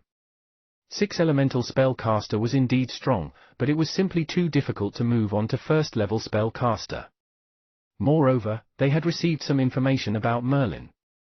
When Merlin was still a roaming wizard, he had already constructed 3 spell models. Such information about Merlin had caused the worry of many spellcasters. They would not choose somebody with 90% chance in not becoming a first-level spellcaster as a student. Meanwhile, 7th-level spellcaster like Wizard Robia might share the same concern, so he did not choose Merlin. After all, if 7th-level spellcaster like them had taken a student who could never be a first-level spellcaster, that would be the joke of the town. Arvaeus took a glance at the pale-faced Merlin and felt bad for him as well. In the tower, a few 7th-level spellcaster had mentioned Merlin. However, all of them had similar thoughts: bold, courageous, and he had his own system of constructing spell model. If he was a 5-elemental spellcaster, they would have taken Merlin in as a student. However, 6-elemental spellcaster was even rare in large-scale spellcaster organization, not to mention Dark Magic region. No one had ever heard about these people becoming first-level spellcaster. With such concern, the 7th-level spellcaster finally decided to choose the steady Wizard Cecil. Wizard Arvaeus waved his hands and a gust of light wind appeared in his hands. He actually pulled Wizard Cecil from the crowd directly. The ability to control the spell so accurately was not anything comparable to a normal 4th-level spellcaster. It was enough to prove that Wizard Arvaeus was extraordinary as well after following Wizard Robia for so many years. Wizard Leo, congratulations on getting an excellent student. If Wizard Merlin is able to become a first-level spellcaster, it will definitely shock the whole Dark Magic region. At that time, Wizard Robia will come and congratulate you himself. Upon saying that, Arvaeus utilized the gust of wind and carried Wizard Cecil. Then, he rapidly flew upwards and left the high platform. A wind-type spell that could make a person fly was at least a 4th-level spell. Moreover, he used a spell to carry a person. The difficulty of doing that made many 4th-level spellcasters present ashamed of their own inability. Nothing less expected of the servant following Wizard Robia. Truly extraordinary. A weird light shone in Wizard Nasha's eyes as she muttered softly. All right, the 7th-level spellcasters has finished their pick. The rest will be left to us. Very quickly, a 6th-level spellcaster said rather rushingly. It seemed he already had a choice in his heart. He was afraid that someone might snatch the person away. Wizard Sherry, who's your pick? Wizard Leo asked with a hint of smile. Wizard Sherry then turned his gaze towards Wizard Lone. In his best friendly tone, he said, Wizard Lone, are you willing to become my student? I notice that your Earth-type spell Earth Cage is binding spell. I specialize in Earth-type binding spell. If you become my student, you will definitely strengthen rapidly in this area. What do you think? Will you consider? Wizard Lone did not expect Wizard Sherry to think so highly of him, But his teacher was Wizard Hotter, who was also a 6th level spellcaster and no less than Wizard Sherry. Thus, Wizard Lone simply shook his head. "Thank you, Wizard Sherry, but I'm more willing to follow Teacher Hotter." Ugh! Wizard Sherry did not think he would be rejected by Lone. He took a glance at Wizard Hotter, who seemed full of himself now, and lowered his tone. "Wizard Lone, you must think this through carefully. Wizard Hotter specializes in wind-type spell. On top of that, he is best at offensive wind-type spell. If you follow him, I'm afraid you will take a long journey to learn and improve." Before he finished his words, Wizard Hotter stood up and shouted loudly at Wizard Sherry. "Wizard Sherry, are you saying that I don't know how to teach?"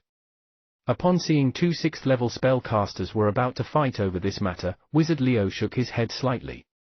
After that, he said in a cold tone, "Wizard Sherry, you must be clear of the rules of the conference. If the spellcaster is not willing to, you can't force it." Wizard Sherry took a glance at Wizard Leo. Although they were both 6th level spellcaster, he felt a powerful condescending aura from Wizard Leo. It made him feel as if he was facing those 7th level spellcaster. At last, Wizard Sherry did not continue to fight with Wizard Hotter for Wizard Lone. Having this small incident did not bother other spellcasters from choosing the students they favored. Soon, there were some 4th level, 5th level and 6th level spellcasters that managed to pick the spellcasters they favored. Some were willing, some were not, some were happy, some were full of worries. Until almost all spellcasters had taken their picks, Wizard Leo frowned.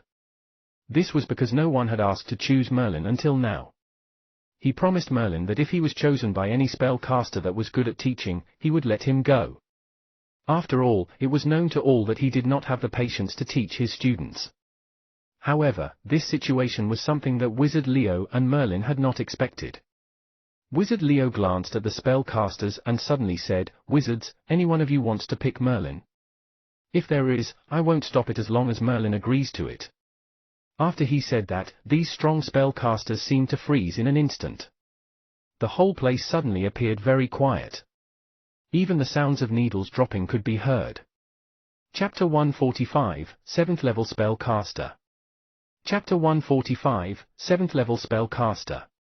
Translator, Endless Fantasy Translation Editor, Endless Fantasy Translation. If Wizard Leo doesn't mind, Wizard Merlin can come to my tower. Suddenly, Wizard Nasher stood up and said to Wizard Leo with a smile.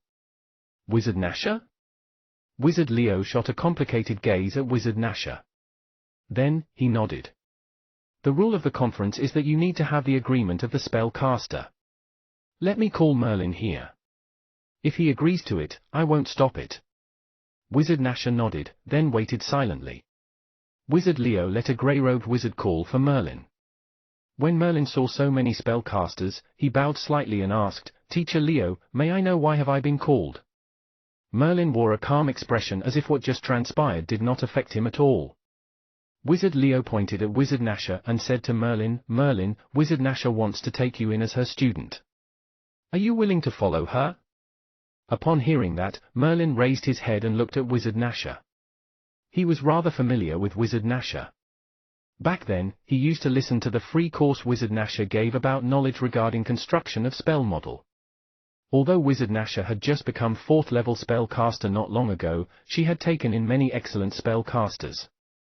Moreover, amongst these spellcasters, many had become 1st level spellcasters.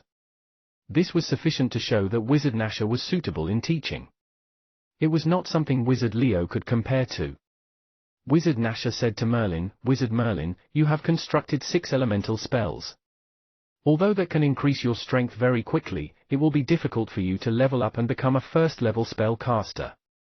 However, if you come to my tower, I will try my best to assist you in constructing spell model and become a 1st level spellcaster."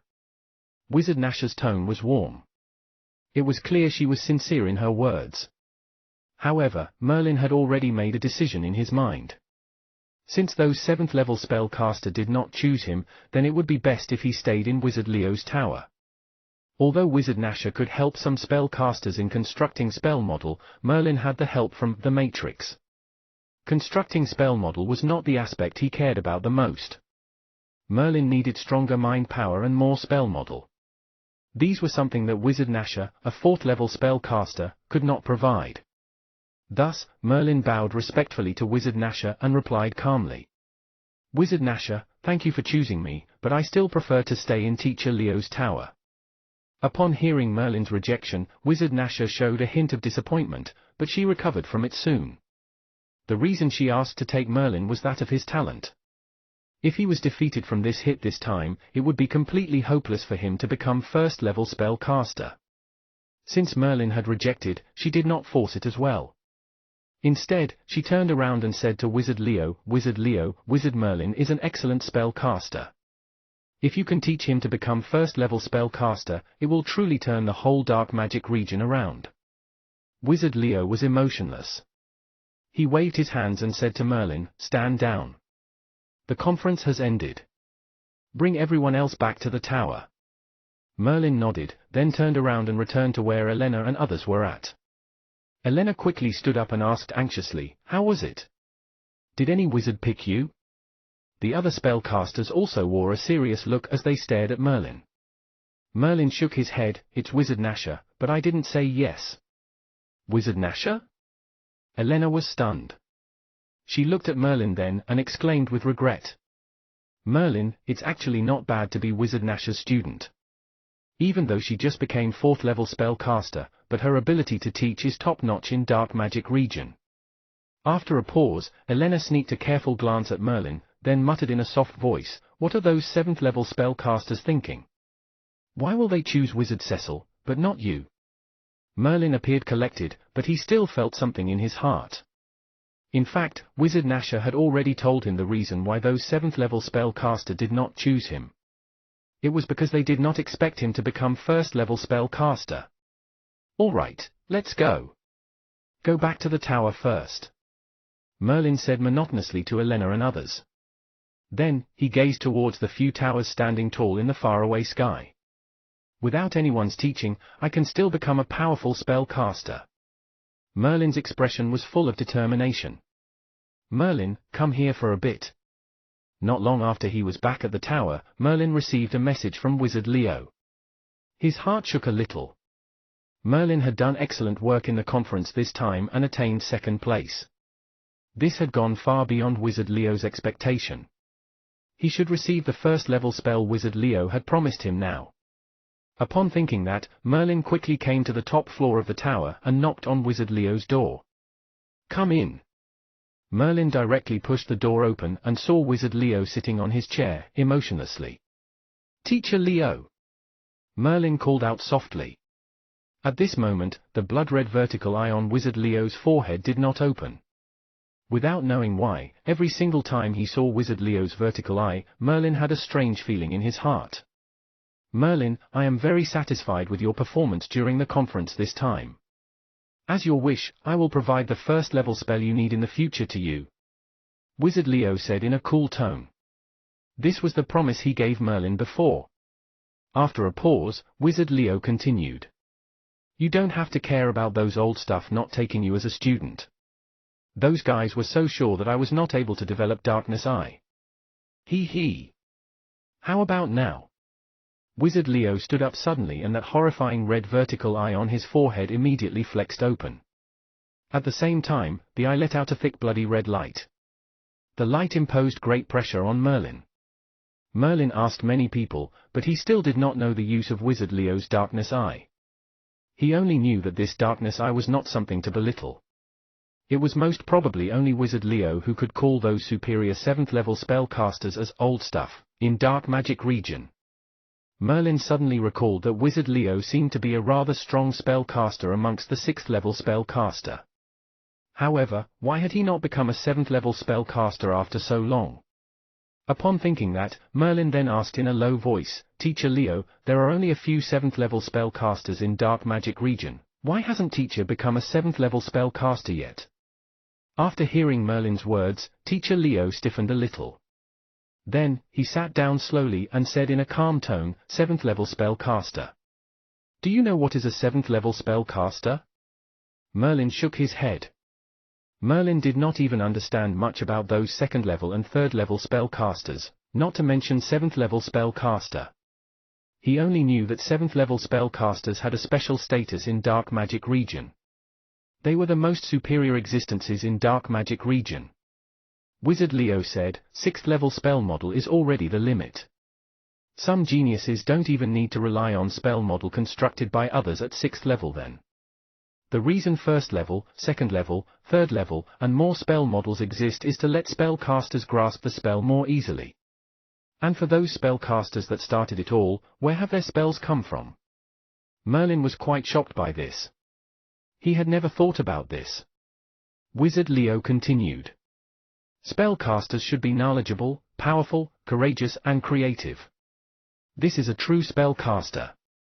Many spells that we have today were actually created and improved step by step by generations of spellcasters. After countless trials and errors, we now have so many spells today. But, once you become a 6th level spellcaster and want to construct 7th level spell, you will find that you can't simulate any spell constructed by other 7th level spellcaster in your awareness. You should know about the compatibility between spell model now, right? The spell model constructed by other 7th level spellcaster can't be used widely. Even after reconstruction by other spellcasters, it's no use at all. The compatibility is almost zero. Thus, to become a 7th level spellcaster, you must combine all spells you have constructed in your awareness, go through a large number of complicated calculation and testing, and construct a whole new spell by yourself. Once you successfully simulate in your awareness, you can become a 7th level spellcaster. You now know how difficult it is to become 7th level spellcaster, right? Even if I develop Darkness Eye, I still can't construct a whole new spell suitable for myself, so I haven't become a 7th level spellcaster after such a long time. Wizard Leo carefully explained to Merlin about some basic information regarding 7th level spellcaster. Merlin could even sense a deep feeling of fatigue in Wizard Leo's tone. Maybe Wizard Leo had tried countless times for countless years, and yet had not constructed a whole new 7th level spell that was suitable for him. 7th level spellcaster must construct a whole new spell according to his actual situation. Merlin was still shocked. Many spellcasters even had difficulty in constructing spell model according to existing spell models now, not to mention creating a brand new one completely. It might be a whole new theory as well. All spells did not come from thin air. They must be supported by a large number of data. Only those 7th level spellcaster could be said as true masters. They could create a whole new spell themselves. Merlin could not even achieve it now even with the help of the Matrix. Maybe after the Matrix had collected millions of spells and saved a large number of data, he could create a brand new spell through data integration. However, whether if this was possible, he would have to wait for countless years and satisfy the Matrix's condition to know. Alright, Merlin. I will provide you the 1st level spell you need. But other than spells, you can voice out if you have other requests. If it helps you to become a 1st level spellcaster, I will promise you accordingly. The weird vertical eye of red color on Wizard Leo's forehead blinked slowly. It was as if it was staring tightly at Merlin.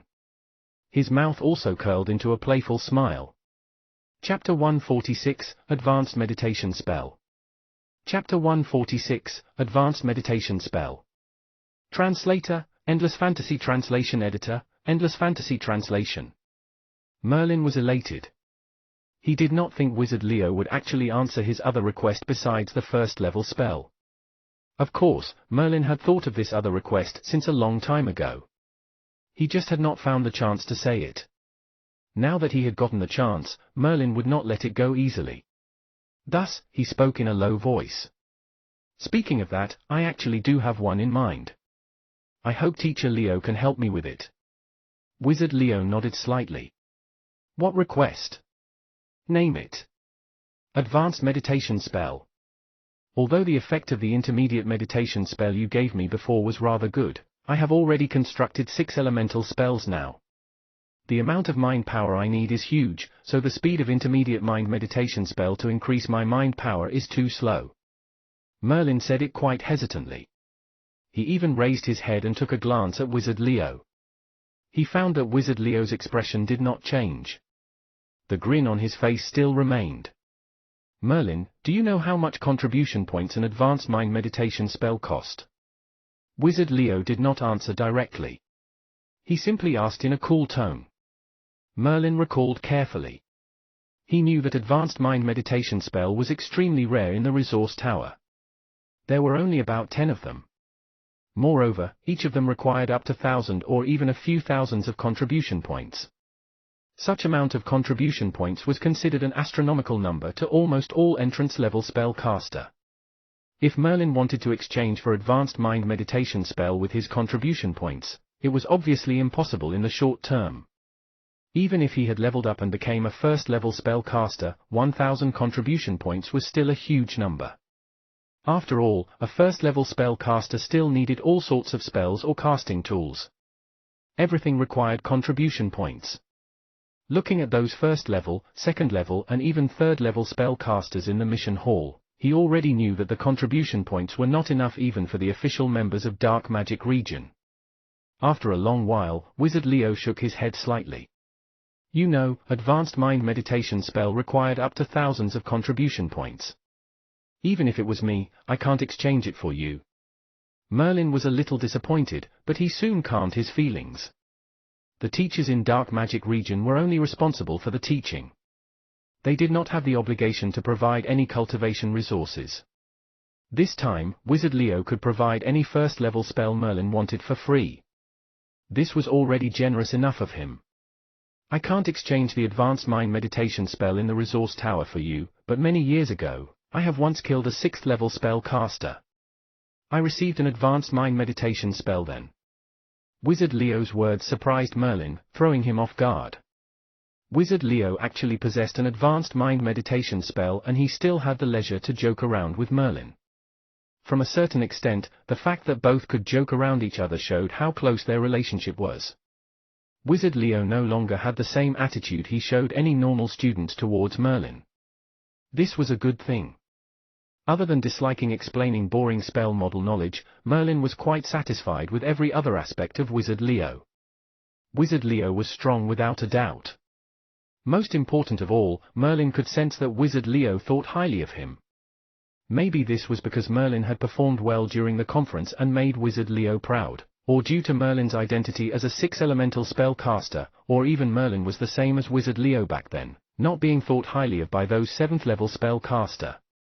He had a special impression about Merlin.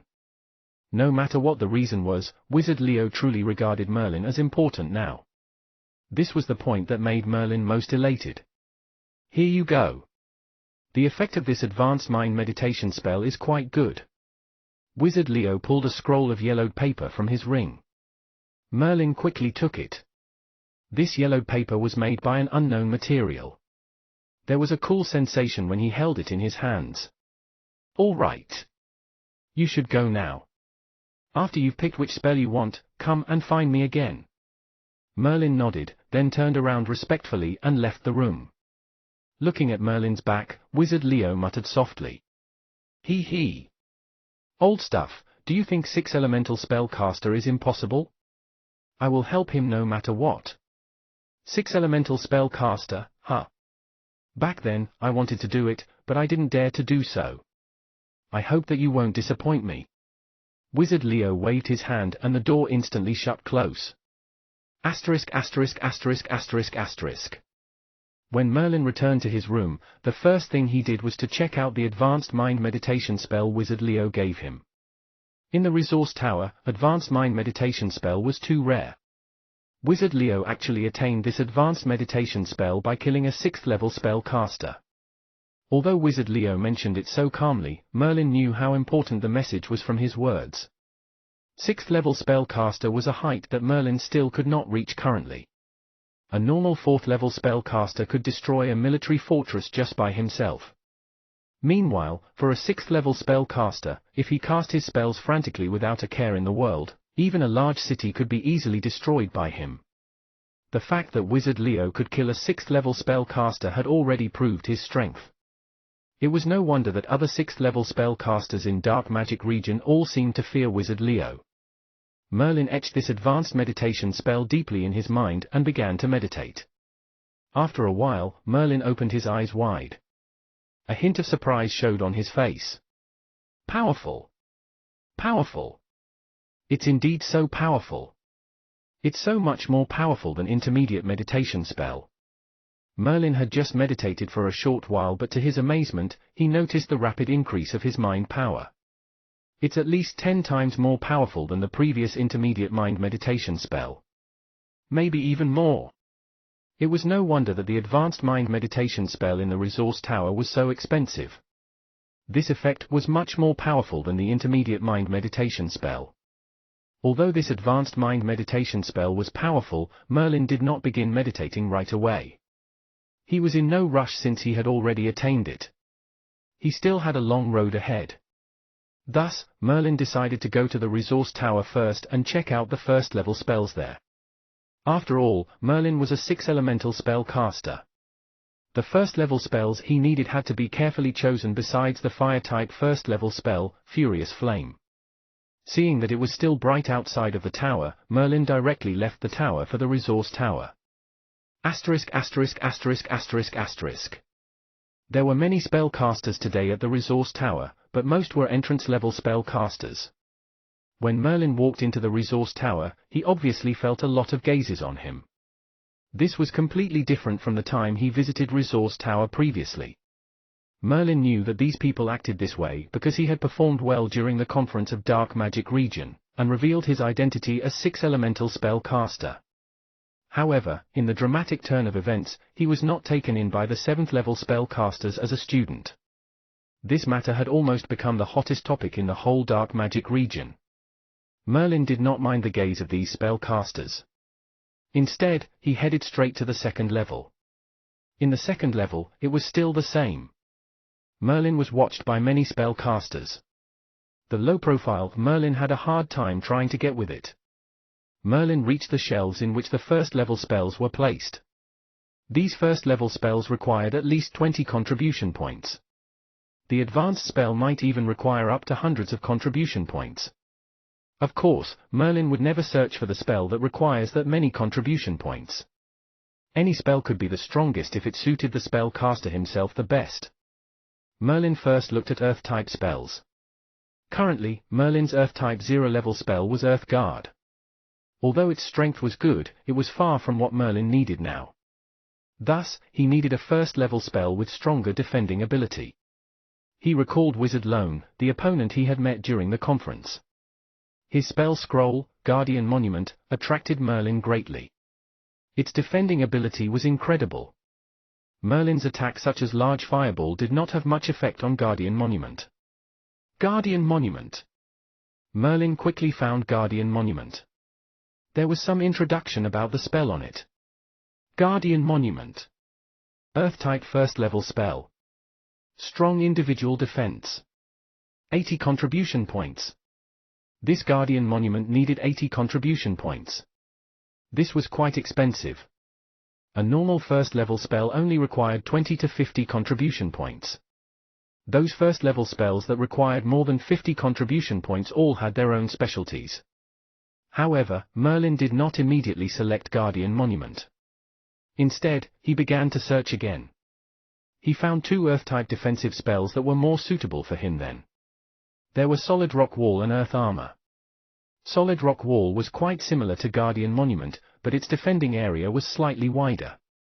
Meanwhile, Earth Armor was rather unique. It could actually form a thick armor with Earth element on the surface of the skin. The defense of Earth Armor was rather powerful as well, but it had a drawback. The magic power required to use it was too large. Even with Merlin's rich magic power, he was afraid that he could not even maintain it for half an hour. Half an hour was already sufficient for a normal battle. However, if he were to face a cruel battle and lose his defensive spell, then he was basically digging his own grave. Relatively speaking, the magic power required for Guardian Monument was slightly lesser. Earth Armor required 100 contribution points to be exchanged. Its defense was indeed stronger than Guardian Monument. However, judging from the overalls, Merlin still chose Guardian Monument. Wizard Merlin, are you also choosing first-level spell? Just when Merlin had chosen Earth-type defensive first-level spell Guardian Monument, a rather surprised voice came from behind him. Chapter 147, First-level spell. Chapter 147, First-level spell. Translator, Endless Fantasy Translation Editor, Endless Fantasy Translation. Merlin turned around and saw that it was the slightly chubby Wizard Rillis. Wizard Rillis. Merlin flashed a smile. He did not know many people in the dark magic region, only a few. Rillis had gone through the mission in Dawnlin City with him, so they knew each other quite well. Are you really choosing a first-level spell? After Wizard Rillis saw the Guardian Monument in Merlin's hands, she showed a hint of surprise. Now, Merlin's name was almost known throughout the whole dark magic region. Almost everyone knew that he was a 6-elemental spell caster. Once Merlin had leveled up and become a first-level spell caster, he would be the most excellent genius in the history of dark magic region, surpassing even Cly's. However, even 7th-level spell casters did not take Merlin as their student.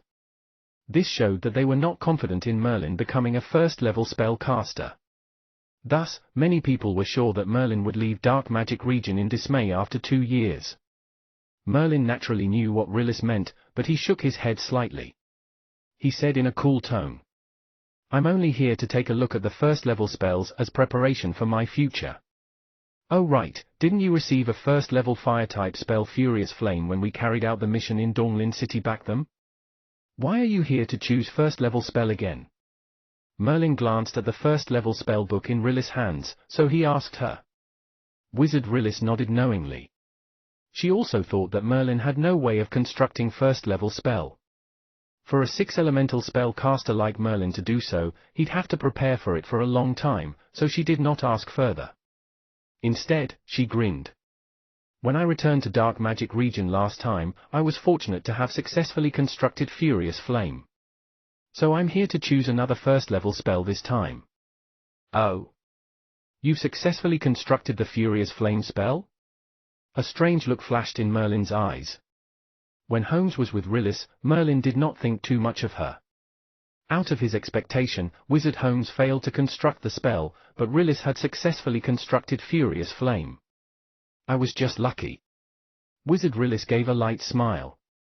It could be seen that she was also elated because of her success in constructing Furious Flame.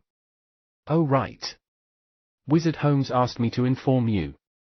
He said you should be careful of Wizard Neil." Wizard Rillis lowered her voice and said, with a serious look. "Wizard Neil?" Merlin frowned.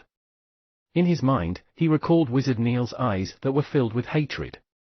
Wizard Neil was a narrow-minded man. He dares to take action in Dark Magic Region? Merlin was not afraid of Wizard Neil since the latter had lost to him before. Wizard Neil was only an entrance-level spell caster now. Even if he had become a first-level spell caster, Merlin would still not be afraid of him.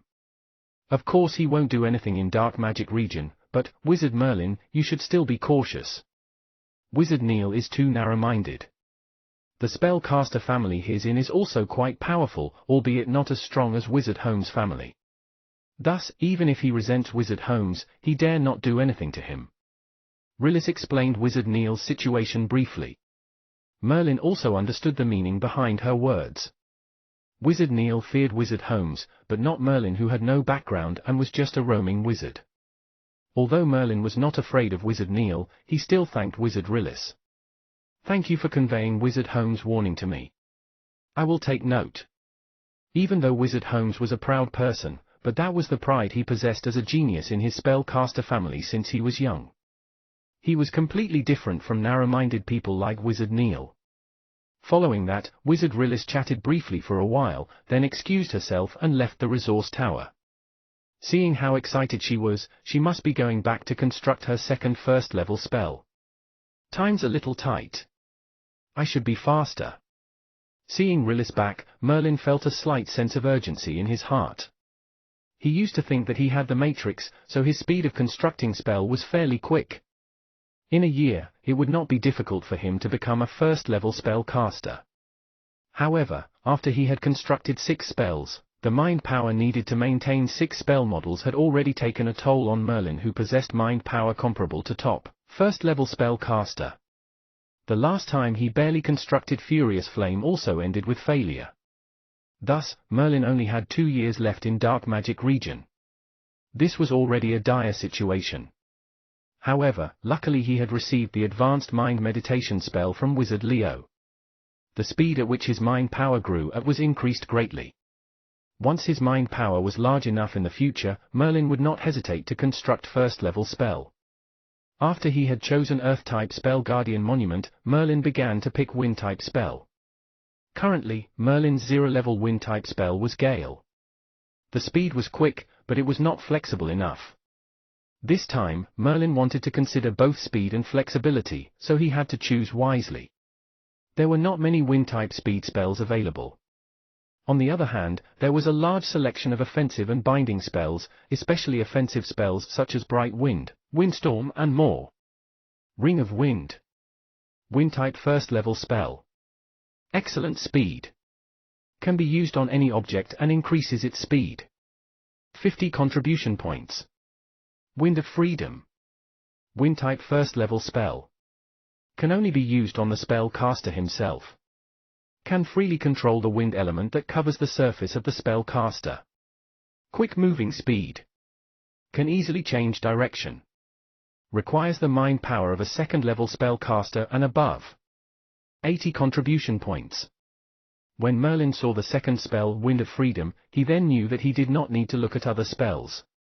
He wished to have this spell, Wind of Freedom. This spell gave a quick speed and also ensured the flexibility of the body. As for the mind power of second-level spell caster that was needed, this might be a large limitation to other spell caster, but this was nothing to Merlin. Merlin's mind power was already comparable to the peak of first-level spell caster now. On top of that, he had already constructed too many spells. Thus, if he wanted to construct first-level spell, he should at least possess the mind power of a second-level spell caster. Without that, it would be as forced as the time he had constructed Furious Flame and finally failed in constructing the spell. Thus, for the mind power of a second-level spell caster Wind of Freedom required, Merlin could fit the condition in due time. After choosing Guardian Monument and Wind of Freedom, Merlin continued to pick Ice-type spell. Merlin's 0-level Ice-type spell, Frost, had been one of his favorite spells. Most of all, when he utilized Dark Mist, Frost and Fireball together, the effect of the spell enlarged. Thus, when he chose Ice-type spell, Merlin appeared most serious. No matter what, a binding spell was always the key to win for spell casters. Any strong spell caster would not give up binding spell. There were quite a lot of binding Ice-type spell in the resource tower. Merlin looked around and all over the place were Ice-type binding spells. However, since there were so many of them, it was extremely difficult for Merlin to find one that suited him the best. Merlin examined them closely. After spending about 3 hours, he finally picked a few binding spells he was more satisfied with. Ice Bind. Quickly freeze the target. One of the most common binding spells. 30 contribution points. Merlin shook his head. The effect of Ice Bind could not satisfy his needs. At most, it was only slightly stronger than Frost. Ice Trap. Form a large pit under the target. Freeze the target within a small area. 50 contribution points. Merlin was still thinking about this spell. It was an Ice-type binding spell within a small area, but its strength was still lacking. Merlin hoped it was an Ice-type spell that had a stronger binding ability. Frigid Ice causes strong binding force towards the target. Comes with ice poison that can rapidly infiltrate any living being and cause irrecoverable damage. Requires rich knowledge about spell construction. Spell model extremely complicated. Requires a large amount of mind power, at least mind power of second level and above spell caster. 120 contribution points. Studying the introduction of Frigid Ice, Merlin was amazed. Frigid Ice did not only have a terrifyingly strong binding power, but it also had ice poison that could infiltrate the target's body. Ice poison was extremely terrifying. Once it had infiltrated the body, even the intermediate elemental swordsman with good physical attribute would not hold against the ice poison, not to mention those spell casters with a weak body. Thus, Frigid Ice was not only a binding spell, but it also came with strong offensive power. Even if it was Frost or Large Frost in Merlin's awareness, they did not possess ice poison, albeit their binding power was not weak. Thus, they did not have any offensive abilities. Once the spell was retrieved, the opponent could recover immediately. However, if it was frigid ice, it would be a different story. Once the person could not defend against it and got frozen, even if he did not die, he would be tortured by ice poison for a long time in the future. Moreover, frigid ice actually needed 120 contribution points. This price was almost insanely high amongst the first-level spells. Merlin had searched for first-level spells here for so long, he had only seen spells that required 100 contribution points. However, those spells could not be compared to frigid ice that required 120 contribution points. Regarding the complexity of frigid ice's spell model, Merlin would not worry about it at all. With the help of the matrix, he could reconstruct even the most complicated spell model. Meanwhile, about the requirement of mind power like Wind of Freedom, once Merlin meditated for a period, his mind power could readily reach that of a second-level spell caster. Thus, without any hesitation, Merlin chose frigid ice. Chapter 148, Changes in Dark Magic Region. Chapter 148, Changes in Dark Magic Region. Translator, Endless Fantasy Translation Editor, Endless Fantasy Translation. Merlin had already chosen the first-level spells, Guardian Monument, Wind of Freedom and Frigid Ice. Together with the Furious Flame that he got from the Dawnlin City mission, Merlin now had in total 4 first-level spells. Next, he would need to choose Thunder-type and Darkness-type spells. But upon looking out of the resource tower, he noted that the sky had already turned dark and it was night time. He had spent too much time choosing Ice-type spells. I'll settle with this 3 first and come back again in a few days. Looking at how dark the sky has turned, Merlin did not continue his search. He still had a long time here and could always choose the remaining spells later. After memorizing these few spells, Merlin then left the resource tower. The grey-robed wizards felt strange seeing that Merlin had spent half the day on the second floor yet leaving with nothing. Returning to Wizard Leo's tower, Merlin went straight up to the top floor and met Wizard Leo again. "How was it? Have you chosen your spells?" Wizard Leo seemed to be in a good mood as he asked coolly. Weighing his words, Merlin listed his chosen spells to him. "Wizard Leo, I haven't finished picking the spells. For now, I have chosen Guardian Monument, Wind of Freedom and Frigid Ice. Merlin set his gaze on Wizard Leo after replying him. Wizard Leo frowned slowly and said, "Guardian Monument and Wind of Freedom are fine. They are considered average and their spell models are not particularly difficult. But Frigid Ice is one of those with the most complicated spell model amongst first-level spells. You only have 2 more years here in Dark Magic Region.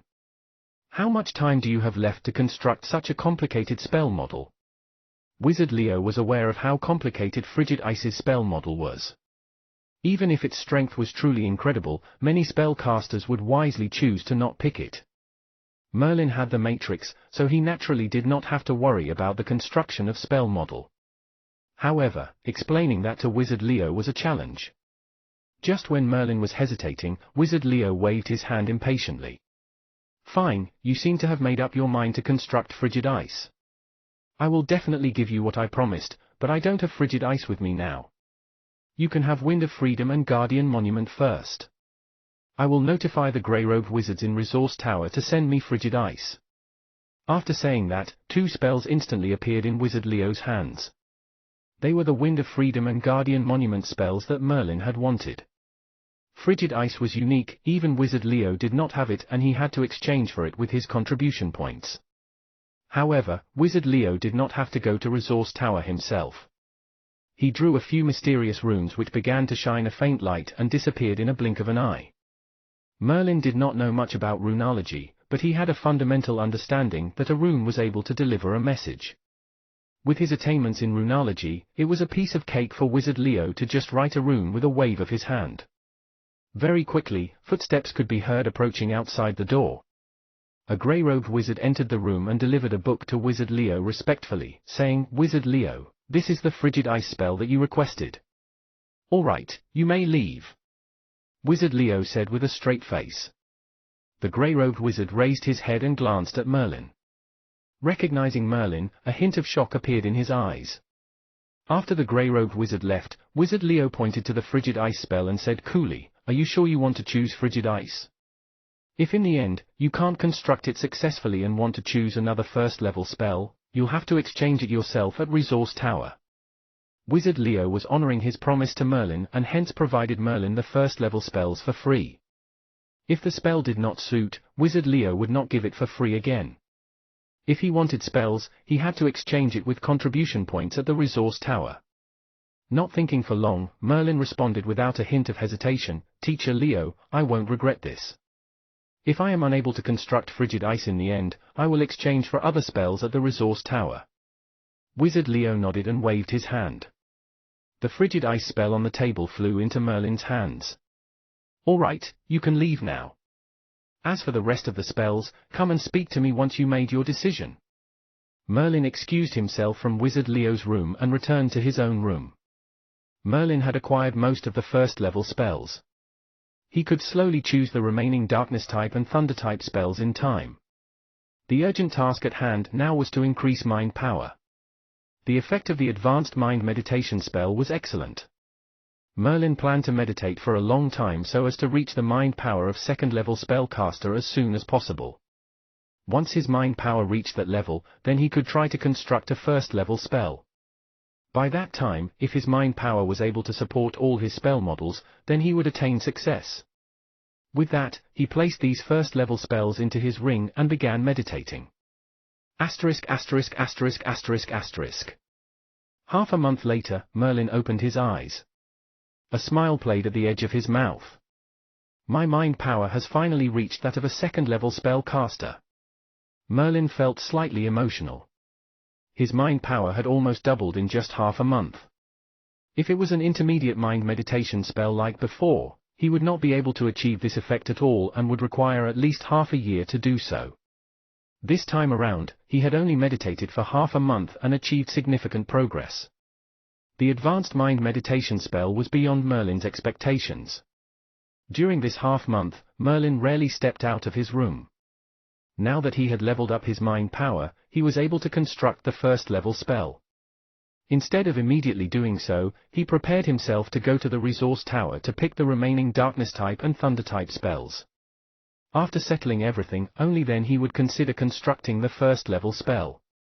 Merlin had experienced failure during the construction last time and he did not want to fail again, so he had to be careful and fully prepared. Thus, Merlin stood up and left the tower. Reaching the front of the Resource Tower, Merlin saw Elena, who was dressed in a short-sleeved shirt and skirt. She was chatting happily with a few young female wizards.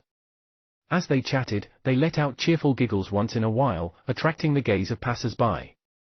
Although both man and woman could become spellcaster, the number of female wizards in Dark Magic region was still considered small. Wizard Merlin. Elena spotted Merlin and was surprised. She called out loudly and attracted many gazes. Merlin shook his head helplessly. Elena was too vivacious and she was nothing like the other dark and gloomy spellcasters. Wizard Merlin, you are finally out of your room. You know we were just talking about you. Talking about me? Merlin stared doubtfully at Elena. Elena nodded and continued excitedly. We were saying that the whole Dark Magic region will be shocked if you become a first-level spellcaster. After saying that, Elena pulled Merlin towards the female wizards and said, Wizard Merlin, you are always in the tower and don't come out often. You don't even know the other wizards in our nearby tower, right? Let me introduce you to the spellcasters that live in the tower nearest to us. Elena was very popular. She tugged Merlin all around and introduced him to some female wizards. Feeling helpless, Merlin allowed her to do so excitedly. Merlin was smiling at first, and suddenly noticed a pillar of white light appearing in the sky. Gradually, almost all the other spellcaster also noticed it. It was supposed to be afternoon, but the pillar of light was brighter than the afternoon sunlight. The light came from the tallest tower in Dark Magic region. It slowly expanded and hovered over the whole of Dark Magic region. What's happening? It's the tower of the 7th level spellcasters. Has something happened? Many spellcasters felt strange. They had never encountered such an event before. Many grey-robed wizards came out from the Resource Tower. Their expressions turned grim when they saw the light. All spellcasters, return to your tower now. Just when the spellcasters were confused, a dignified ancient voice rang out clearly in the whole dark magic region. Elena, who was still lively and excited, wore a serious expression as well now. She muttered softly. "It must be something huge. Wizard Merlin, let's go back to the tower quick." Merlin nodded. He did not know what had happened in dark magic region that had even moved the 7th level spellcaster. Like Merlin, the other spellcasters quickly rushed back to their respective towers. Asterisk asterisk asterisk asterisk asterisk. Merlin and Elena returned to the tower together and noted that a lot of the other spellcasters had returned too. Merlin did not know most of them. There were many students in Wizard Leo's tower. It was not easy to meet some of the spellcasters as they usually minded their own business, especially those who are official members of 1st level and above. In fact, it was difficult to even see them once a year. During this moment, however, these spellcasters who seldom showed their faces had now all gathered in the tower.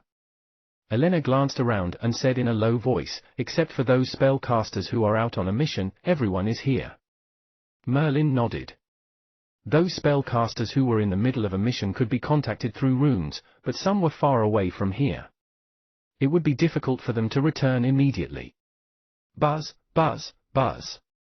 Suddenly, the runic magic circle in a corner of the floor shone and a silhouette appeared. "Teacher Leo." Everyone greeted respectfully after seeing and recognizing the figure. Wizard Leo wore a dark expression. The blood-colored vertical eye on his forehead was wide open. A hint of faint red blinked. The spellcasters felt an immense pressure on them. The atmosphere was rather depressing now. Nobody dared to even take a deep breath. Looking at Wizard Leo's dark expression, he was obviously furious. What exactly happened that had induced Wizard Leo's wrath? Chapter 149, Osmu. Chapter 149, Osmu. Translator, Endless Fantasy Translation Editor, Endless Fantasy Translation. The blood-colored vertical eye on Wizard Leo's forehead stared coldly at the spellcasters. After a long while, he said, "I'm informing you about a matter today. In 3 days, all spellcasters below 4th level must pack all your belongings and leave dark magic region." Boom. The spellcasters exchanged glances. They did not know what had transpired that was so serious that all spellcasters below 4th level must leave dark magic region. Many spellcasters had stayed in dark magic region for few decades and had never encountered such an incident before. "Teacher Leo, please tell us what happened. We are all official members who have signed a contract with dark magic region. We are obliged to bear the consequences together should anything happen." The one who spoke was Wizard Howl. Wizard Howl studied potions wholeheartedly and has been an official member of dark magic region for a long time. Official members had to sign a contract with dark magic region to remain here. Some spellcasters resonated with Wizard Howl. Wizard Leo may not have the patience to teach, but there are still spellcasters of 1st level and above who still appeared in his tower for many years. These spellcasters had signed a contract with dark magic region in order to stay here. If dark magic region encountered any problems, they were obliged to unite and work together. The binding power of the contract rendered them no other choice. Wizard Leo nodded slightly and his expression softened a little, albeit it was still dark. He explained in a heavy tone. "This matter is not something spellcasters below 4th level will be capable to handle. I can tell you guys. In fact, even if I don't tell you now, this matter will be known sooner or later anyway." Wizard Leo paused for a bit and said word by word slowly, "Clyde has betrayed dark magic region and gone to Osmu." "Clyde betraying dark magic region? How is that possible?" "Yes, Clyde is the most gifted spellcaster in dark magic region during this few hundred years. He constructed 5 elemental spells in a short time and is already at the peak of being a 3rd level spellcaster. Isn't he constructing 4th level spell now? Once he is successful, then he is a wizard and can build a tower for himself in dark magic region. Not only that, once a 5 elemental spellcaster has become 4th level spellcaster, he can immediately possess the powerful strength of a 6th level spellcaster. Dark magic region basically answers all of his Clyde's requests. How could he betray dark magic region? Many spellcasters have heard about Clyde. In fact, Merlin had heard no less about Clyde lately and he was frequently being compared to him. Clyes was a legendary character in Dark Magic region. Back then, he had been taken in as a student by the 7th level spellcaster as a 5 elemental spellcaster. Moreover, he had only used a dozen years to go from entrance level spellcaster to 3rd level spellcaster. Such a prodigy could be called terrifying. Once 5 elemental spellcaster become 4th level spellcaster, Clyes' strength was comparable with the 6th level spellcasters.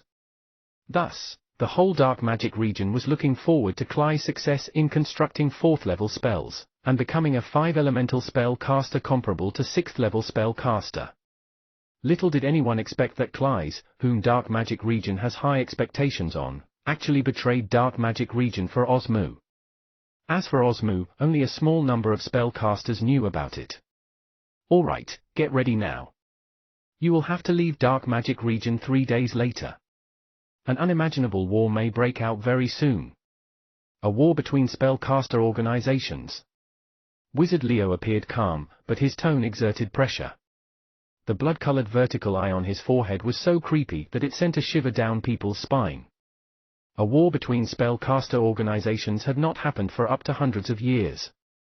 Many spellcasters had only read about it from some ancient books. Teacher Leo, when will we be able to come back? Someone asked carefully with an expectant look on his face. They had entered Dark Magic region after many difficulties and it was really hard for them to leave. Wizard Leo thought about it for a while, then replied. Perhaps in a long time. Keep your Dark Magic ring with you well.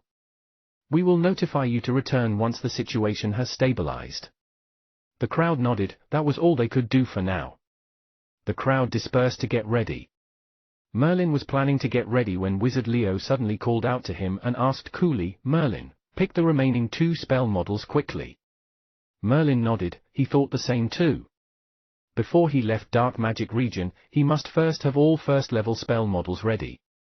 Alright, go get ready. Wizard Leo left the tower after finishing his sentence. A strong fluctuation of wind element appeared around him. Then, he flew straight towards the few tallest towers. Merlin did not wait further and headed straight to the resource tower. He had to pick the remaining Thunder-type and Darkness-type 1st level spells as soon as possible. ***********. In the 7th level spellcaster's tower, almost all spellcasters of 4th level and above had gathered there. Is everybody present? An old man with white hair and a large emerald ring on his finger asked in a hoarse voice. Most of the spellcasters in Dark Magic region were gathered here, and there were roughly 40 of them of 4th level and above. In Dark Magic region, there were only about 50 towers that were built independently. Wizard Husius, almost everyone is here. Those who aren't here are still outside of Dark Magic region. They won't be able to make it back in a short while. Tell us, where are the people of Osmu? Wizard Leo's voice was cold and harsh, his expression terrifying. Even these spellcasters of 4th level and above feared him. Wizard Husius was one of the strongest spellcasters in Dark Magic region. He did not seem to be mad at Wizard Leo for interrupting, as his tone implied that he treated him as equals. I'm sure everyone knows something about this matter. Our talented spellcaster, Clyes, has betrayed Dark Magic region and gone to Osmu. This is the most serious provocation towards Dark Magic region. Wizard Husius' voice thundered across the large hall like a storm, wreaking havoc in it, scaring many spellcasters. You old fool, stop saying useless things. Tell us quickly, where are the people of Osmu? The blood-colored vertical eye on Wizard Leo's forehead blinked slightly. A faint red light shone in it, seemingly unafraid of Wizard Husius at all. Ugh! Many spellcasters were stunned. They were always under the impression that Wizard Leo might be arrogant, but never rude. However, this is the first time he actually dared to call Wizard Husius an old fool in public. Adding on to their surprise was that Wizard Husius did not seem to be angry at all. Instead, he flashed a smile and said, "Don't rush, Wizard Leo. Osmu came in full strength this time, and Dark Magic region is not the only one feeling hasty.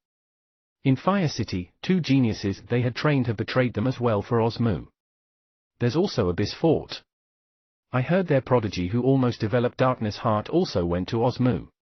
He. Osmu may be abominable, but they are not one for Dark Magic region to fight alone. We must join forces with Abyss Fort, Fire City, Ashes Region, and the others to fight Osmu. Wizard Husius' tone was serious and heavy. Obviously, he thought very highly of Osmu. Most of the spellcasters of 4th level and above were familiar with Osmu. There were also many rumors about it. Rumors said that Osmu only ever took in true geniuses from any spellcaster organizations and army. Once a true genius appeared, Osmu would use whatever methods possible to entice them to join Osmu. In simpler terms, Osmu was formed by all gifted spellcasters. Its name, Osmu, came from the pronunciation of the ancient Malta Empire. It meant prodigy when written in Malta language. Nobody knew how strong Osmu was. Not even its location was known. People only knew that some prodigies from spellcaster organizations would betray their organization and go to Osmu every few decades. The contract binding the spellcaster was also eliminated by Osmu's earth-purified water. Even those large-scale spellcaster organization did not have that many earth-purified water, and Osmu actually used it to clear the prodigy's contract. Such an act implied how extensive Osmu's strength can go. Although Wizard Husius was extremely furious to have to face such a threat, he still had to keep his cool and rationality. Boom! Suddenly, a mysterious rune flashed on Wizard Husius' body. He quickly checked it. It was a message sent from a faraway place. After a long while, Wizard Husius raised his head and flashed a smile. With a lowered voice, he said, "Fire City, Abyss Fort, and Ashes Region have all agreed to take action. No matter what, we must teach Osmu a lesson this time. Their hands have extended too long." Following that, Wizard Husius began to make the necessary arrangements. They would only take action until all spellcasters of 4th level and above were all gathered here. This was going to be a tough and extremely cruel war between spellcaster organizations. Those who are not well prepared will lose the war. Wizard Leo's intent to kill was very strong. A black ring appeared in his hand. Staring at it, Wizard Leo muttered softly, "Rador, my beloved brother. I finally have the chance to avenge you. I will kill those genius spellcasters in Osmu with my own hands." Wizard Husius glanced at Wizard Leo's slightly ferocious expression and shook his head gently. He did not say anything as a sympathized look flashed across his face. Chapter 150, Dark Light Realm. Chapter 150, Dark Light Realm. Translator, Endless Fantasy Translation Editor, Endless Fantasy Translation. Standing in front of the resource tower, Merlin looked helpless.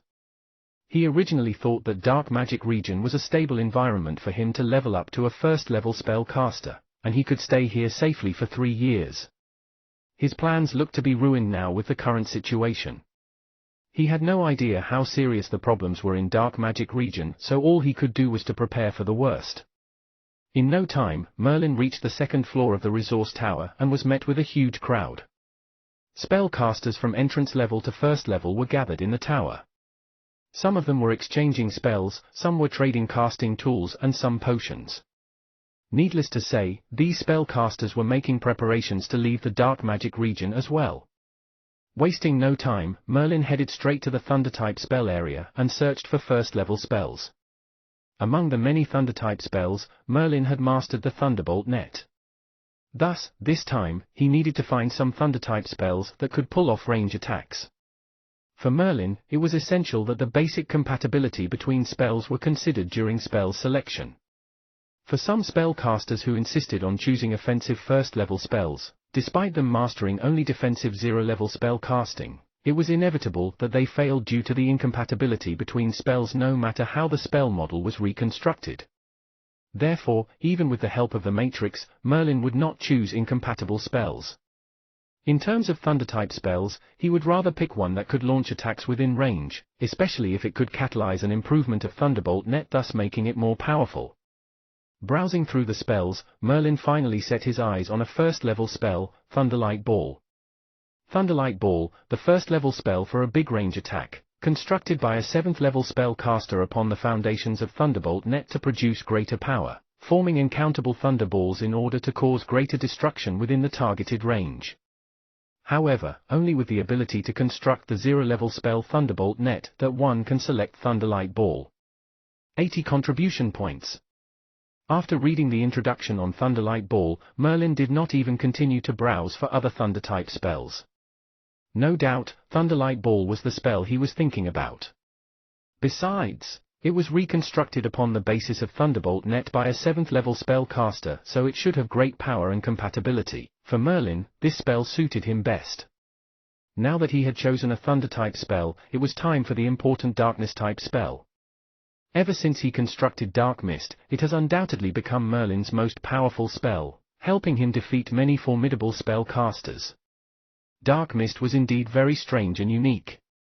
With exception to those with strong mind power who could totally disregard Dark Mist, there was only Wizard Abril, who among the many opponents that Merlin has faced, could restrain the prowess of Dark Mist by deploying his first-level spell, Wind Twister. Wind Twister may be a common spell, but it restrained Dark Mist precisely. Dark Mist, in essence, was merely a mist. It was only with the element of darkness that it acquired such strange characteristics that caused hallucinations. Although it could be controlled by certain wind-type spells, Dark Mist was still a very powerful 0-level spell. Hence, when searching for darkness-type first-level spells, Merlin would abide in finding spells similar to Dark Mist but with a higher level of hallucinating quality. Darkness-type spells were very rare in the dark magic region. There were not many 0-level spells, what more first-level spells. It was only a handful of first-level darkness-type spells. Merlin was concerned on how to choose between the few darkness-type spells if he was not able to find compatible ones. However, as soon as he got his hands on the first spell, all of his worries went out of the window. Merlin was overjoyed after reading the mere introduction of it. Dark Light Realm, first-level darkness-type spell. It can bend light rays, causing complete darkness to befall upon a certain region while implicating a strong hallucinating effect. Dark Light Realm has a complicated spell model that is not inferior to those of certain second-level spells. In choosing this spell, one should be warned to be careful. Be careful! Be careful! 200 contribution points. As he read the introduction to the spell, Merlin could hardly suppress his excitement. The effects of Dark Light Realm had far exceeded his expectations. In comparison to Dark Mist that can be restrained by certain wind-type spells, this Dark Light Realm was almost flawless. Being able to bend light, willing complete darkness upon a certain region and implicating strong hallucination effects, with the combination of such qualities, the power of this spell could easily surpass some second-level spells. Indeed, the price for Dark Light Realm was ridiculously expensive too. 200 contribution points. It was pricier than some second-level spells. As to the reiteration of the warnings, be careful, on the introduction, it was yet unseen on many spell introductions, even with Frigid Ice that had an incredibly complicated spell model.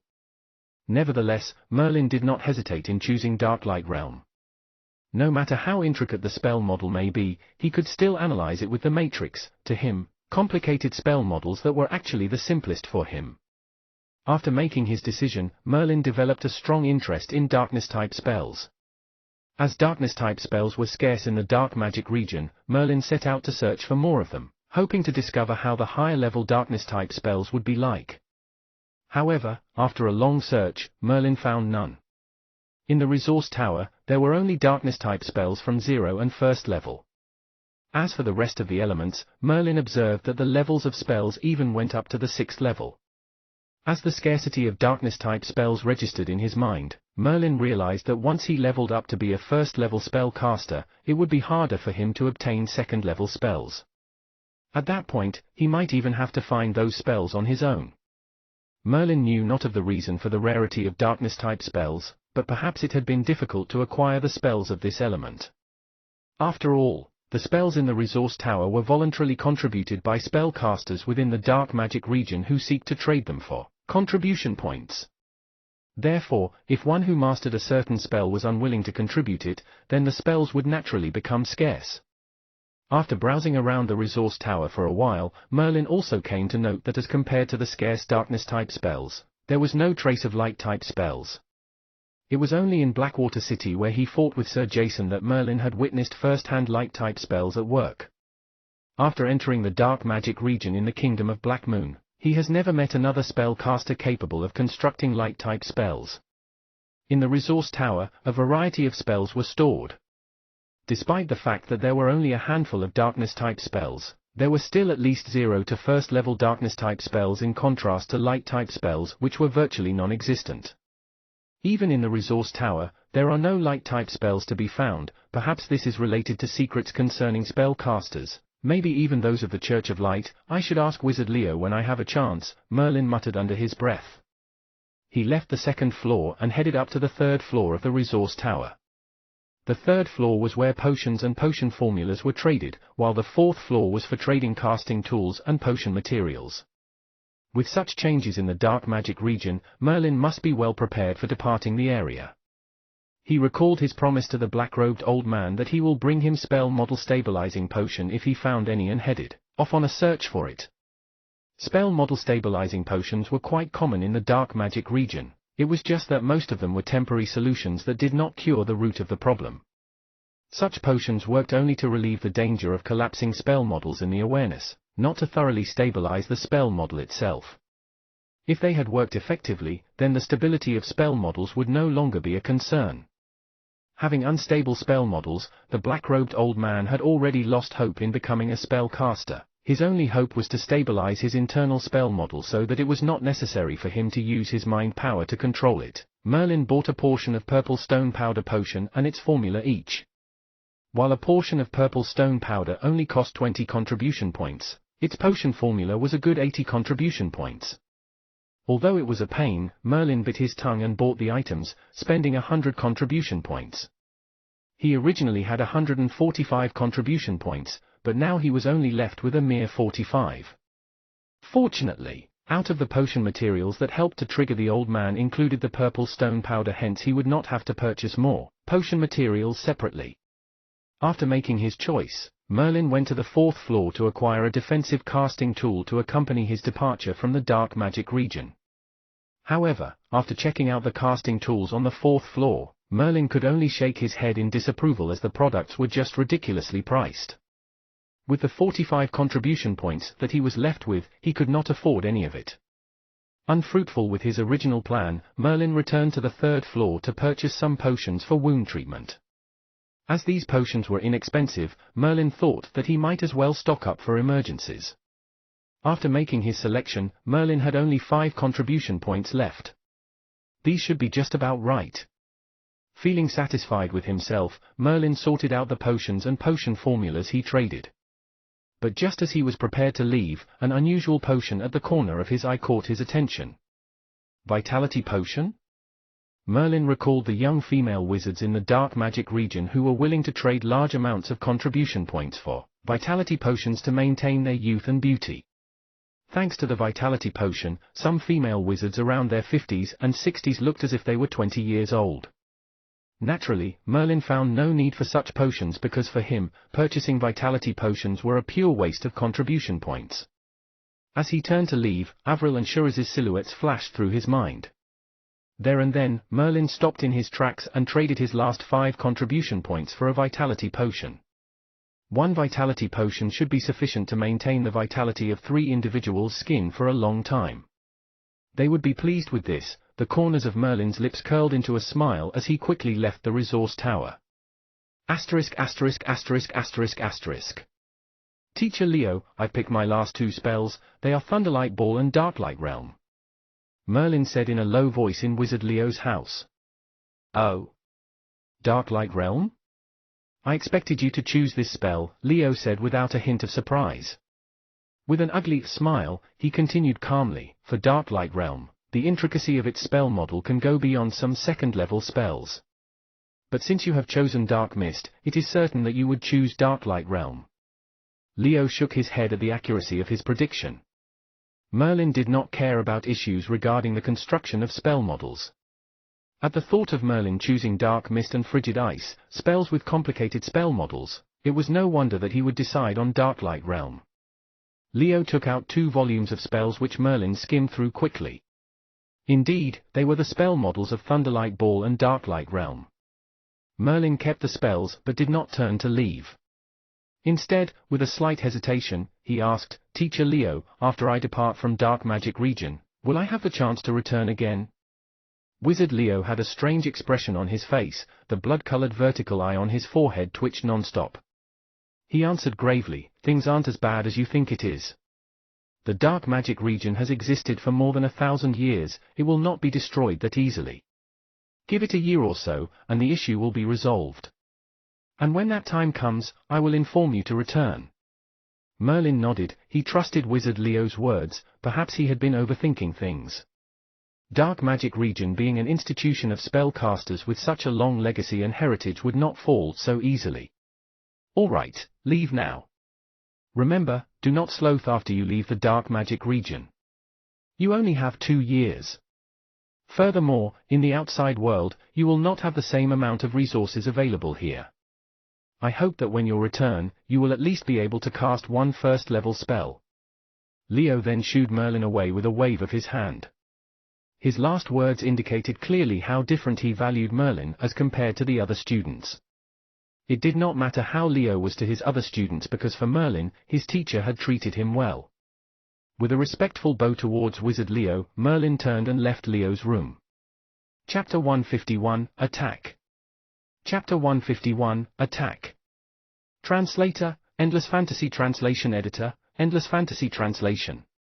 As the spellcasters gradually left the dark magic region that was usually lively looked a little empty. However, it was the same in Wizard Leo's tower after numerous spellcasters had left.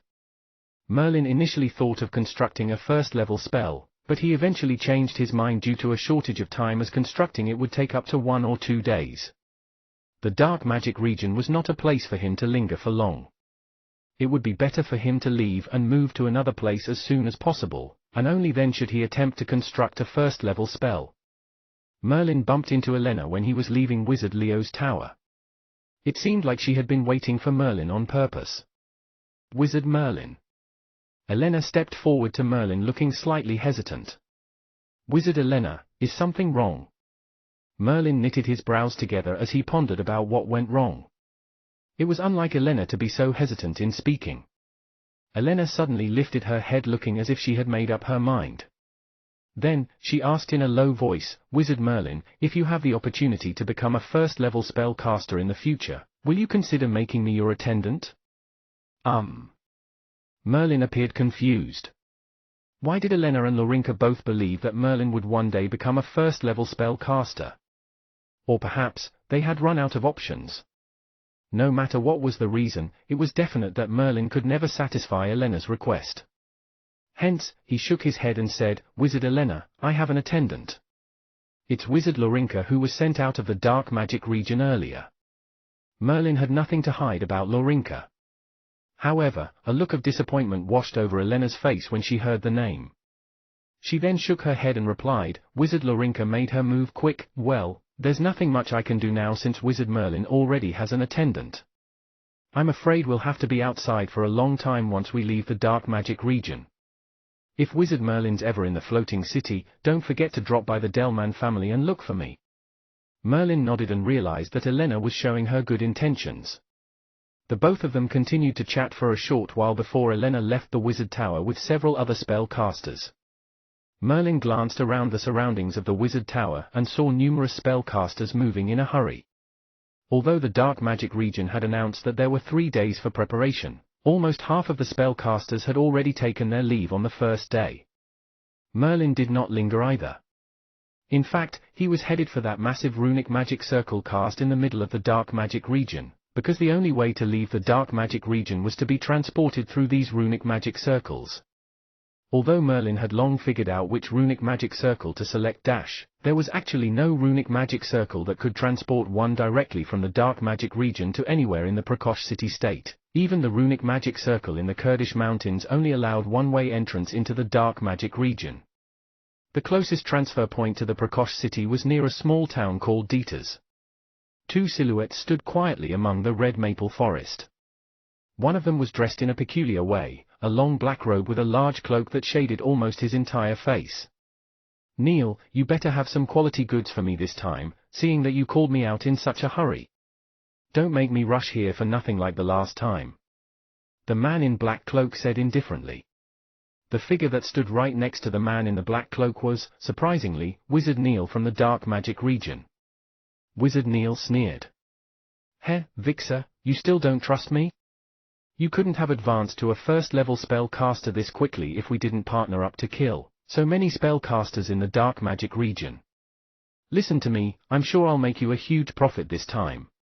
The wizard in black cloak thought about it for a moment before he asked, "Neil, you wrote to me saying there's a 6-elemental spellcaster. You must be kidding me, a 6-elemental spellcaster in the dark magic region?" The expression on Wizard Neil's face twisted as he said in a low voice, "Have I ever lied to you? This 6-elemental spellcaster, would you believe me if I told you he was only a roaming wizard a year ago? Heh, I've already inquired about him. He's from the Prakosh city, so he's definitely coming here through the runic magic circle in the dark magic region. Kill him, and we might be able to gain some unexpected results." The wizard in the black cloak did not reply. Instead, he turned his gaze toward a barely noticeable space within the maple forest. Buzz, buzz, buzz. All of a sudden, mysterious runes began to flash and a silhouette instantly appeared in the maple forest. "Here he comes." Wizard Neil's eyes immediately lit up with a glimmer of enthusiasm. Swoosh! Merlin appeared out of the runic magic circle. Although this was also a long-distance transportation, Merlin did not feel any discomfort. This should be the maple forest outside of Dieter's town. Merlin's mood turned better as he looked around the red maple trees covering the hills, almost as if the hill has been set aflame. This was his first time seeing such breathtaking scenery. Suddenly, Merlin noticed 2 figures in the distance and one of them was Wizard Neil. Merlin still remembered the other day in Resource Tower when Wizard Rillis relayed to him a message from Wizard Holmes, reminding him to beware of Wizard Neil. Yet, he did not expect to meet Wizard Neil here. Merlin was not bothered by Wizard Neil, but he could sense a dangerous feeling coming from the man who stood beside him, the one dressed in a black robe cloak. "Wizard Merlin, what a coincidence! You've just left the dark magic region as well?" "I just arrived here and was getting ready to leave with Wizard Vixer." Although there was nothing strange with Wizard Neil, he appeared unusually surprised and enthusiastic as he swiftly walked toward Merlin. "Oh, it's you, Wizard Neil. What a coincidence indeed." Merlin revealed a smile on his face, even though he tried to appear calm as he, too, fastened his pace and walked toward Wizard Neil. A faint brilliance flashed across Wizard Neil's eyes. Then, as if he was pressed for time, he quickened his pace even more. 10 meters, 8 meters, 5 meters, 3 meters. The smile still hung on Merlin's face, but he was silently counting the distance and waited until he was only 3 meters away from Wizard Neil. "Attack!" Without warning, Merlin waved his hand in the air. Dark Mist. Dark Mist spell model was suddenly triggered by mind power, and a group of mist surrounded Wizard Neil and the cloaked man. Merlin currently could not cast a strengthened version of the Dark Mist as he had not cast it for 3 times yet. However, the normal Dark Mist was enough for Wizard Neil to fall into the illusion. Thunderbolt Net. A massive thunderbolt net fell from the sky instantaneously, covering Wizard Neil and the man in the black cloak completely. Apart from Thunderbolt Net, dozens of fireballs appeared in front of Merlin within seconds. Among them were several large fireballs. "Go!" Merlin pointed and dozens of scorching fireballs immediately flew into the dark mist. Whoosh! Suddenly, a loud noise sounded in the air. Merlin immediately felt a strong threat as his mind power picked up the violent fluctuations of wind elements. Soon, an arrow came flying toward Merlin's direction. Merlin instantaneously recognized this spell. It was the first-level wind-type bright wind that was extremely powerful. Merlin had previously encountered it when he fought against Wizard Lone in the conference. Earth Guard. Wind elements also appeared around Merlin's body. Then, he quickly cast Gale and Earth Guard and raised a sturdy protective wall around him. However, the bright wind was released by the man in the black cloak, which explained why he was not affected by the dark mist. Instead, his mind power was so strong that it tore through the dark mist, located Merlin, and threw out a spell. Boom! This was the sound of the explosion made by Merlin's fireballs. As scorching flames scattered all around, tongues of fire ignited the dry maple leaves on the ground. For a second, the flames rose toward the sky, as if it was trying to burn down the entire maple forest. Bang! Bright Wind also landed violently on the wall in front of Merlin, but without mercy. He broke it down completely before it started shooting toward Merlin. Fortunately, Merlin was well prepared. He knew that dealing with first-level spell was not an easy task. After he cast several Earth Guards continuously, a strengthened version of Earth Guard was finally cast to fend off Bright Wind. After that, both Merlin and the black-robed cloaked man that was trapped in the dark mist did not cast any more spells. Merlin just kept his eyes forward cautiously. When the dark mist eventually dissipated and the flames died down, a figure appeared from within. This figure belonged to that man in the black-robed cloak. Yet, there was no sign of obvious injuries on his body. Evidently, neither dark mist or large fireball that Merlin casted had any effect on the cloaked man. However, Wizard Neil was not blessed by the same fate. He had fallen into illusion the moment Merlin enveloped him using the dark mist, and was killed brutally by the great explosion created by dozens of fireballs. The flames had burned his corpse beyond recognition. All Merlin did was glance calmly at Wizard Neil's dead body before he focused his gaze forward at the man in the black-robed cloak. The other party who was invited by Wizard Neil was able to cast Bright Wind effortlessly. This meant that Wizard Neil had confidence in this cloaked man, and there was a high chance that he was a first-level spell caster. Poor Neil, he's such an idiot. The cloaked man said slowly in a calm voice. Frost! Bright Wind! The both of them exchanged glances. Violent fluctuation of elements sparkled on their bodies before they cast their spells simultaneously. In an instant, Ice-type spell and Wind-type spell blotted out the sky and covered up the earth. Chapter 152, Two Sides of the Same Coin. Chapter 152, Two Sides of the Same Coin. Translator, Endless Fantasy Translation Editor, Endless Fantasy Translation. Merlin cast Frost, which was incredibly powerful when fused with Large Frost.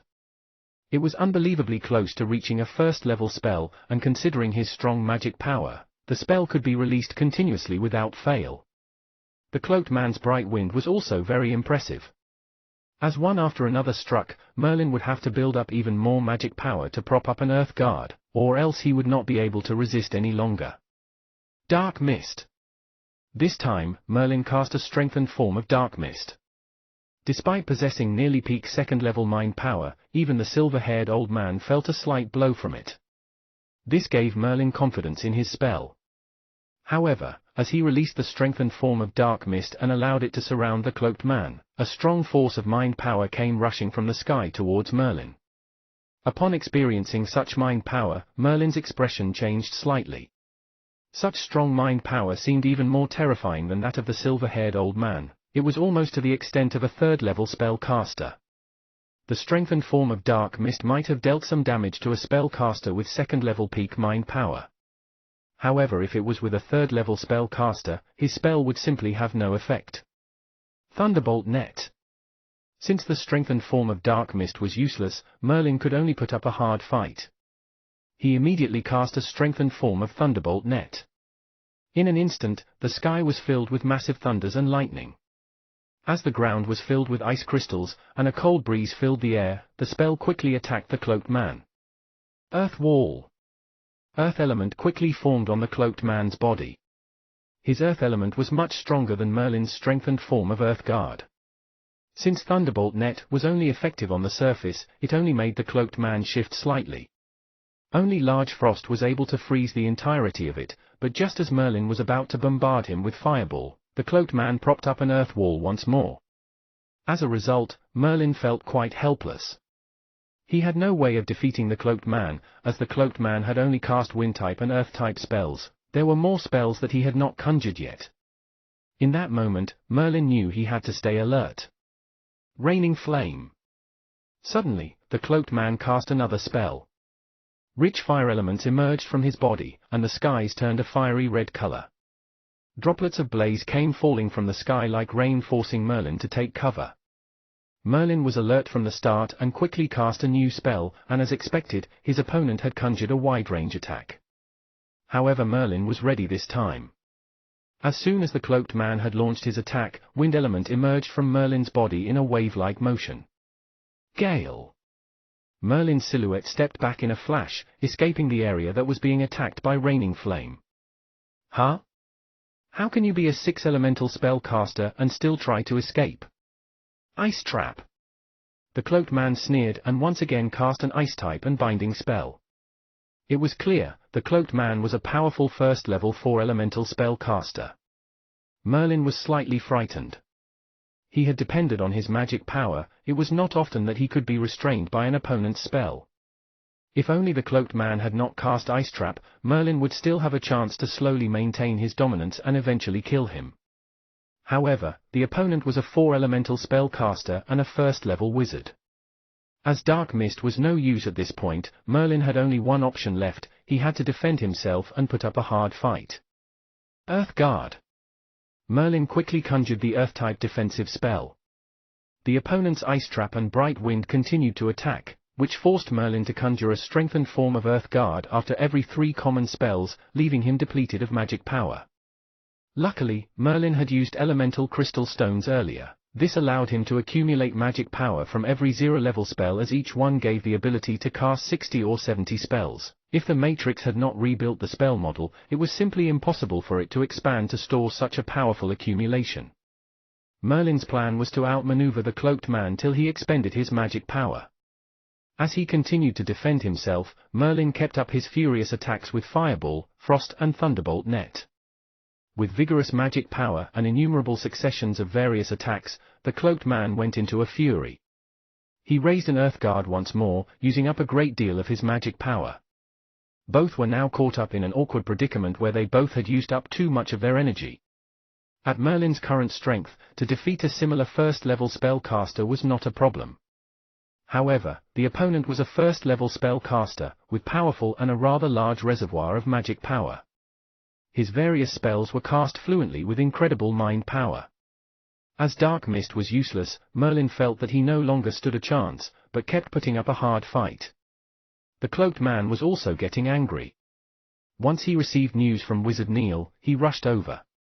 However, Wizard Neil failed to inform him of Merlin's strength. He had only mentioned that he was a 6 elemental spellcaster. Who would have known that this 6 elemental spellcaster would be this terrifying? He had noticed that Merlin's most impressive spell was Dark Mist. If it were not for his mind power and experiences, he could be compared to a 3rd-level spellcaster. However, if he had been drawn into the illusion created by Merlin's Dark Mist, he feared it would be a grim outlook. The cloaked man was furious at Wizard Neil. There was no way for him to escape. He could only hold his ground in hopes that Merlin would soon waste away his magic power. However, it had been half an hour and Merlin still had magic power. The cloaked man could not hold him off for much longer. Suddenly, the cloaked man ceased casting his raining flame. From the looks of it, it would appear that his magic power was almost exhausted from fueling raining flame. At the same time, because Merlin was continuously casting Fireball and Frost, he was also running low on magic power. He was firing off a dozen or so of Fireball or Frost in order for it be enough to break the cloaked man's earth wall. Thus, Merlin abruptly ceased his Fireball and Frost attacks as well. He could only continue to cast Thunderbolt Net and maintain his defensive spell, Earth Guard. Another half an hour passed, both of the casters' faces was turning pale when suddenly, the cloaked man removed his hood and revealed his true face. The man was about 30 years of age with fair skin. However, on the left side of his face bore a big scar. It was terrifying to look at, it was no wonder why he wore a cloak. Merlin was already used to seeing Wizard Pario's terrifying looks. Compared to the cloaked man's looks, it was not a bother to him. It did make him curious, what was the cloaked man up to? The cloaked man looked at Merlin. He was on his guard and kept his earth wall propped up as he said to Merlin, "Wizard Merlin, I am Vixar. I was tricked by Wizard Neil and that was why I came to kill you. However, Wizard Neil is now dead. You and I cannot deal with each other. Why don't we give up and stop casting any more spells? Let us walk away from this fight. What do you say?" By this point, Merlin was only putting up a strong front. His biggest advantage, Dark Mist, had already been rendered useless against his powerful opponent who had 3rd-level mind power. That was how he had gotten into that magic power showdown with the cloaked man. Even though he wanted to call it a day, he knew he could not trust the cloaked man as he looked towards Wizard Neil's burnt body. He laughed coldly and said, "Wizard Vixer, it would seem you were rather familiar with Wizard Neil just a while ago. What a terrifying thing to happen, but this isn't the first time, is it?" The cloaked man looked at Wizard Neil's corpse and grudgingly shook his head. "You're right. I used to be a roaming wizard when I met Wizard Neil. He had been looking for me. He told me that there was a quick method where I could get my hands on all types of potion materials and spell models. You would have guessed by now. Wizard Neil's plan was to kill the spellcasters that worked in the dark magic region." Merlin's heart sank. As expected, Wizard Neil had teamed up with roaming wizards to assassinate the spellcasters of the dark magic region. With him in the dark magic region, he could get a better understanding of the spellcasters and ambush them when it was least expected. His plan would have had great success rates. This time, Wizard Neil was planning to use the old trick to kill Merlin. That was why he picked the location and even called upon a much stronger wizard, Wizard Vixer. If Wizard Rillis had not reminded Merlin, which allowed him to be prepared, things would have taken a turn for the worse.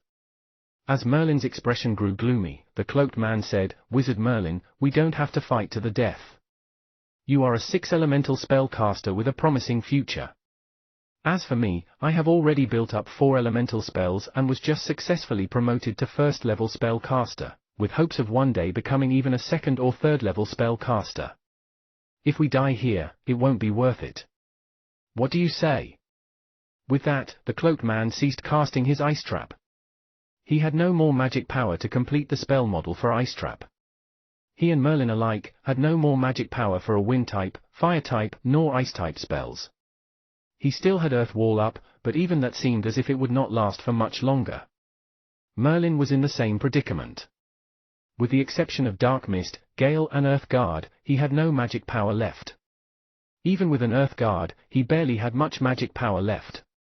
As for Dark Mist, it had no effect against the cloaked man who had 3rd-level mind power, and Gale was not an offensive spell. Merlin had but one choice. "Fine, let us cease our spells and take 3 steps back." Merlin agreed with the cloaked man's proposition and began to tear down his Earth Guard as the cloaked man did the same with Earth Wall. However, they both knew clearly that even if they had not removed their defenses, their magic power would run dry with no way to cast another spell. However, as Merlin stepped back, another elemental crystal stone appeared in his hand. It was one he had hidden under his ring. He slyly took it out and used it to restore some magic power. "Wizard Merlin, I hope you are still keeping your promise. Remove the elemental crystal stone from your hand," the cloaked man said quickly with a deepened voice. Merlin replied with a slight chuckle, "Wizard Vixer, I should say the same to you as well.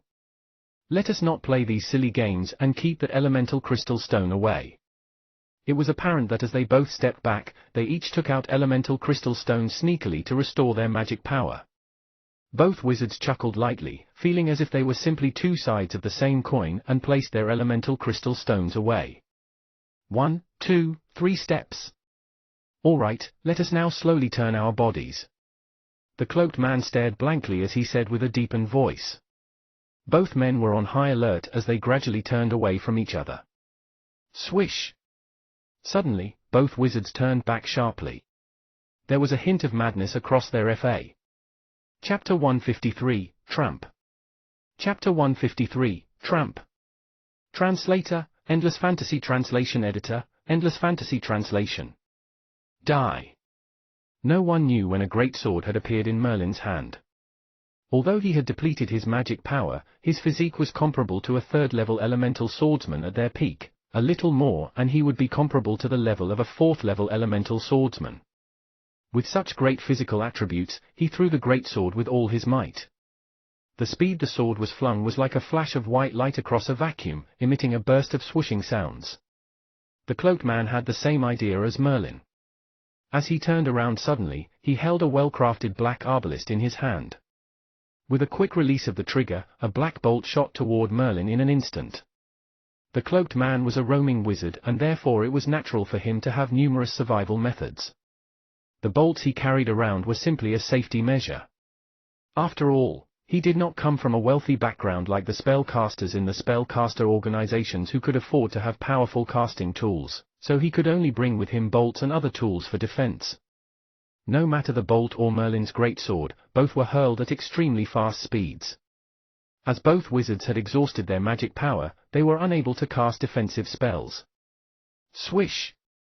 Merlin's greatsword punctured the cloaked man's midriff. The force of the impact hurled the cloaked man a good distance backwards before he landed heavily on the ground. His expression contorted as dissatisfaction filled his eyes. He struggled for a while before finally succumbing to his injury. As for the cloaked man's black bolt, it was heading towards Merlin at a high speed. Merlin's Earth Guard no longer had any magic power. All he could do was cast Gale to divert himself to one side as quick as possible. Still, he was unable to escape the black bolt, which sank into his calf. Immediately, Merlin felt a violent pain, followed instantly by total numbness. Damn, the bolt was coated with deadly toxins. Merlin was startled. He did not think that the cloaked man's bolt would be laced with deadly toxins. The man must have prepared a toxic potion and smeared it on the bolt. Once it hit its target, even an elemental swordsman with a great physique would be killed at once. Merlin sat down immediately and tore away the cloth at his leg. Where the bolt had pierced him, he could see his flesh rotting away at a visible speed, revealing the bone in a horrifying manner. It's a corroding potion.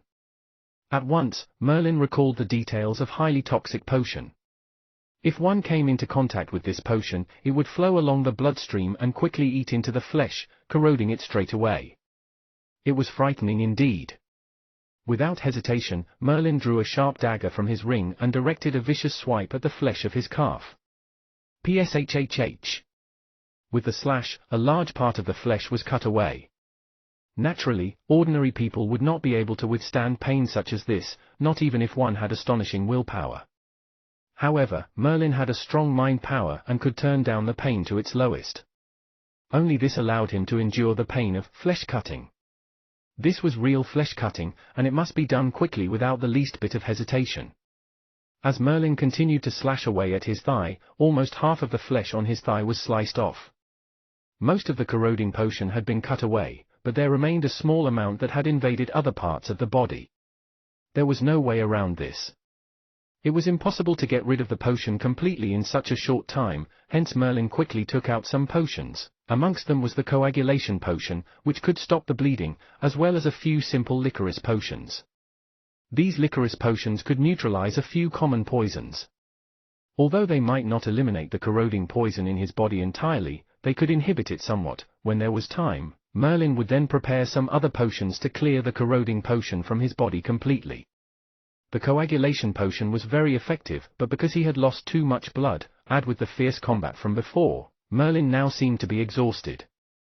He glanced at the corpse of Wizard Vixer and shook his head helplessly. It was really dangerous this time. Between 0 level and 1st level spells, there is still a disparity, particularly when Dark Mist is of no use. This disparity is even more obvious. Merlin mumbled softly as he leaned against the large tree. Quietly, he recalled the battle just now. It was very dangerous indeed. If his attention had slipped for a moment, it would have been him who was lying on the ground now. After resting for a while, Merlin felt some of his strength returning. He still could not move properly, so he could only crawl towards Vixer's corpse and removed the ring from his finger. Wizard Neil's ring was also taken by Merlin, after which Merlin checked the contents of both rings. Inside the ring of Wizard Neil were various potion materials, elemental crystal stones, and even some 1st level spells. It must be a 1st level spell he was getting ready to create. Now that Merlin had it, it was considered a substantial amount of riches. The contents of Wizard Vixer's ring were even more surprising. As a formidable roaming wizard, Vixer had killed an indefinite amount of spellcasters, thus obtaining numerous peculiar items from them. A potion formula? Not just any potion formula, it's a formula for mind power. Merlin was pleasantly surprised by this. He had discovered a rare potion formula for mind power in Wizard Vixer's ring. No wonder Vixer's mind power was so strong, reaching the standard of 3rd level spellcasters. Even the strengthened version of Merlin's Dark Mist was useless against Wizard Vixer. It seemed that Wizard Vixer's mind power was largely linked to this potion formula. This potion was called Blueberry Potion. Its main ingredient was blueberries. Even though this sort of blueberry was highly prized, Merlin had seen them in the resource tower. When he returned to the dark magic region, he could head straight for the resource tower to trade for them. Compared to magic potion, the potion materials for this blueberry potion were much easier to find. There were even some blueberries stored in Wizard Vix's ring, enough to prepare a few batches of blueberry potion. After ransacking the bodies of Wizard Vixa and Wizard Neil, Merlin used the little bit of magic power he had recovered to cast 2 fireballs, which fell quickly onto the corpses of Vixa and Neil. The flames burned violently, consuming the 2 corpses in a moment. Merlin lowered his head to glance at his thigh, shaking his head helplessly. He was now powerless to leave this place and could only wait in this maple forest for his injuries to heal a little before he could leave. Therefore, Merlin leaned on a huge tree and took out the elemental crystal stones, and began to gradually replenish his exhausted magic power in the spell model of his awareness. Asterisk asterisk asterisk asterisk asterisk. On the wide road, about a dozen carriages slowly appeared. The carriages were not moving at a fast pace, and there were some knights in armor beside the carriages, vigilantly watching the surroundings. "Look, the maple leaves are so pretty." A young girl of about 15 or 16 parted the curtains, and upon seeing the stretch of maple trees before her, cried out in surprise. The girl was tall and willowy, her hair tied in 2 braids behind her head. She was wearing riding boots on both of her long legs, which displayed the slim beauty of her legs as much as possible. "That's right, we've been out for a few months. I didn't think the maple leaves would have turned red by the time we return. Dieter's town is right in front. We'll rest in that town tonight, and continue on our way tomorrow.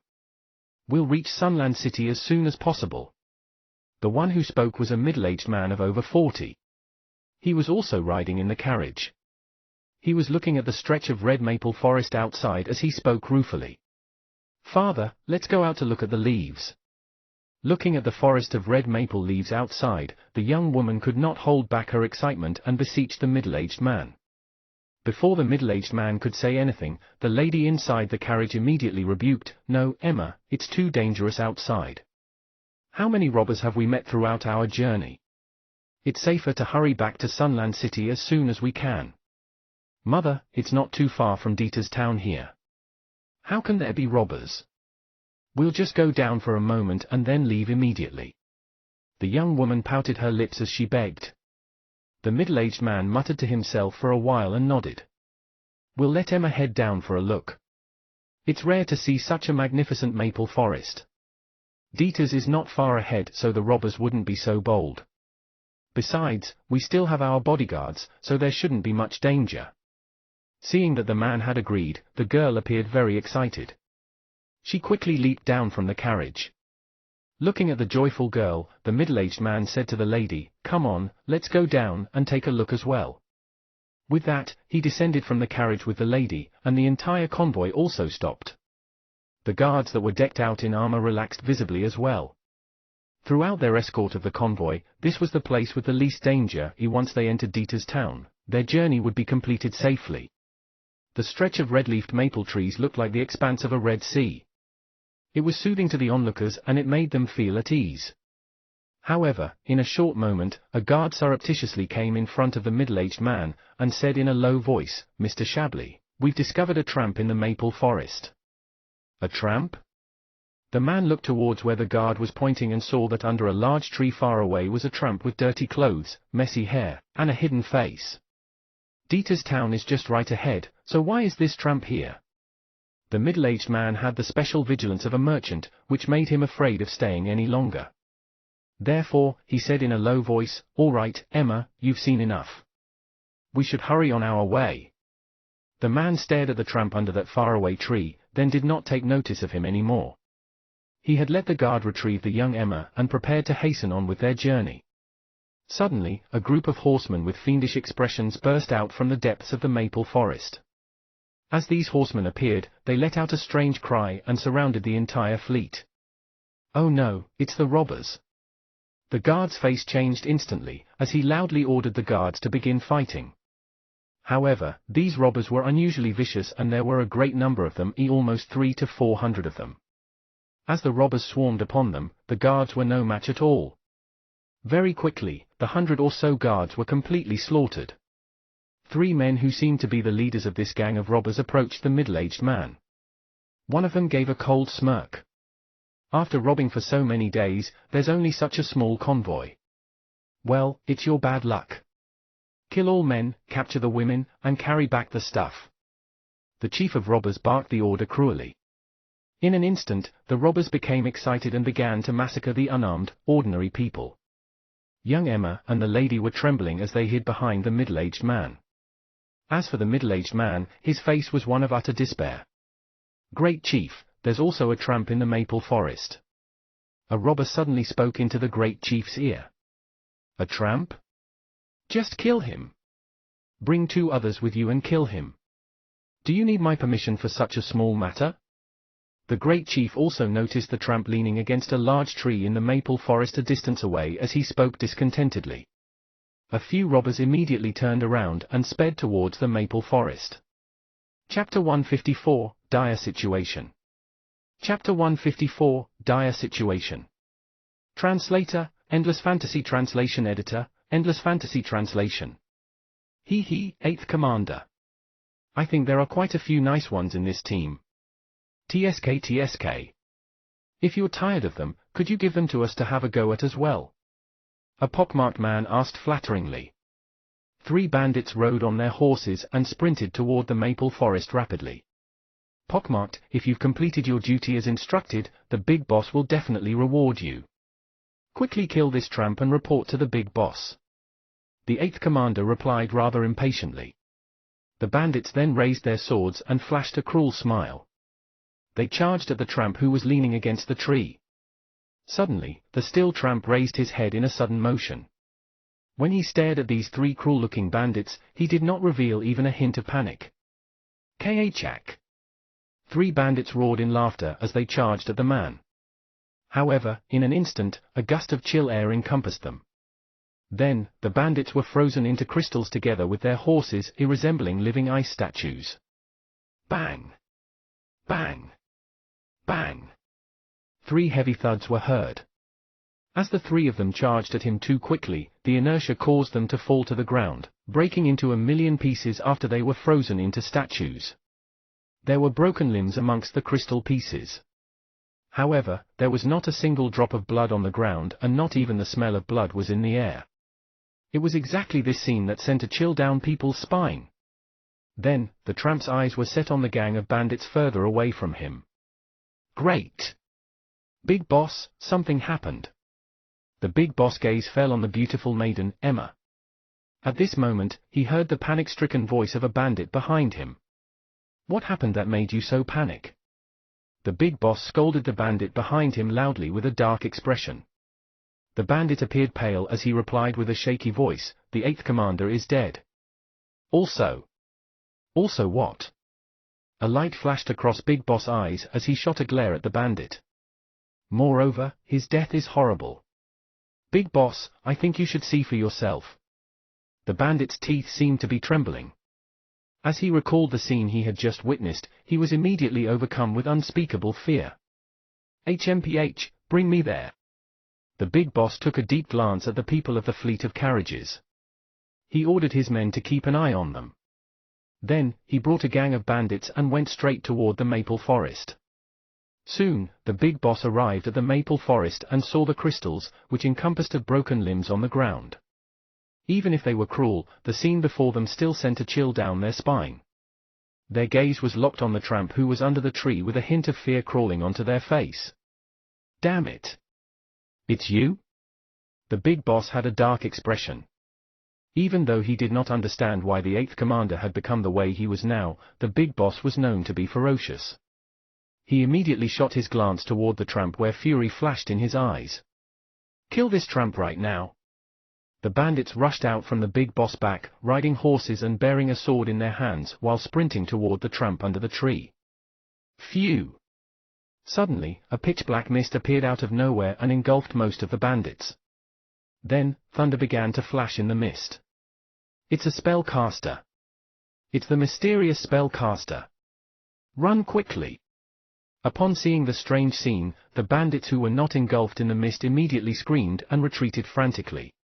Even the bandits who were keeping an eye on the carriages had noticed the huge commotion and ran away as if their lives were at stake. There might not be many who had seen a spellcaster, but most knew about the mystery and strength of a spellcaster. After noticing that the tramp was actually a mysterious yet strong spellcaster, naturally, these bandits did not want to stay any longer and scurried away in fear. As compared to the bandits who ran away, the bandits who were encompassed in the mist were not that lucky. After the mist dissipated, dozens of bandits were lying on the ground in various poses, bearing a blank face. The ones hit by the lighting let out an unbearable stench as their charred bodies were revealed. So weak! The tramp looked at the bandits' bodies all over the ground. He appeared very calm but sighed with mixed feelings. It has already been 9 days. The effect of corroding potion still hasn't been cleared. In addition, there's a sign that it's spreading throughout the body. I must find a quiet place and try to make an antidote potion. This tramp was Merlin. He had already been in the maple forest for 9 whole days.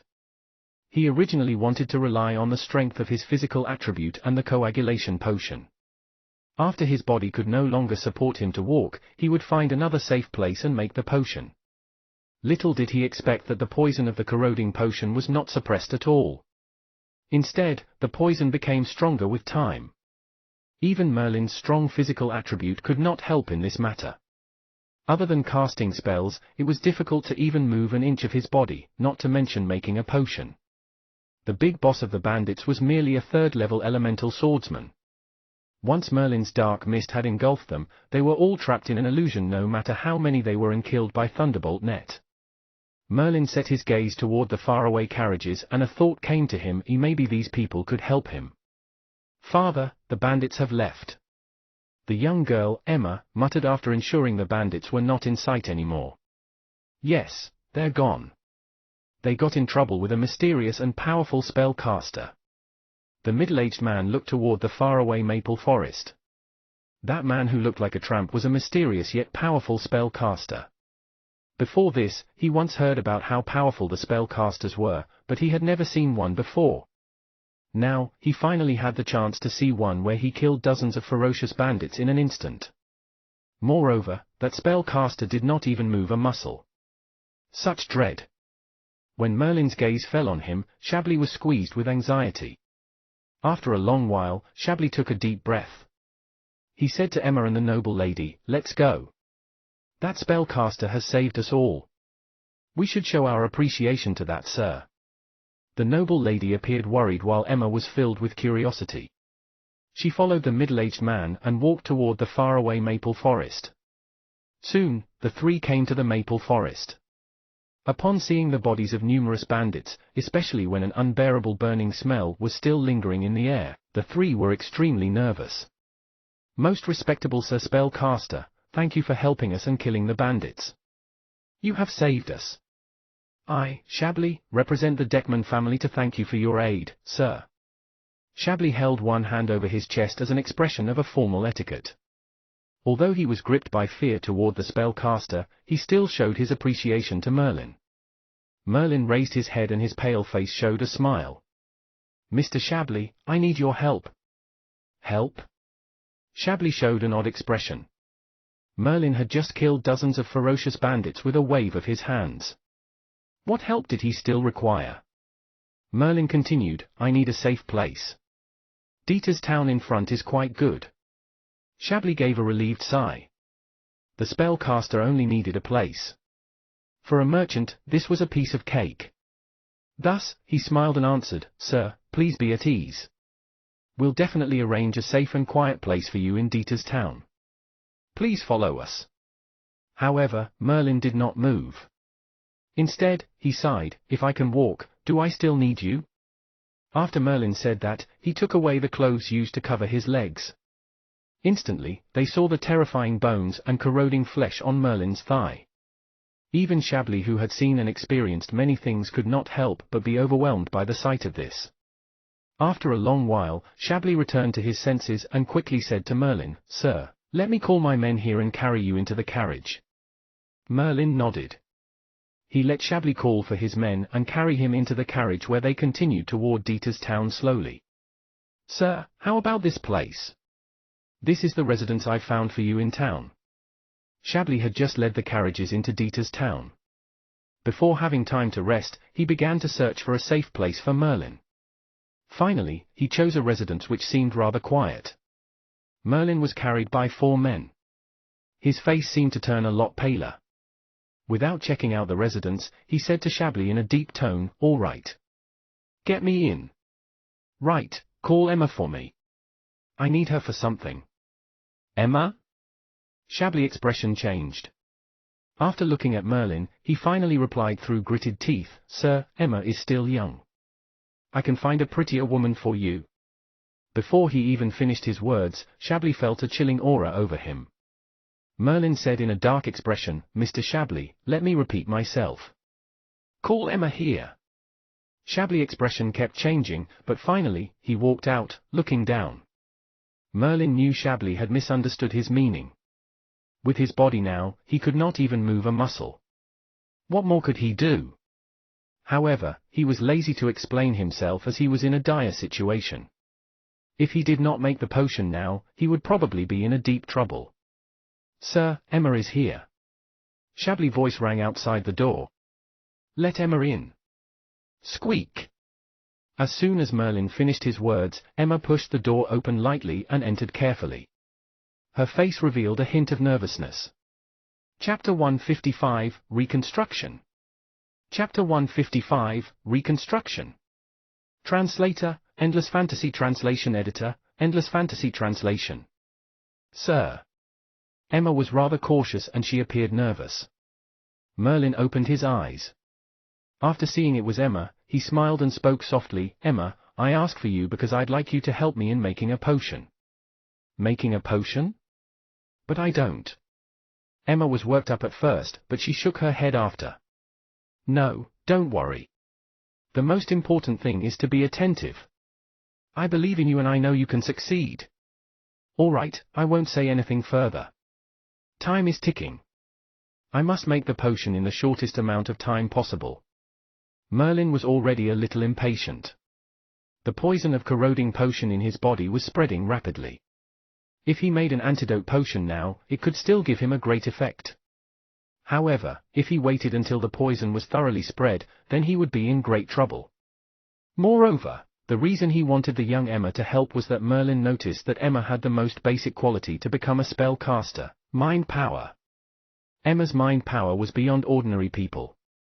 Even she had not noticed this, but Merlin, as a spellcaster, naturally noticed it easily. Thus, even if Emma did not become a spellcaster, she would be more focused than others if she was the one who made the potion. Those who had strong mind power usually had extraordinary talent in alchemy or potions. Following that, Merlin took out the glassware used in potion making from his ring. Looking at this exquisite glassware, Emma was overwhelmed with curiosity. Merlin told her with a smile, "These are the glassware used in potion making. After this, I'll teach you the most basic steps in making potions." The potion Merlin was going to make was a common antidote potion in the dark magic region. Its name was also quite simple, a detox potion. Although corroding potion was powerful, it was only a type of common toxic potion. Detox potion would have an effect on corroding potion. Following that, Merlin began to teach Emma to make detox potion. He first utilized the matrix to strictly control the ratio of potion materials. Then, he strictly followed the steps to make the potion. Even if this was Emma's first time making a potion and her success rate was low, it would not be a problem to make the detox potion if she put in an effort. Once she had made the detox potion, Merlin could use this potion to slowly clear the effects of corroding potion in his body. Merlin carefully taught the steps in making the potion to Emma a few times. Following that, Emma seemed to ignore everything else as she focused on the steps in potion making and dived into making the potion. After all, this was her first time making a potion. Even if all her steps were carried out according to the matrix's requirement, she still failed during her first time due to inexperience. Following that, the second time, the third time, the fourth time. Until it was her fifth time. This time, Emma finally made it successfully. When she handed the detox potion to Merlin, he could not help but flash a smile. "All right, Emma. You should go out now." Merlin instructed Emma directly. Although Emma had made the potion for nearly 10 hours, she still appeared quite energetic since her mind power was extraordinary. She was still reluctant to go out even after Merlin had asked her to. Just when Emma walked to the door, Merlin hesitated and said, "Wait. This is a mind meditation spell. Meditate according to the ways stated in here." Merlin threw a mind meditation spell at her. This was not any normal meditation spell, as it was the intermediate mind meditation spell Merlin had received from Wizard Leo. Back then, Emma had never come across a spellcaster before.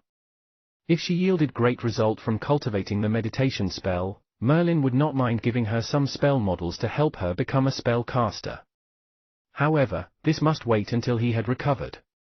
After handing the mind meditation spell to Emma, Merlin then waved his hands, signaling Emma to leave the room. When Merlin was the only one left in the room, he swallowed the detox potion. Some potions needed to be applied externally while some needed to be consumed, just like the detox potion. After Merlin had swallowed the detox potion, he closed his eyes slightly and silently waited for the effect to kick in. After 2 hours, Merlin felt a heat in his body. Sweat drenched his body where it emitted a thick sweaty odor. However, as sweat broke out, Merlin felt more relaxed. His mind power was sensing every change in his body. As soon as he had taken the detox potion, the poison of corroding potion in Merlin's body was slowly expelled along with the sweat. This showed that the detox potion was, in fact, effective. Phew! After a few hours, Merlin heaved a long sigh. Finally, he did not have to worry about the spread of the poison of corroding potion in his body. Once he made a few more detox potions, he could completely get rid of the poison from his body. In the following days, Merlin let Emma come to his place once each day to make detox potion for him. Chablis seemed to have known the reason Merlin asked for Emma, so he became more passionate toward Merlin. Thus, after taking 6 detox potions consecutively, all poison in Merlin's body had been cleared. On top of that, he could move his arms, albeit only slightly. Even though the poison had been cleared, the flesh that was cut from Merlin's thigh would not recover in a few days. Even if Merlin's physical attribute was strong and his recovery rate was astonishing, he would at least need 2 months' time for his thigh to fully recover. Bang! Emma's door was suddenly pushed open. Chablis entered Emma's room with a dark expression. "Emma!" Chablis yelled, his tone was filled with a hint of anger. Emma, surprised by this and looking flustered, asked, "Father, why are you here?" "Why am I here?" "This is the question I want to ask you instead. In these few days, you're either making potions in the spellcaster's room or hiding away in your room. What are you doing?" Chablis also noticed the strange change of his daughter, Emma. The lively Emma had changed into another person ever since she helped Merlin to make potions. She hid away in her room, doing who knows what. Chablis was extremely worried, so he crashed into her room in such fury. Although Emma had hidden in her room a whole day, she seemed quite energetic. She had a nice blush on her face and nothing seemed to be wrong. Looking at the stuttering Emma, Chablis' expression darkened a shade. He asked, "Emma, what exactly are you doing in your room?" After a long pause, Emma took a deep breath and answered carefully, "Father, during my first time helping Wizard Merlin to make the potion, Wizard Merlin has given me a strange cultivation method called meditation spell. I thought it's quite interesting. Moreover, after I meditated, I feel like my mind is very clear, so I've been in my room." Chablis did not catch the words after that. He stood up suddenly and showed a stirred expression. "Emma, did Wizard Merlin really give you a meditation spell?" "Wizard Merlin gave it to me." "Father, do you know what a meditation spell is?" Emma asked out of curiosity while she tilted her head. "Ha ha. Meditation spell, this is the key to become a mysterious yet powerful spellcaster. It can't be that you have the quality to become a spellcaster." After a pause, Chablis revealed an elated expression and said, it must be this way. Emma, you may have the quality to become spellcaster. Let's go. Quickly, meet Wizard Merlin with me. I'll let him take you as his student." Chablis was different than the innocent Emma. He knew deeply what it meant to become a spellcaster. Thus, since Emma had the quality to do so, he would seize this opportunity for her no matter what. Once she had become Merlin's student, Emma had a greater chance of becoming a spellcaster.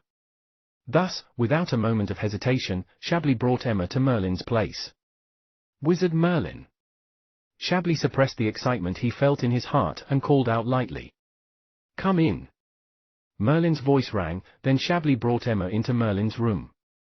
After Shabley saw Merlin, he respectfully bowed to him and said, "Wizard Merlin, thank you for giving an opportunity to Emma. Emma wants to be your student. Please, Wizard Merlin, take her as your student." Upon saying that, Shabley signaled Emma to come to the front. This was a rare opportunity in a million years, so Shabley could not let this pass him by in vain. Without waiting for Emma to speak, Merlin waved his hands and said in a calm tone, "Mr. Shabley, I'm not the one who decides whether Emma can become a spell caster. Moreover, I'm only an entrance-level spell caster. I won't consider taking any student for now."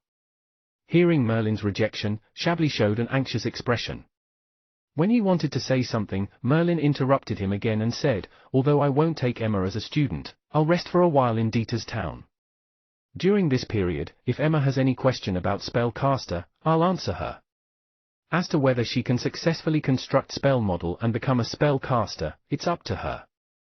After Merlin had finished his words, albeit Shabley thought that it was a shame that Merlin did not take Emma as a student, they still had some time left. Emma was not totally out of chance. Thus, Shabley bowed again to Merlin and left Merlin's room with Emma. In the following 2 months, when Merlin was recuperating, he often explained some simple knowledge about the construction of spell model to Emma, so she could slowly familiarize herself with it. However, these were all the basics. Be it mind power or basic knowledge about the construction of spell model, they were all preparation for her to construct spells in the future. Thus, whether she could become a spellcaster depended on Emma herself. No one could help her in successfully constructing suitable spell models.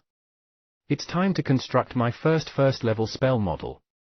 After more than a month, the injury on Merlin's thigh had recovered by half. He could get up from his bed and slowly walk now, so Merlin was prepared to construct his first-level spells. During this month, he had been meditating, so his mind power had improved significantly. Hence, there would not be any problem for him to construct first-level spells now. After the battle with Wizard Vixer previously, Merlin's most profound thought was his spells were not powerful enough, albeit he had many spells. If 1 or 2 of his spells were slightly suppressed, then he was no different than the ordinary entrance-level spell caster. It would be extremely dangerous that way. Thus, during the period he was recovering in Dieter's town, Merlin planned to construct one first-level spell model. About the first-level spell model he wanted to construct, it was not Furious Flame which Merlin had analyzed with the Matrix before. Instead, it was the Earth-type defensive spell, Guardian Monument. The Matrix, begin analyzing Guardian Monument's spell model. Merlin took a deep breath. He had already done all preparations. Now, he was only waiting to choose the best spell model. Thus, he directly ordered the Matrix to analyze Guardian Monument's spell model. Beep. Mission created. Analysis initialized. Along with the analysis of the Matrix, Merlin's mind, in fact, began to calm down and silently waited for the result of the Matrix's analysis. Chapter 156, Pandora Demon Ability. Chapter 156, Pandora Demon Ability. Translator, Endless Fantasy Translation Editor, Endless Fantasy Translation. Beep, analysis completed. In total, 13,891 Guardian Monument spell models have been reconstructed. The Matrix had completed its analysis with a reconstruction of more than 10,000 spell models. Back then, there were only about 11,000 Furious Flame spell models, so both spell models were about the same. Among the reconstructed spell models, Merlin first chose those with a higher compatibility. Next, from the highly compatible spell models, he chose those with excellent stability and power. Merlin was already greatly familiar with the process of choosing a spell model. He needed to consider compatibility, stability, and power, so Merlin quickly got the spell model he was satisfied with. However, Guardian Monument was less compatible with zero-level spell Earth Guard than Furious Flame with Fireball. At last, the spell model he had chosen had 76% compatibility with Earth Guard. Its stability was also amongst the top 30 in all spell models, which was rather good. The next step after choosing the spell model was the most crucial. He had to simulate the complicated spell model in his awareness with mind power. Previously, Merlin failed because his mind power was insufficient. This time, not only did Merlin's mind power had reached that of a second-level spellcaster, but he had also meditated for an extra month at Dieter's town. His mind power had significantly increased since the time he constructed Furious Flame. Phew! Merlin took a deep breath and calmed his nerves. Then, he initiated all his mind power and began to simulate Guardian Monument spell model. Husius, have the Abyss Fort found the people from Osmu? The black-robed wizard Leo, who wore a round, black hat, asked in a calm tone. At this moment, Wizard Leo, Wizard Husius, and spellcasters of 6th level and above from the dark magic region had gathered. They were hiding in the forest as they stared deeply at an ancient castle in front of them. Wizard Husius squinted his eyes slightly, staring at the castle, and replied softly, "I've received news from the Abyss Fort. The people of Osmu have divided into a few groups. One of the groups is in this castle. But we'll only know when the people of the Abyss Fort are here." Whoosh! As soon as he finished his words, a gust of wind blew in the forest. Then, the originally dark forest became pitch black in an instant. Hee, Husius. It's been a long time. From the dark forest, a hoarse voice sounded. Suddenly, a dozen spellcasters who wore black wizard robes appeared. Many 6th-level spellcasters of the dark magic region were gripped with shock. They did not sense any movement at all as these spellcasters of the Abyss Fort appeared just like that. However, Wizard Husius appeared rather collected. He took a glance at the spellcaster walking at the front and smiled. "Yes, Wizard Grislow. The last time we met was 100 years ago." The spellcaster of the Abyss Fort gathered with those of the dark magic region under the leadership of 7th-level Wizard Grislow. "Are there any people of Osmu in the castle?" Wizard Leo's tone was heavy as he asked coldly. Wizard Grislow shot a glance at Wizard Leo, then showed a complicated expression. He asked softly, "I'm sure this is Wizard Leo? You've developed Darkness Eye." TSK. Even the spellcasters of the Abyss Fort who specialize in darkness-type spells didn't develop Darkness Eye. If it wasn't to deal with Osmu today, I really want to have a go with the legendary Darkness Eye. Wizard Grislow was a spellcaster from the Abyss Fort, a spellcasters organization which specialized in darkness-type spells. However, even in the Abyss Fort, no one had ever developed the legendary Darkness Eye. Hence, Grislow was naturally very interested in Wizard Leo's Darkness Eye. That vertical eye on Wizard Leo's forehead flashed a faint red light. As he looked at Wizard Grislow, he replied coldly, "Wait until I kill the Osmu. I'll naturally let Wizard Grislow witness it." From Wizard Leo's tone, he seemed to be unafraid of Wizard Grislow, who was a 7th-level spellcaster. Hee, Grislow. Stop the rubbish. This time, Osmu came at us with overweening arrogance. I'm sure you won't want them to leave easily, right? Wizard Husius waved his hand suddenly and said in a cold tone. HMPH, Osmu. Upon mentioning Osmu, a hint of killing intent swept across Wizard Grislow. We've received accurate information that Osmu has divided into a few groups. Some of their spellcasters are in the castle in front of us. The Abyss Fort and the Dark Magic region first gather strength and deal with these people. As for the other groups, they'll naturally be stopped by Fire City and the Ashes region. Wizard Grislow said in a heavy tone. Then, let's kill. Wizard Leo's face revealed a hint of craziness where his entire being gave off a chilling air.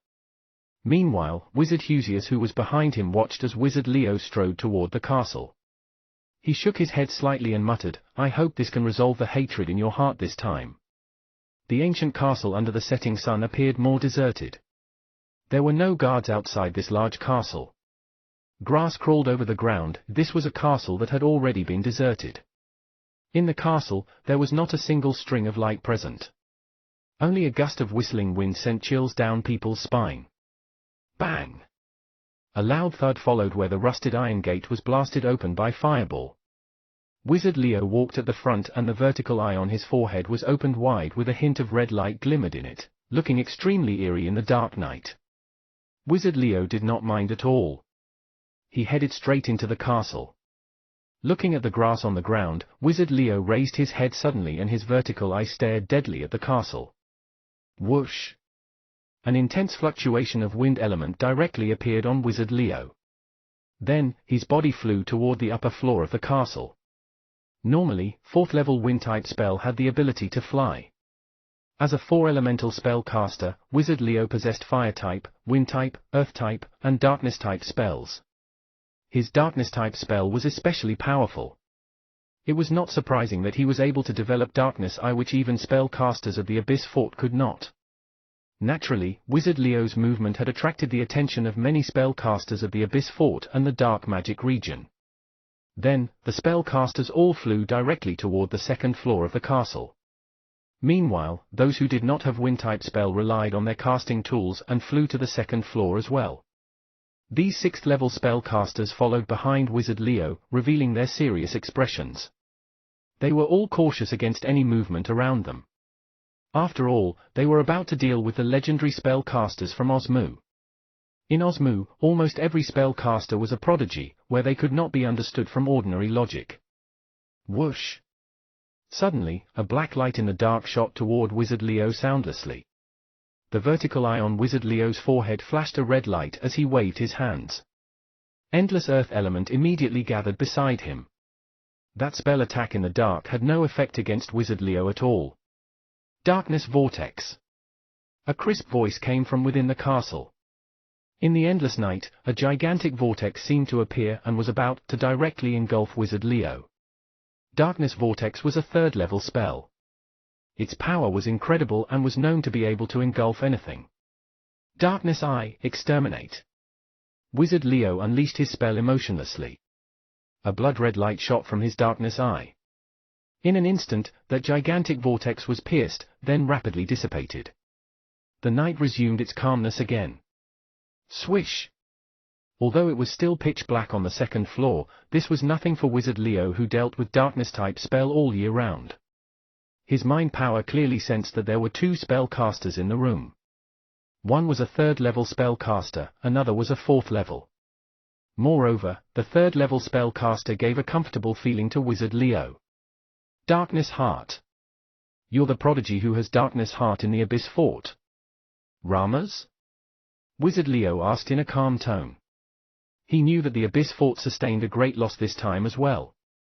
A genius spellcaster who had Darkness Heart was seduced into joining Osmu. Darkness Heart and Darkness Eye were both the strangest and most powerful products of alchemy amongst Darkness-type spells in the legends. They were not spells but a terrifying force that was stronger than many casting tools produced from spells and alchemy methods. Such force was known as Pandora Demon Ability. It meant that it possessed the ability of a demon and did not belong to a man. The genius who possessed Darkness Heart betrayed the Abyss Fort.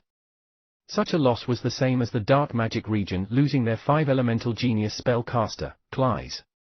That 3rd level spellcaster was still collected. Facing the 6th level spellcaster, Wizard Leo, he still wore a prideful expression. With a cold smile, he said, "That's right. I'm Ramas. Only with Osmu, I can become the strongest spellcaster. A normal spellcaster like you can never understand our ambition." "Ha ha, that's good. We're all true prodigies. Ramas, when you're back in Osmu, you'll be as strong as me." How does a mere 6th level spellcaster compare with us? The 4th level spellcaster beside him was, in fact, completely unafraid of Wizard Leo, who was a 6th level spellcaster. Swish! Wizard Leo's expansive mind power immediately locked on that 4th level spellcaster as he asked in a low voice, "You're from Osmu?" "That's right. I'm from Osmu and have been there for 3 years. Only those who have stayed in Osmu know how strong it is.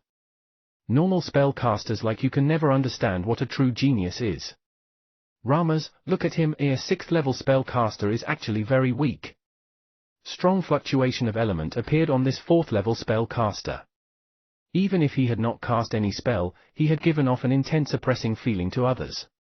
Rumors said that spellcasters of Osmu had the extraordinary strong ability to battle, disregarding the level. Even a 4th level spellcaster could deal with any ordinary spellcaster. This 4th level spellcaster was obviously the genius amongst the geniuses. He did not take Wizard Leo seriously at all. Is that so? Genius spellcaster of Osmu. Then, die. Wizard Leo's voice was calm but extremely cold as he gave off a chilling aura. Darkness Eye, elude. The darkness eye on Wizard Leo's forehead immediately shot a red light and instantly engulfed Osmu's 4th level spellcaster, and Prodigy Ramas of the Abyss fought. Darkness Eye, exterminate. Wizard Leo only spoke twice. 2 strings of light immediately shot into their body. That 4th level spellcaster even had his mouth wide open where he wore an unbelievable expression. Swoosh! Swoosh! Swoosh! From outside the castle, many spellcasters of the dark magic region and the Abyss fort flew into the room.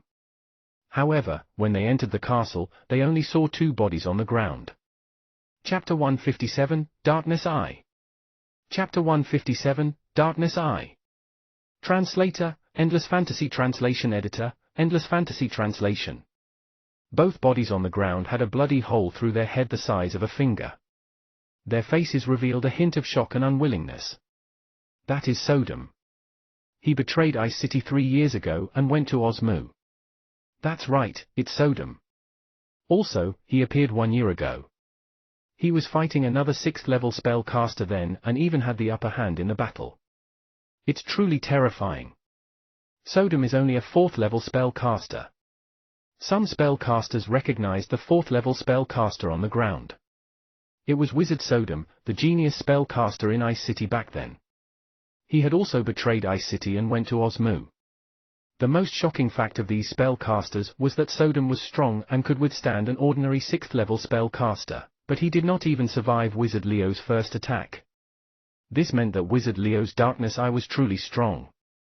Wizard Grislow of the Abyss Fort looked at Rama's body on the ground with a complicated, dark look. Wizard Husius suddenly said, Wizard Grislow, Wizard Leo has killed the genius in the Abyss Fort. Before Wizard Husius even finished his words, Grislow had already interrupted Wizard Husius as he understood what Wizard Husius was saying. Thus, he let out a cold snigger. Ever since Rama's betrayed the Abyss Fort, he's no longer one of us. After saying that, Grislow shot a serious glance at Wizard Leo and said, Darkness Eye, nothing less expected of the legendary Pandora demon ability. When it's executed with Wizard Leo's ability, it comes close to the strength of a 7th level spellcaster.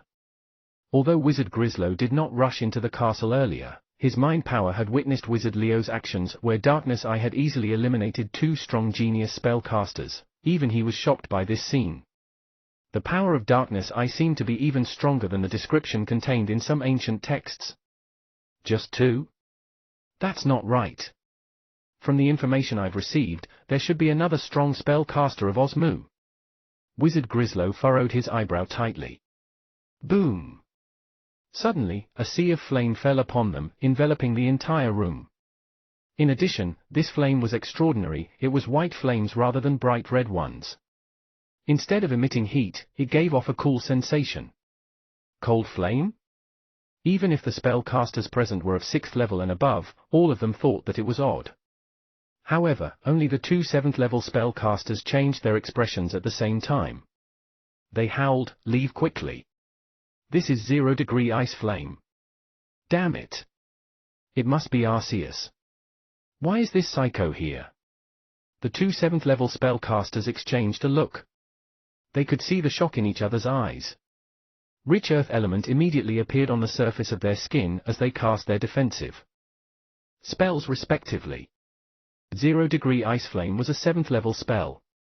Any 7th level spell had to be constructed and created by the spellcaster himself. Meanwhile, 0-degree ice flame was an extremely strong spell created by Arceus, a spellcaster of Osmu, which rose to fame with this intriguing spell. He was able to incorporate some traits of ice-type spell into a fire-type spell and, at the same time, maintain the terrifying power of the spells. Only the unfathomable genius spellcasters in Osmu could construct such a spell. When a spell had reached the 7th level, it depended on the spellcaster's understanding about spells. The deeper the spellcaster's understanding, the stronger the spell he could construct. Moreover, one could do almost anything to a 7th level spell, including converting the traits of an ice-type spell for a fire-type spell. Take 0-degree ice flame as an example, it was a fire-type spell but it possessed the traits of an ice-type spell. As for its strength, it was even more terrifying. The spellcasters who entered the castle were all 6th level spellcasters. Although they were extremely cautious of their surroundings, these icy flames fell upon them suddenly. Thus, there were still 2 spellcasters who did not manage to cast their defensive spell. In the end, they were immediately frozen into ice crystals. Moreover, the crystals were burning in a white flame, making the others' skin crawl. Both wore defensive robes, but the robes could not withstand 0-degree ice flame. Hence, 2 strong 6th level spellcasters were directly burnt to ashes. Damn it! Quick, leave the castle! A hint of madness jumped across Wizard Grislow's face. A cold killing intent washed over him as the 2 dead spellcasters were from the Abyss Fort. In an instant, he had lost 2 6th level spellcasters. This was a great loss to the entire Abyss Fort. Swish! Swish! Swish! Except for Wizard Leo, Wizard Husius, and Wizard Grislow, other 6th level spellcasters had left the castle. All were aware of their surroundings and were on an alert. Arceus, reveal yourself. You can't run away today. Wizard Grislow shouted toward the castle. His mind power even searched the entire castle frantically, but to no avail. Run away. It's been a long time since someone could make me run. Suddenly, a distant sigh reached them. From the darkness outside the room, a white-robed handsome man walked in slowly. He seemed to be in his 20s, but there was not a single hint of innocence in his eyes. In fact, his eyes were filled with endless depth. The white-robed man did not look at the dark-looking Wizard Grislow. Instead, he set his gaze upon Wizard Leo. A playful smirk appeared on his face as he said softly, "Wizard Leo, we've met again." Wizard Leo's expression changed, which was a first for him. With a slightly twisted face, he replied coldly, "Arceus, so it's really you." "That's right. It's me. Back then, your brother, Rador, wanted to join Osmu. Didn't I give you a chance? You killed your brother yourself. But I'm regretting it a little now. Your brother's talent is indeed surprising at that time, but it seems to me now that you're the true prodigy. You've actually developed the legendary Darkness Eye and cultivated it to such a high level." Arceus flashed a smile, but Wizard Leo's aura had become more violent. His entire being could barely suppress the agitation of the elements. Wizard Husius, who was beside him, changed his expression. He muttered in his heart, "This is bad." Rador is forever the forbidden topic in Wizard Leo's heart. This time, they met Arceus, who invited Rador to join Osmu. I'm afraid that Wizard Leo can't hold it in. Wizard Husius knew about that matter. At that time, Rador was coaxed by Osmu and Wizard Leo went to stop him. In the end, he killed Rador with his own hands. This was Wizard Leo's reverse scale and no one could touch it. Boom! As expected, Wizard Leo acted without a moment of hesitation. He immediately cast Searing Blaze, a ferocious 6th level spell. In an instant, a furious flame was ignited in the room. The terrifying force of this flame had melted the sturdy castle walls. It could be seen clearly that the castle was crumbling rapidly. Go! Wizard Husius and Wizard Grislow did not hesitate and left the castle directly. It's not enough. The 6th level spell is just too weak. Cast your Darkness Eye. I also want to know how strong the legendary Darkness Eye truly is. Arceus raised his hand and a chilly air instantly put off a large area of flames. Rumble. The castle crumbled in an instant. The destructive power of a 6th level spell was terrifying. Fortunately, this was a deserted area. No one knew how long this castle had been deserted. Otherwise, no one could be sure how many would get hurt by their spells. A 4th level spellcaster had the ability to destroy a strong military fortress alone, not to mention a 6th level spellcaster. Moreover, Arceus was a terrifying 7th level spellcaster. Although the castle had crumbled, Wizard Leo and Arceus both flew in the air. Fluctuations of wind element glimmered on their bodies as they faced each other in the air. Wizard Husius and Wizard Grislow were staring at both Wizard Leo and Wizard Arceus, who were in mid-air. Wizard Husius suddenly said in a heavy tone, "Wizard Grislow, Wizard Leo is just a 6th level spellcaster. Even if he has developed Darkness Eye, I'm afraid he still can't stand against Arceus." Wizard Grislow nodded. "Don't worry, old man. Even though you and I have fought in the past, but that's not a huge matter. We must stand together while we face Osmu. I'm sure you've heard of Arceus. He once killed a 7th level spellcaster. He. If we don't act together, we'll only be defeated by him one after another. Good. Let's do it. 2 7th level spellcasters of the dark magic region and the Abyss Fort obviously dreaded the fight with Arceus, so they would not hold back and both cast their spells quickly. The Extreme of Ice. This is the brand new spell I've constructed after spending 18 years in Glacial Boundary. Husius reached out his wizened hand and pointed at the faraway Arceus. At once, a layer of white crystals enveloped Arceus like an ice ring. In addition, the place which was covered by the white rings began to freeze. This was not any ordinary cold. Instead, this was a horrifying spell that could even freeze the mountains, streams, and rivers. Kahachak. Kahachak. Layers of ice crystals approached Arceus rapidly. Ice-type spell? Husius, you really didn't improve after so many years. Even if you became a 7th level spellcaster, you're still so ordinary. You call this the Extreme of Ice? Arceus' face was filled with mock. Thereafter, a white flame instantaneously flew out from his fingertips. It was 0-degree ice flame from before. Hiss. Hiss. Hiss. Arceus' 0-degree ice flame had completely suppressed Wizard Husius' spell. Layers of ice crystals were melted by the white flame in an instant. At the same time, Grislow cast his spell as well. Darkness, the cover of endless sins. This is the brand new spell that I've constructed after spending 9 years in Hand of Sins. Immediately, a gigantic palm made of darkness element appeared in the sky and chased after Arceus. The Hand of Sins had the obvious trait of darkness element illusion. Not only Hand of Sins had an illusion effect, but it could also pull the negative emotions from the target's heart. This was the forte of Hand of Sins. Oh. This is quite interesting. It's commendable that it can pull out the negative emotions in me, but its strength is too weak that it's not even worth a mention. A smile still remained on Arceus' face whilst he faced the gigantic palm. A dense earth element appeared and covered his entire body. These earth elements did not look hard and sturdy. Instead, it kept flowing like water. This spell had probably taken some water-type spells as a reference, so it allowed the earth-type spell to be flexible. Bang! Hand of Sins struck Arceus, but it had no effect on him. Arceus' mind power was stronger beyond anyone's imagination, so he could easily suppress all sorts of negative emotions in him. Grislow and Husius' expressions changed slightly. They did not think that a spell could kill Arceus easily, so they were prepared to cast other spells. However, Arceus would not give them a chance to do so. Too weak. Arceus pointed out his hand. It was still 0-degree ice flame. Sea of flames fell upon them directly, threatening both Wizard Grislow and Wizard Husius greatly. Thus, they cast defensive spells to protect themselves respectively. It was merely one spell and they could not stand against it. They were all 7th level spell casters. The strength of the spells depended on the ability of the spell caster. Obviously, a prodigy like Arceus had completely displayed his exceptional talent in constructing spells, after becoming a 7th level spell caster.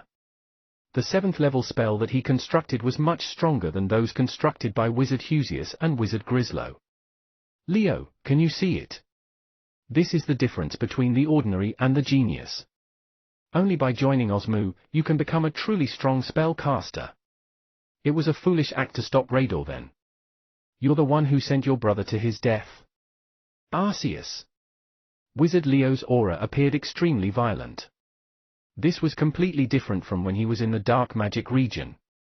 Wizard Leo stared at Arceus as he exclaimed, Arceus, I said it before.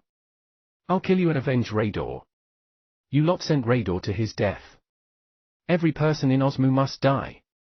Immediately, a large pillar of bloody red light shot out from the darkness eye on Wizard Leo's forehead, forming a huge shadow of the vertical eye.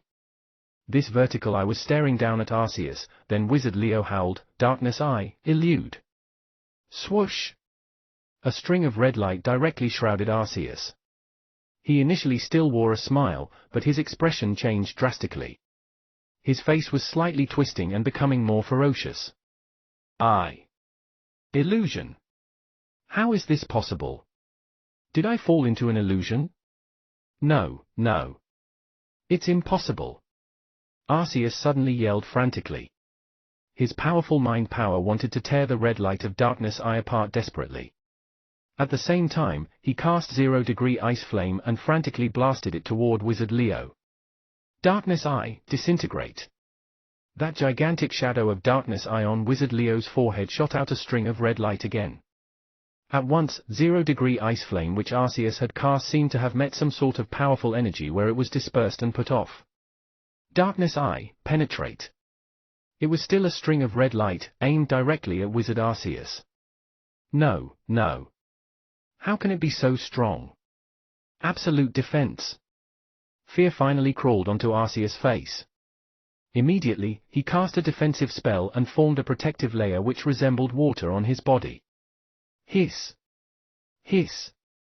He did not know what sort of energy was contained in the red light shot by Darkness Eye which penetrated Arceus' 7th level defensive spell. Although it seemed to weaken a little, it still overcame Arceus' spell without fail. Instantly, the red light was blasted onto Arceus' white robe. Dense runes immediately appeared on his white robe and formed a large runic magic circle. However, the white robe still could not stop the red light. Arceus quickly moved sideways and a large bloody hole appeared on his left shoulder. By now, Wizard Leo's face had turned extremely pale. It seemed that casting Darkness Eye for 3 times had taken a toll on him. However, upon seeing that Arceus was still not killed by Darkness Eye, a hint of madness washed over Wizard Leo. Darkness Eye, exterminate. Upon seeing the gigantic Darkness Eye was about to shoot another string of red light, Arceus did not dare to take it directly anymore. The wind elements on him fluctuated violently. Velocious wind. Swish! Arceus' figure dived into the dark night in the blink of an eye. Leo, your Darkness Eye truly opened my eyes today, in nothing less expected of Pandora demon ability. It seems that I've greatly misjudged you back then. You're the true talent. Arceus' voice still echoed in the air but his figure had far disappeared. A strong 7th level spellcaster like him was exceptional in his ability to escape. Others had no way of chasing after him at all. Wizard Leo turned around and glanced at Wizard Grislow and Wizard Husius. He said in a cold tone, I'll go after Arceus. Then, wind element fluctuated around him and he disappeared in the night. All spellcasters of the dark magic region and the Abyss Fort were staring at Wizard Leo's back, wide-mouthed. Arceus, the legendary 7th level spellcaster and Psycho of Osmu, could even stand against both Grislow and Husius, 2 7th level spellcasters. However, he was terrified of Wizard Leo, a 6th level spellcaster, and ran away from the battle. Such a strange situation had gone beyond people's understanding. Darkness Eye. So, this is Darkness Eye, huh? The legendary Pandora demon ability. As Wizard Grislow looked at Leo's back, he seemed really stirred and a hint of passion danced in his gaze. Chapter 158, Successfully Constructed. Chapter 158, Successfully Constructed. Translator, Endless Fantasy Translation Editor, Endless Fantasy Translation. In Dita's town, Merlin instructed Chablis to prevent anyone from disturbing him. Merlin began the final step to construct a 1st level spell in his room. He simulated the spell model with his mind power. The spell model of the 1st level spell, Guardian Monument, which was reconstructed by the Matrix, was as complicated as Furious Flame back then. Before this, Merlin's mind power had not reached the 2nd level. 6 0-level spells had already used up half of his mind power. Thus, when he constructed Furious Flame, the act was quite forced, so he failed in the end. If he only had 4 0-level spells, he would have probably constructed the 1st level spell successfully by now. However, there were pros and cons. If he could become a 1st level spellcaster, his strength would improve significantly as a 6 elemental spellcaster and would have a greater potential as well. This was far from what an ordinary spellcaster could have been.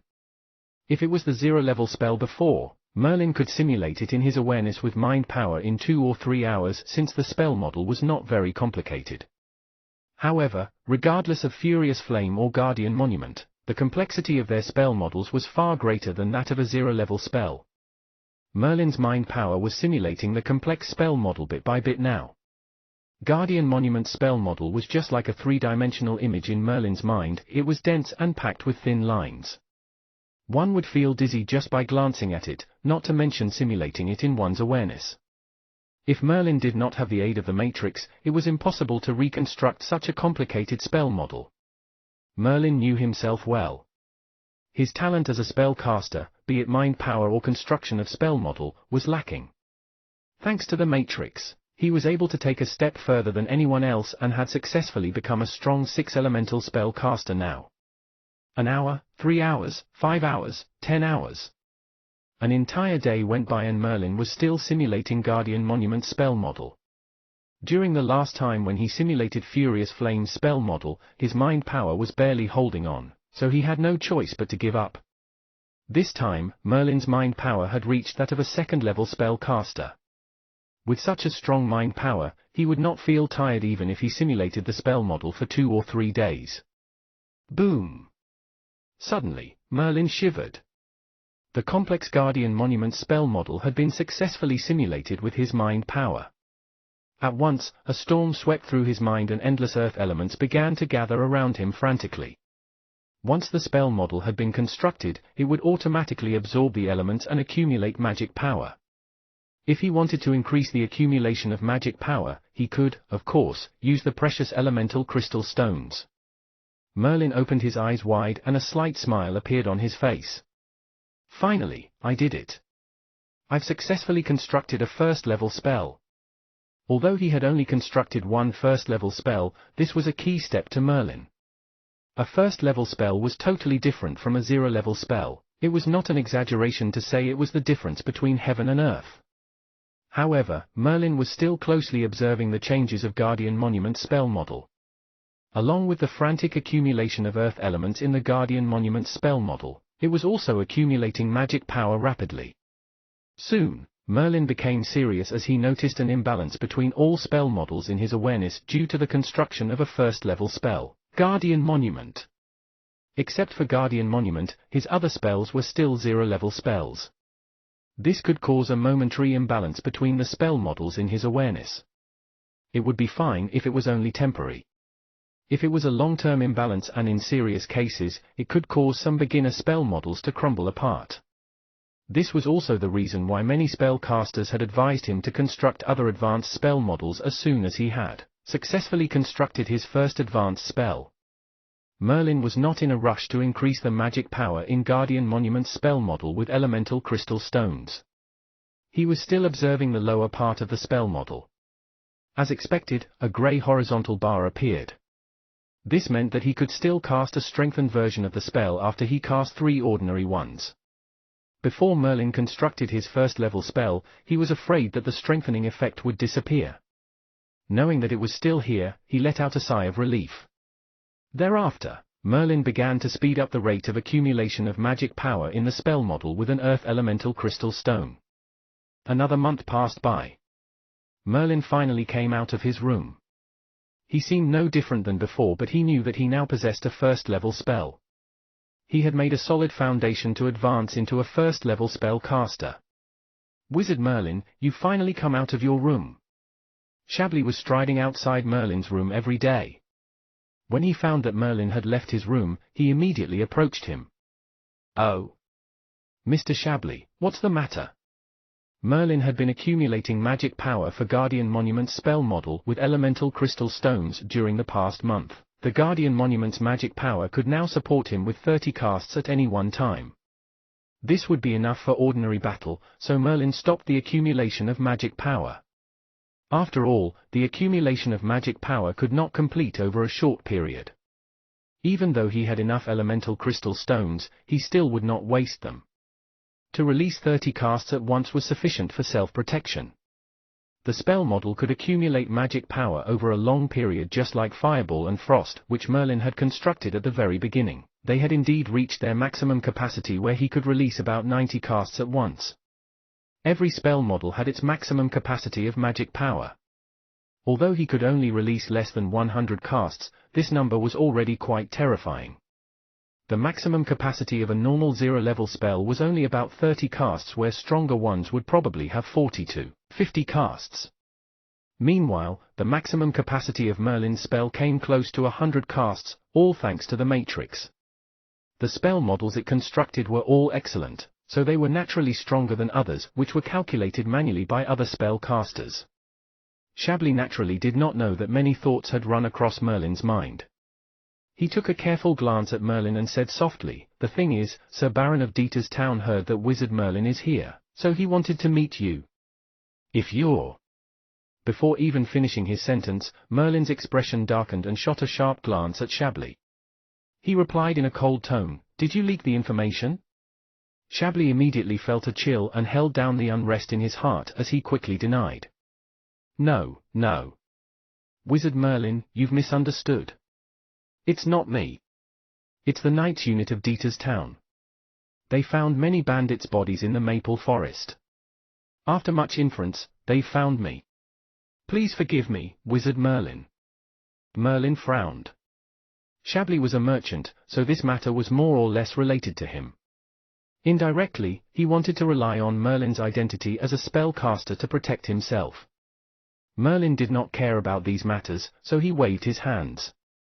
"I won't see him. I'll leave Dieter's Town soon. Call Emma for me."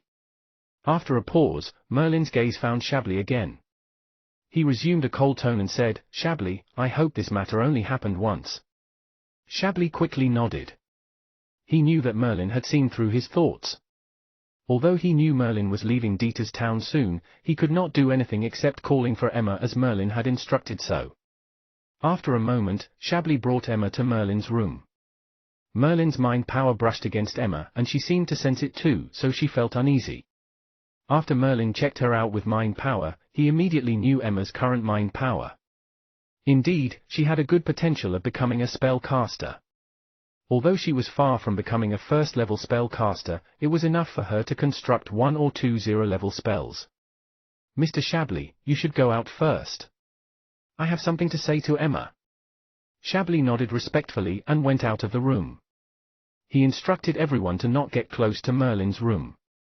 After Chablis had left, Merlin smiled as he looked at Emma. "Emma, do you want to become a spellcaster?" "Spellcaster? Like you, sir? To have a strong ability?" Merlin nodded. "That's right.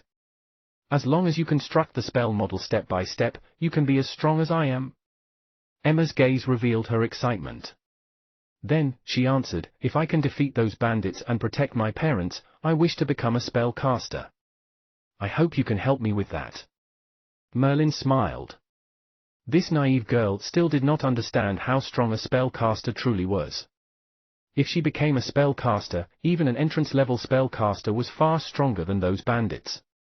Looking at Emma's determined eyes, Merlin felt as if he was back in Blackwater City. When he received Old Man Ether's spell manual, he wished to be a spellcaster wholeheartedly and thought deeply about his family. It's not easy to become a spellcaster. First, you must learn how to construct a spell model. Merlin agreed to give a chance to this young girl. Just like Old Man Ether left the ring with Merlin, Old Man Ether might have done it out of an impulse. This time, Merlin was the same. Upon seeing that Emma had the quality to become a spellcaster, he also did it out of impulse and gave a chance to this naive girl. "I'll leave Dieter's Town soon, but before I leave, I'll give you 3 zero-level spells and also some notes I recorded about the things that need to be noted. You can try to construct these spells in the future. If I have the chance to do so, I'll return to Dieter's Town 3 years later. If you've successfully constructed 3 zero-level spells, I'll consider taking you as a student." Although it was Merlin's impulse, he believed that Emma had the talent. However, he would not remain here to teach Emma, so she must depend on herself. Subsequently, Merlin gave zero-level spells, Fireball, Frost, and Earth Guard to Emma. She was luckier than Merlin when he received the ring from Old Man Ether then. "All right. Get a carriage for me from Mr. Chablis. I'll depart today and leave Dieter's Town." After Merlin had instructed Emma with the arrangement, he was ready to depart. Chapter 159, It's been a long time. Chapter 159, It's been a long time. Translator, Endless Fantasy Translation Editor, Endless Fantasy Translation. A carriage was slowly advancing on the wide road. In the carriage, Merlin's eyes were closed. He was meditating for a moment and checking the spell models in his awareness. A few days had passed since he had left Dieter's town. The Guardian Monument spell model seemed to be fine.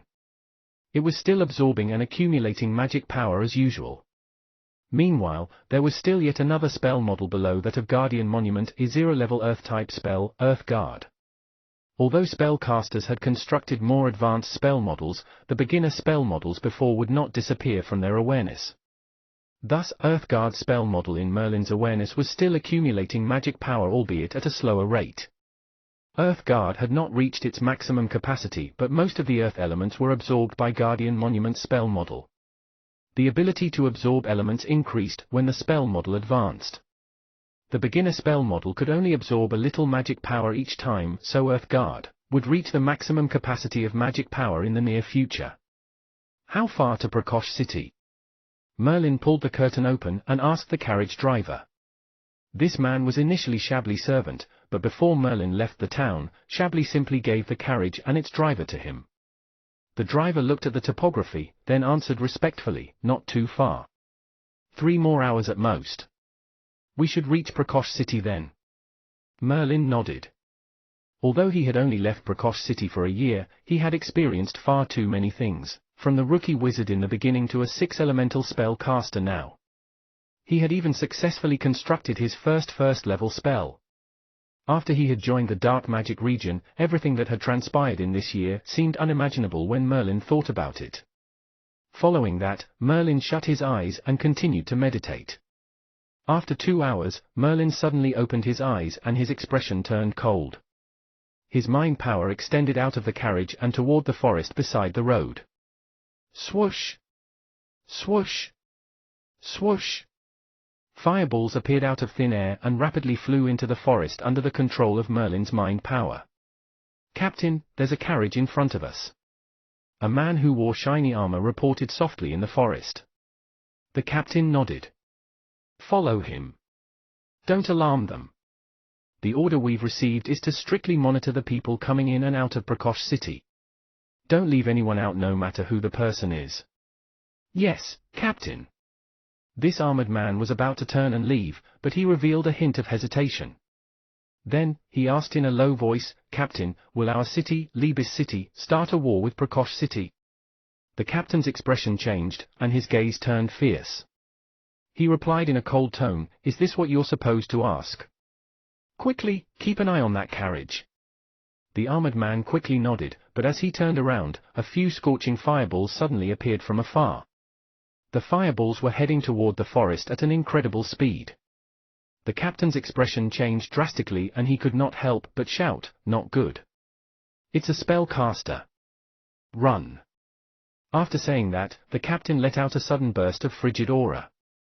He was obviously a 3rd-level elemental swordsman. However, the fist-sized fireballs immediately exploded after entering the forest. Boom! The explosion of 10 fireballs was terrifying. The elemental swordsmen who hid in the forest were immediately engulfed by the furious flame. In the carriage, Merlin seemed calm.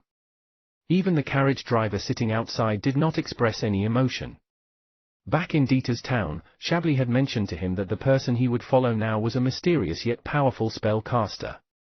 Pick up the speed and get to Prakosh City as quickly as possible. Merlin looked at the forest at the sides of the carriage, frowning. He did not know what had happened in Prakosh City to render so many elemental swordsmen monitoring the people going in and out of Prakosh City. The carriage began to pick up speed and Merlin felt it was getting bumpier. However, he was more concerned over what had happened in Prakosh City. Although it was just a short 1-hour journey, Merlin had already noticed a few groups of elemental swordsmen sneakily hiding in the forest along the way. Merlin did not even spare these elemental swordsmen and killed them off with fireball. The Wilson family was in Prakosh City and he would not allow anyone to threaten them. "Sir Merlin, we've arrived at Prakosh City." Suddenly, the carriage driver's voice reached Merlin. Surprised, he quickly pulled the curtain open and found the familiar Prakosh City in sight. A year. A whole year. When Merlin first left, he thought that he would only be back after a decade or so. Even after joining the dark magic region and knowing about the 3-year limit, he had thought that it would take him 3 years to be back in Prakosh City. Little did he imagine that there would be changes in the dark magic region. Hence, he was now back in Prakosh City after a year. After exclaiming for a moment, Merlin noticed that the security of Prakosh City had been tightened. He extended his mind power to the walls and found archers with crossbows densely packed on the walls. Moreover, there seemed to be heavy armored knights in the town as well. It was very much different from the serene Prakosh City when Merlin left back then.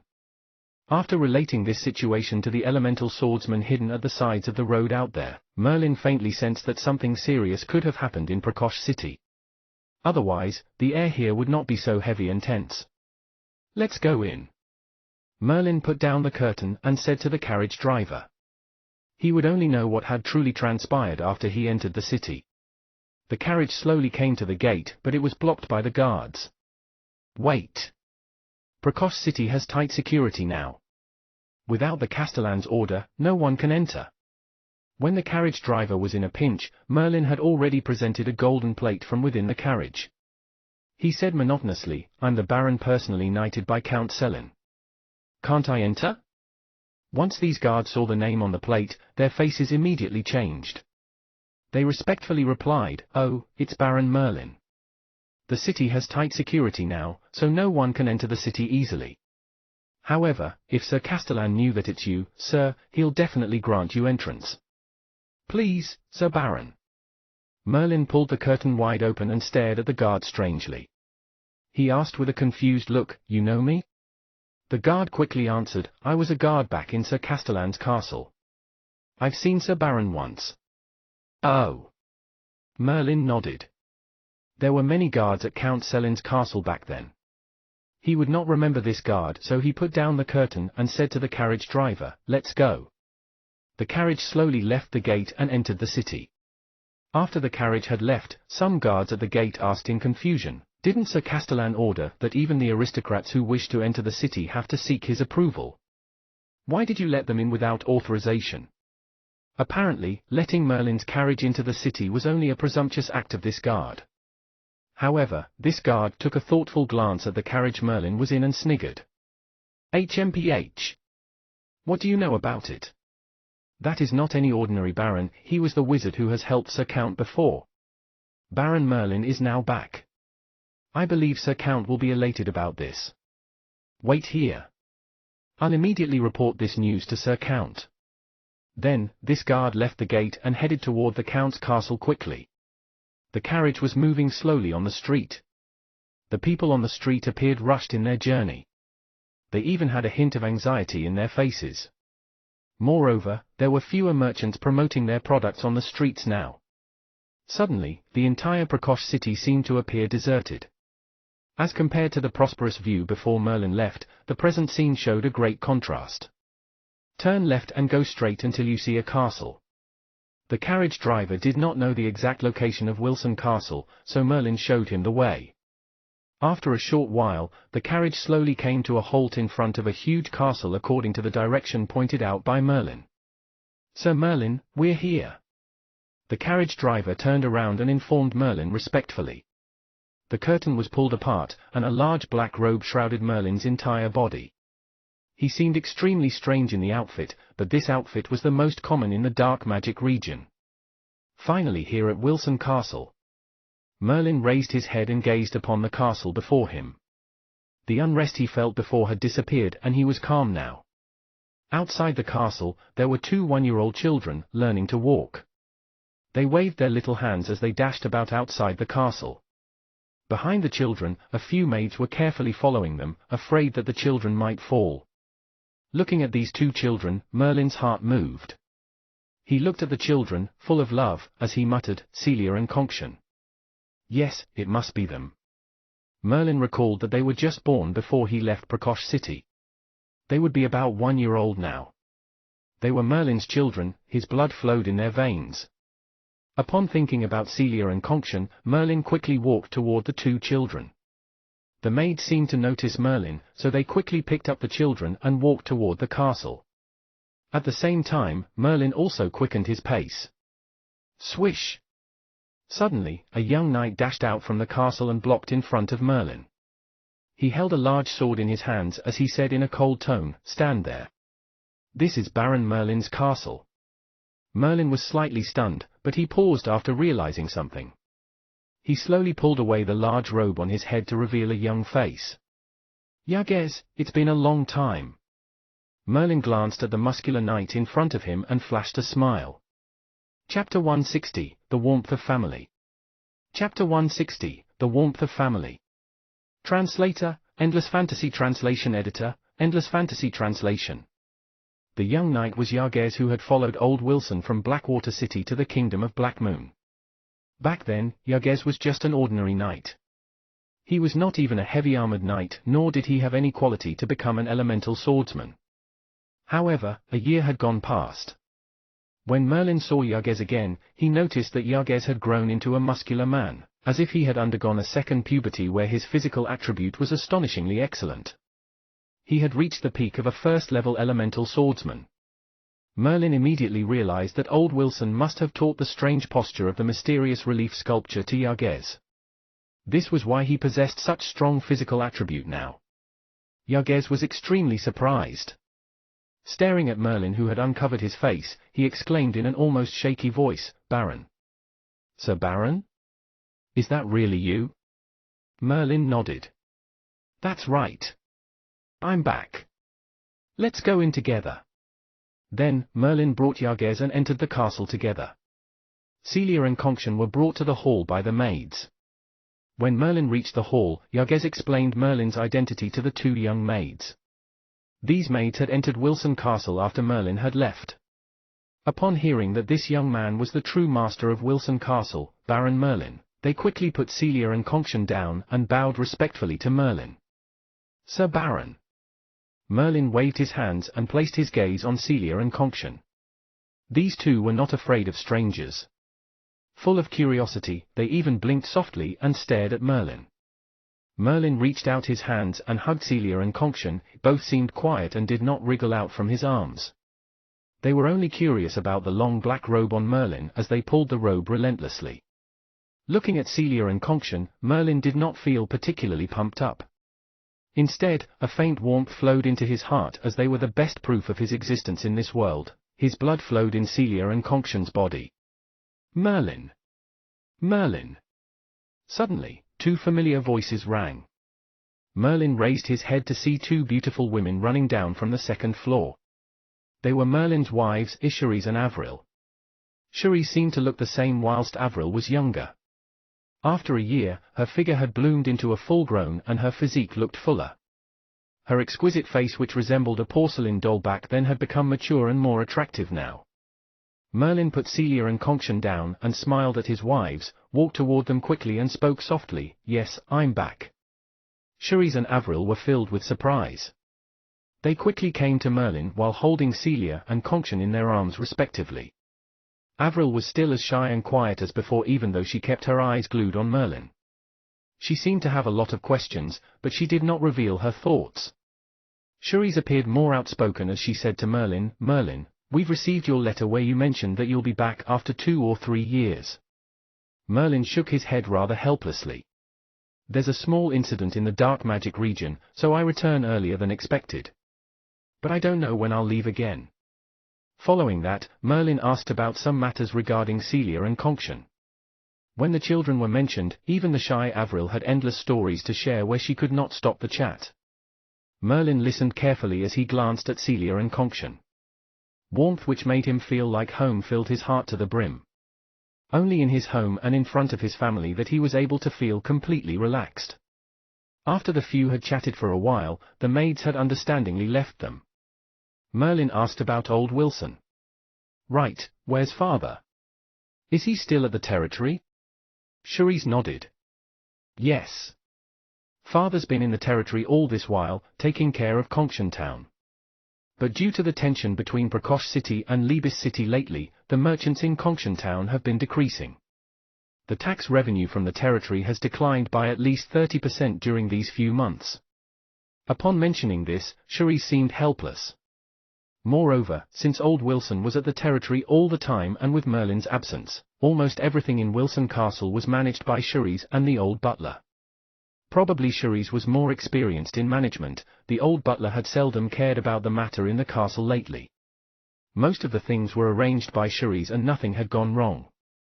Instead, everything was managed neatly and accordingly. Thus, when she talked about the tax revenue from the territory, Cherise furrowed her eyebrows. Libis City? Merlin recalled about those sneaky elemental swordsmen he had met during his journey back to Prakosh City. They must be from Libis City. What's the matter exactly? Merlin did not know a lot about Libis City except that it was a city-state near Prakosh City. Before he left Prakosh City, everything seemed to be fine. Cherise shook her head. I'm not sure about the exact reason. Maybe only Count Selin will know. There's increasing tension in the air during these few months. Even Count Selin has gathered some spellcasters again. They seem to be preparing for a war. Avril glanced at Merlin, then added in a low voice, yeah. Since you left, Count Selin recruited 2 spellcasters, especially that wizard Byres. Before she finished her words, Cherise quickly interrupted her. Avril. Merlin frowned and a strange light flashed in his eyes. Then, he waved his hands. It's all right. Avril, continue what you're saying. Avril did not dare to speak now. Instead, she glanced at Cherise cautiously. Having seen Avril's reaction, Merlin knew that Cherise had become the true master of Wilson Castle. However, Merlin was not dissatisfied by that. Having a capable wife was an excellent thing, so he placed his gaze at Cherise. He said in a heavy tone, since Avril doesn't want to say it, Cherise, you tell me about it. Cherise was a little helpless, but she saw Merlin's slightly dark expression. After hesitating for a while, she told him at last, all right. 3 months ago, Wizard Byres, whom Count Selin has recruited, heard from who knows where that you've defeated Merilung of the Abyss Fort and you've also obtained Merilung's ring. Then, he looked for all sorts of excuses to enter Wilson Castle, but we rejected him. Dissatisfied, he crashed into the castle thinking that you must have left something in Wilson Castle, so he came looking for them. But Wizard Hill came right in time and scared Wizard Byres away. After Cherise explained the situation, Merlin squinted his eyes and let out a frigid air. He looked at Cherise and Avril and asked softly, did anything happen to you guys? Cherise and Avril shook their heads and replied, we're fine thanks to Wizard Hill. But I heard Wizard Hill's situation has worsened. He did not go out in public lately. Merlin nodded again. This was the reason he asked the black-robed old man to take care of the Wilson family as well as Count Selin at the same time. If it was not the old man, he was afraid that Wilson Castle would not be as calm as it was now. However, Merlin knew about the old man's situation. He might have scared Wizard Byres away, but he must have paid a great price for it. After all, his spell models were unstable.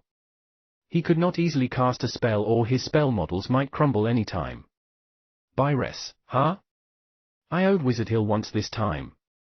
But it's good that you're fine. All right, let's not talk about the unhappy incident. Let me have a good look at Celia and Conction. Merlin glanced at the children who were twisting around on the ground. Then, he played with Celia and Conction, along with Cherise and Avril. He was enjoying a chance that was hard to come by to spend quality time with his family. At once, a series of laughter echoed from the hall. In the Castellan's castle, a guard was reporting the news that Baron Merlin had returned to Prakosh City in detail. Count Selin revealed a hint of surprise and asked anxiously, are you sure it's Baron Merlin? The guard nodded with a serious face. Yes, it's Baron Merlin indeed. I won't see it wrongly. Ha ha. Good. Good. Now that Baron Merlin is back, we have another strong aid to our side. Count Selin was truly exhilarated. He had been worried about the matter with Libis City recently. Now that Merlin had returned, this was already the best news during these few months. Oh. Is it Wizard Merlin who have resolved the danger at Sir Count's castle and defeated Merilung of the Abyss Fort? Beside Count Selin, one of the calm-looking men suddenly spoke in a passionate tone. Count Selin nodded and smiled. That's right. It's Wizard Merlin. But here's the Baron in my Prakosh City now. Wizard Byres, didn't you always want to meet Wizard Merlin? Here's your chance now. I'll call for Wizard Merlin. Count Selin immediately sent a few guards to look for Merlin at Wilson Castle. Yes, I really want to meet Wizard Merlin. Wizard Byres stared at the door, his gaze filled with passion. Sir Baron, there are some guards out there, saying they're sent by Sir Count. They want to invite Sir Baron to the castle. The muscular Jaeger suddenly walked in the castle and informed Merlin respectfully. The smiles on Cherise and Avril's face slowly disappeared. They glanced at Merlin. Merlin slowly stood up and replied calmly, since it's Count Selin, I'll go. It's time to meet Count Selin as well. Merlin's aura was a little dark.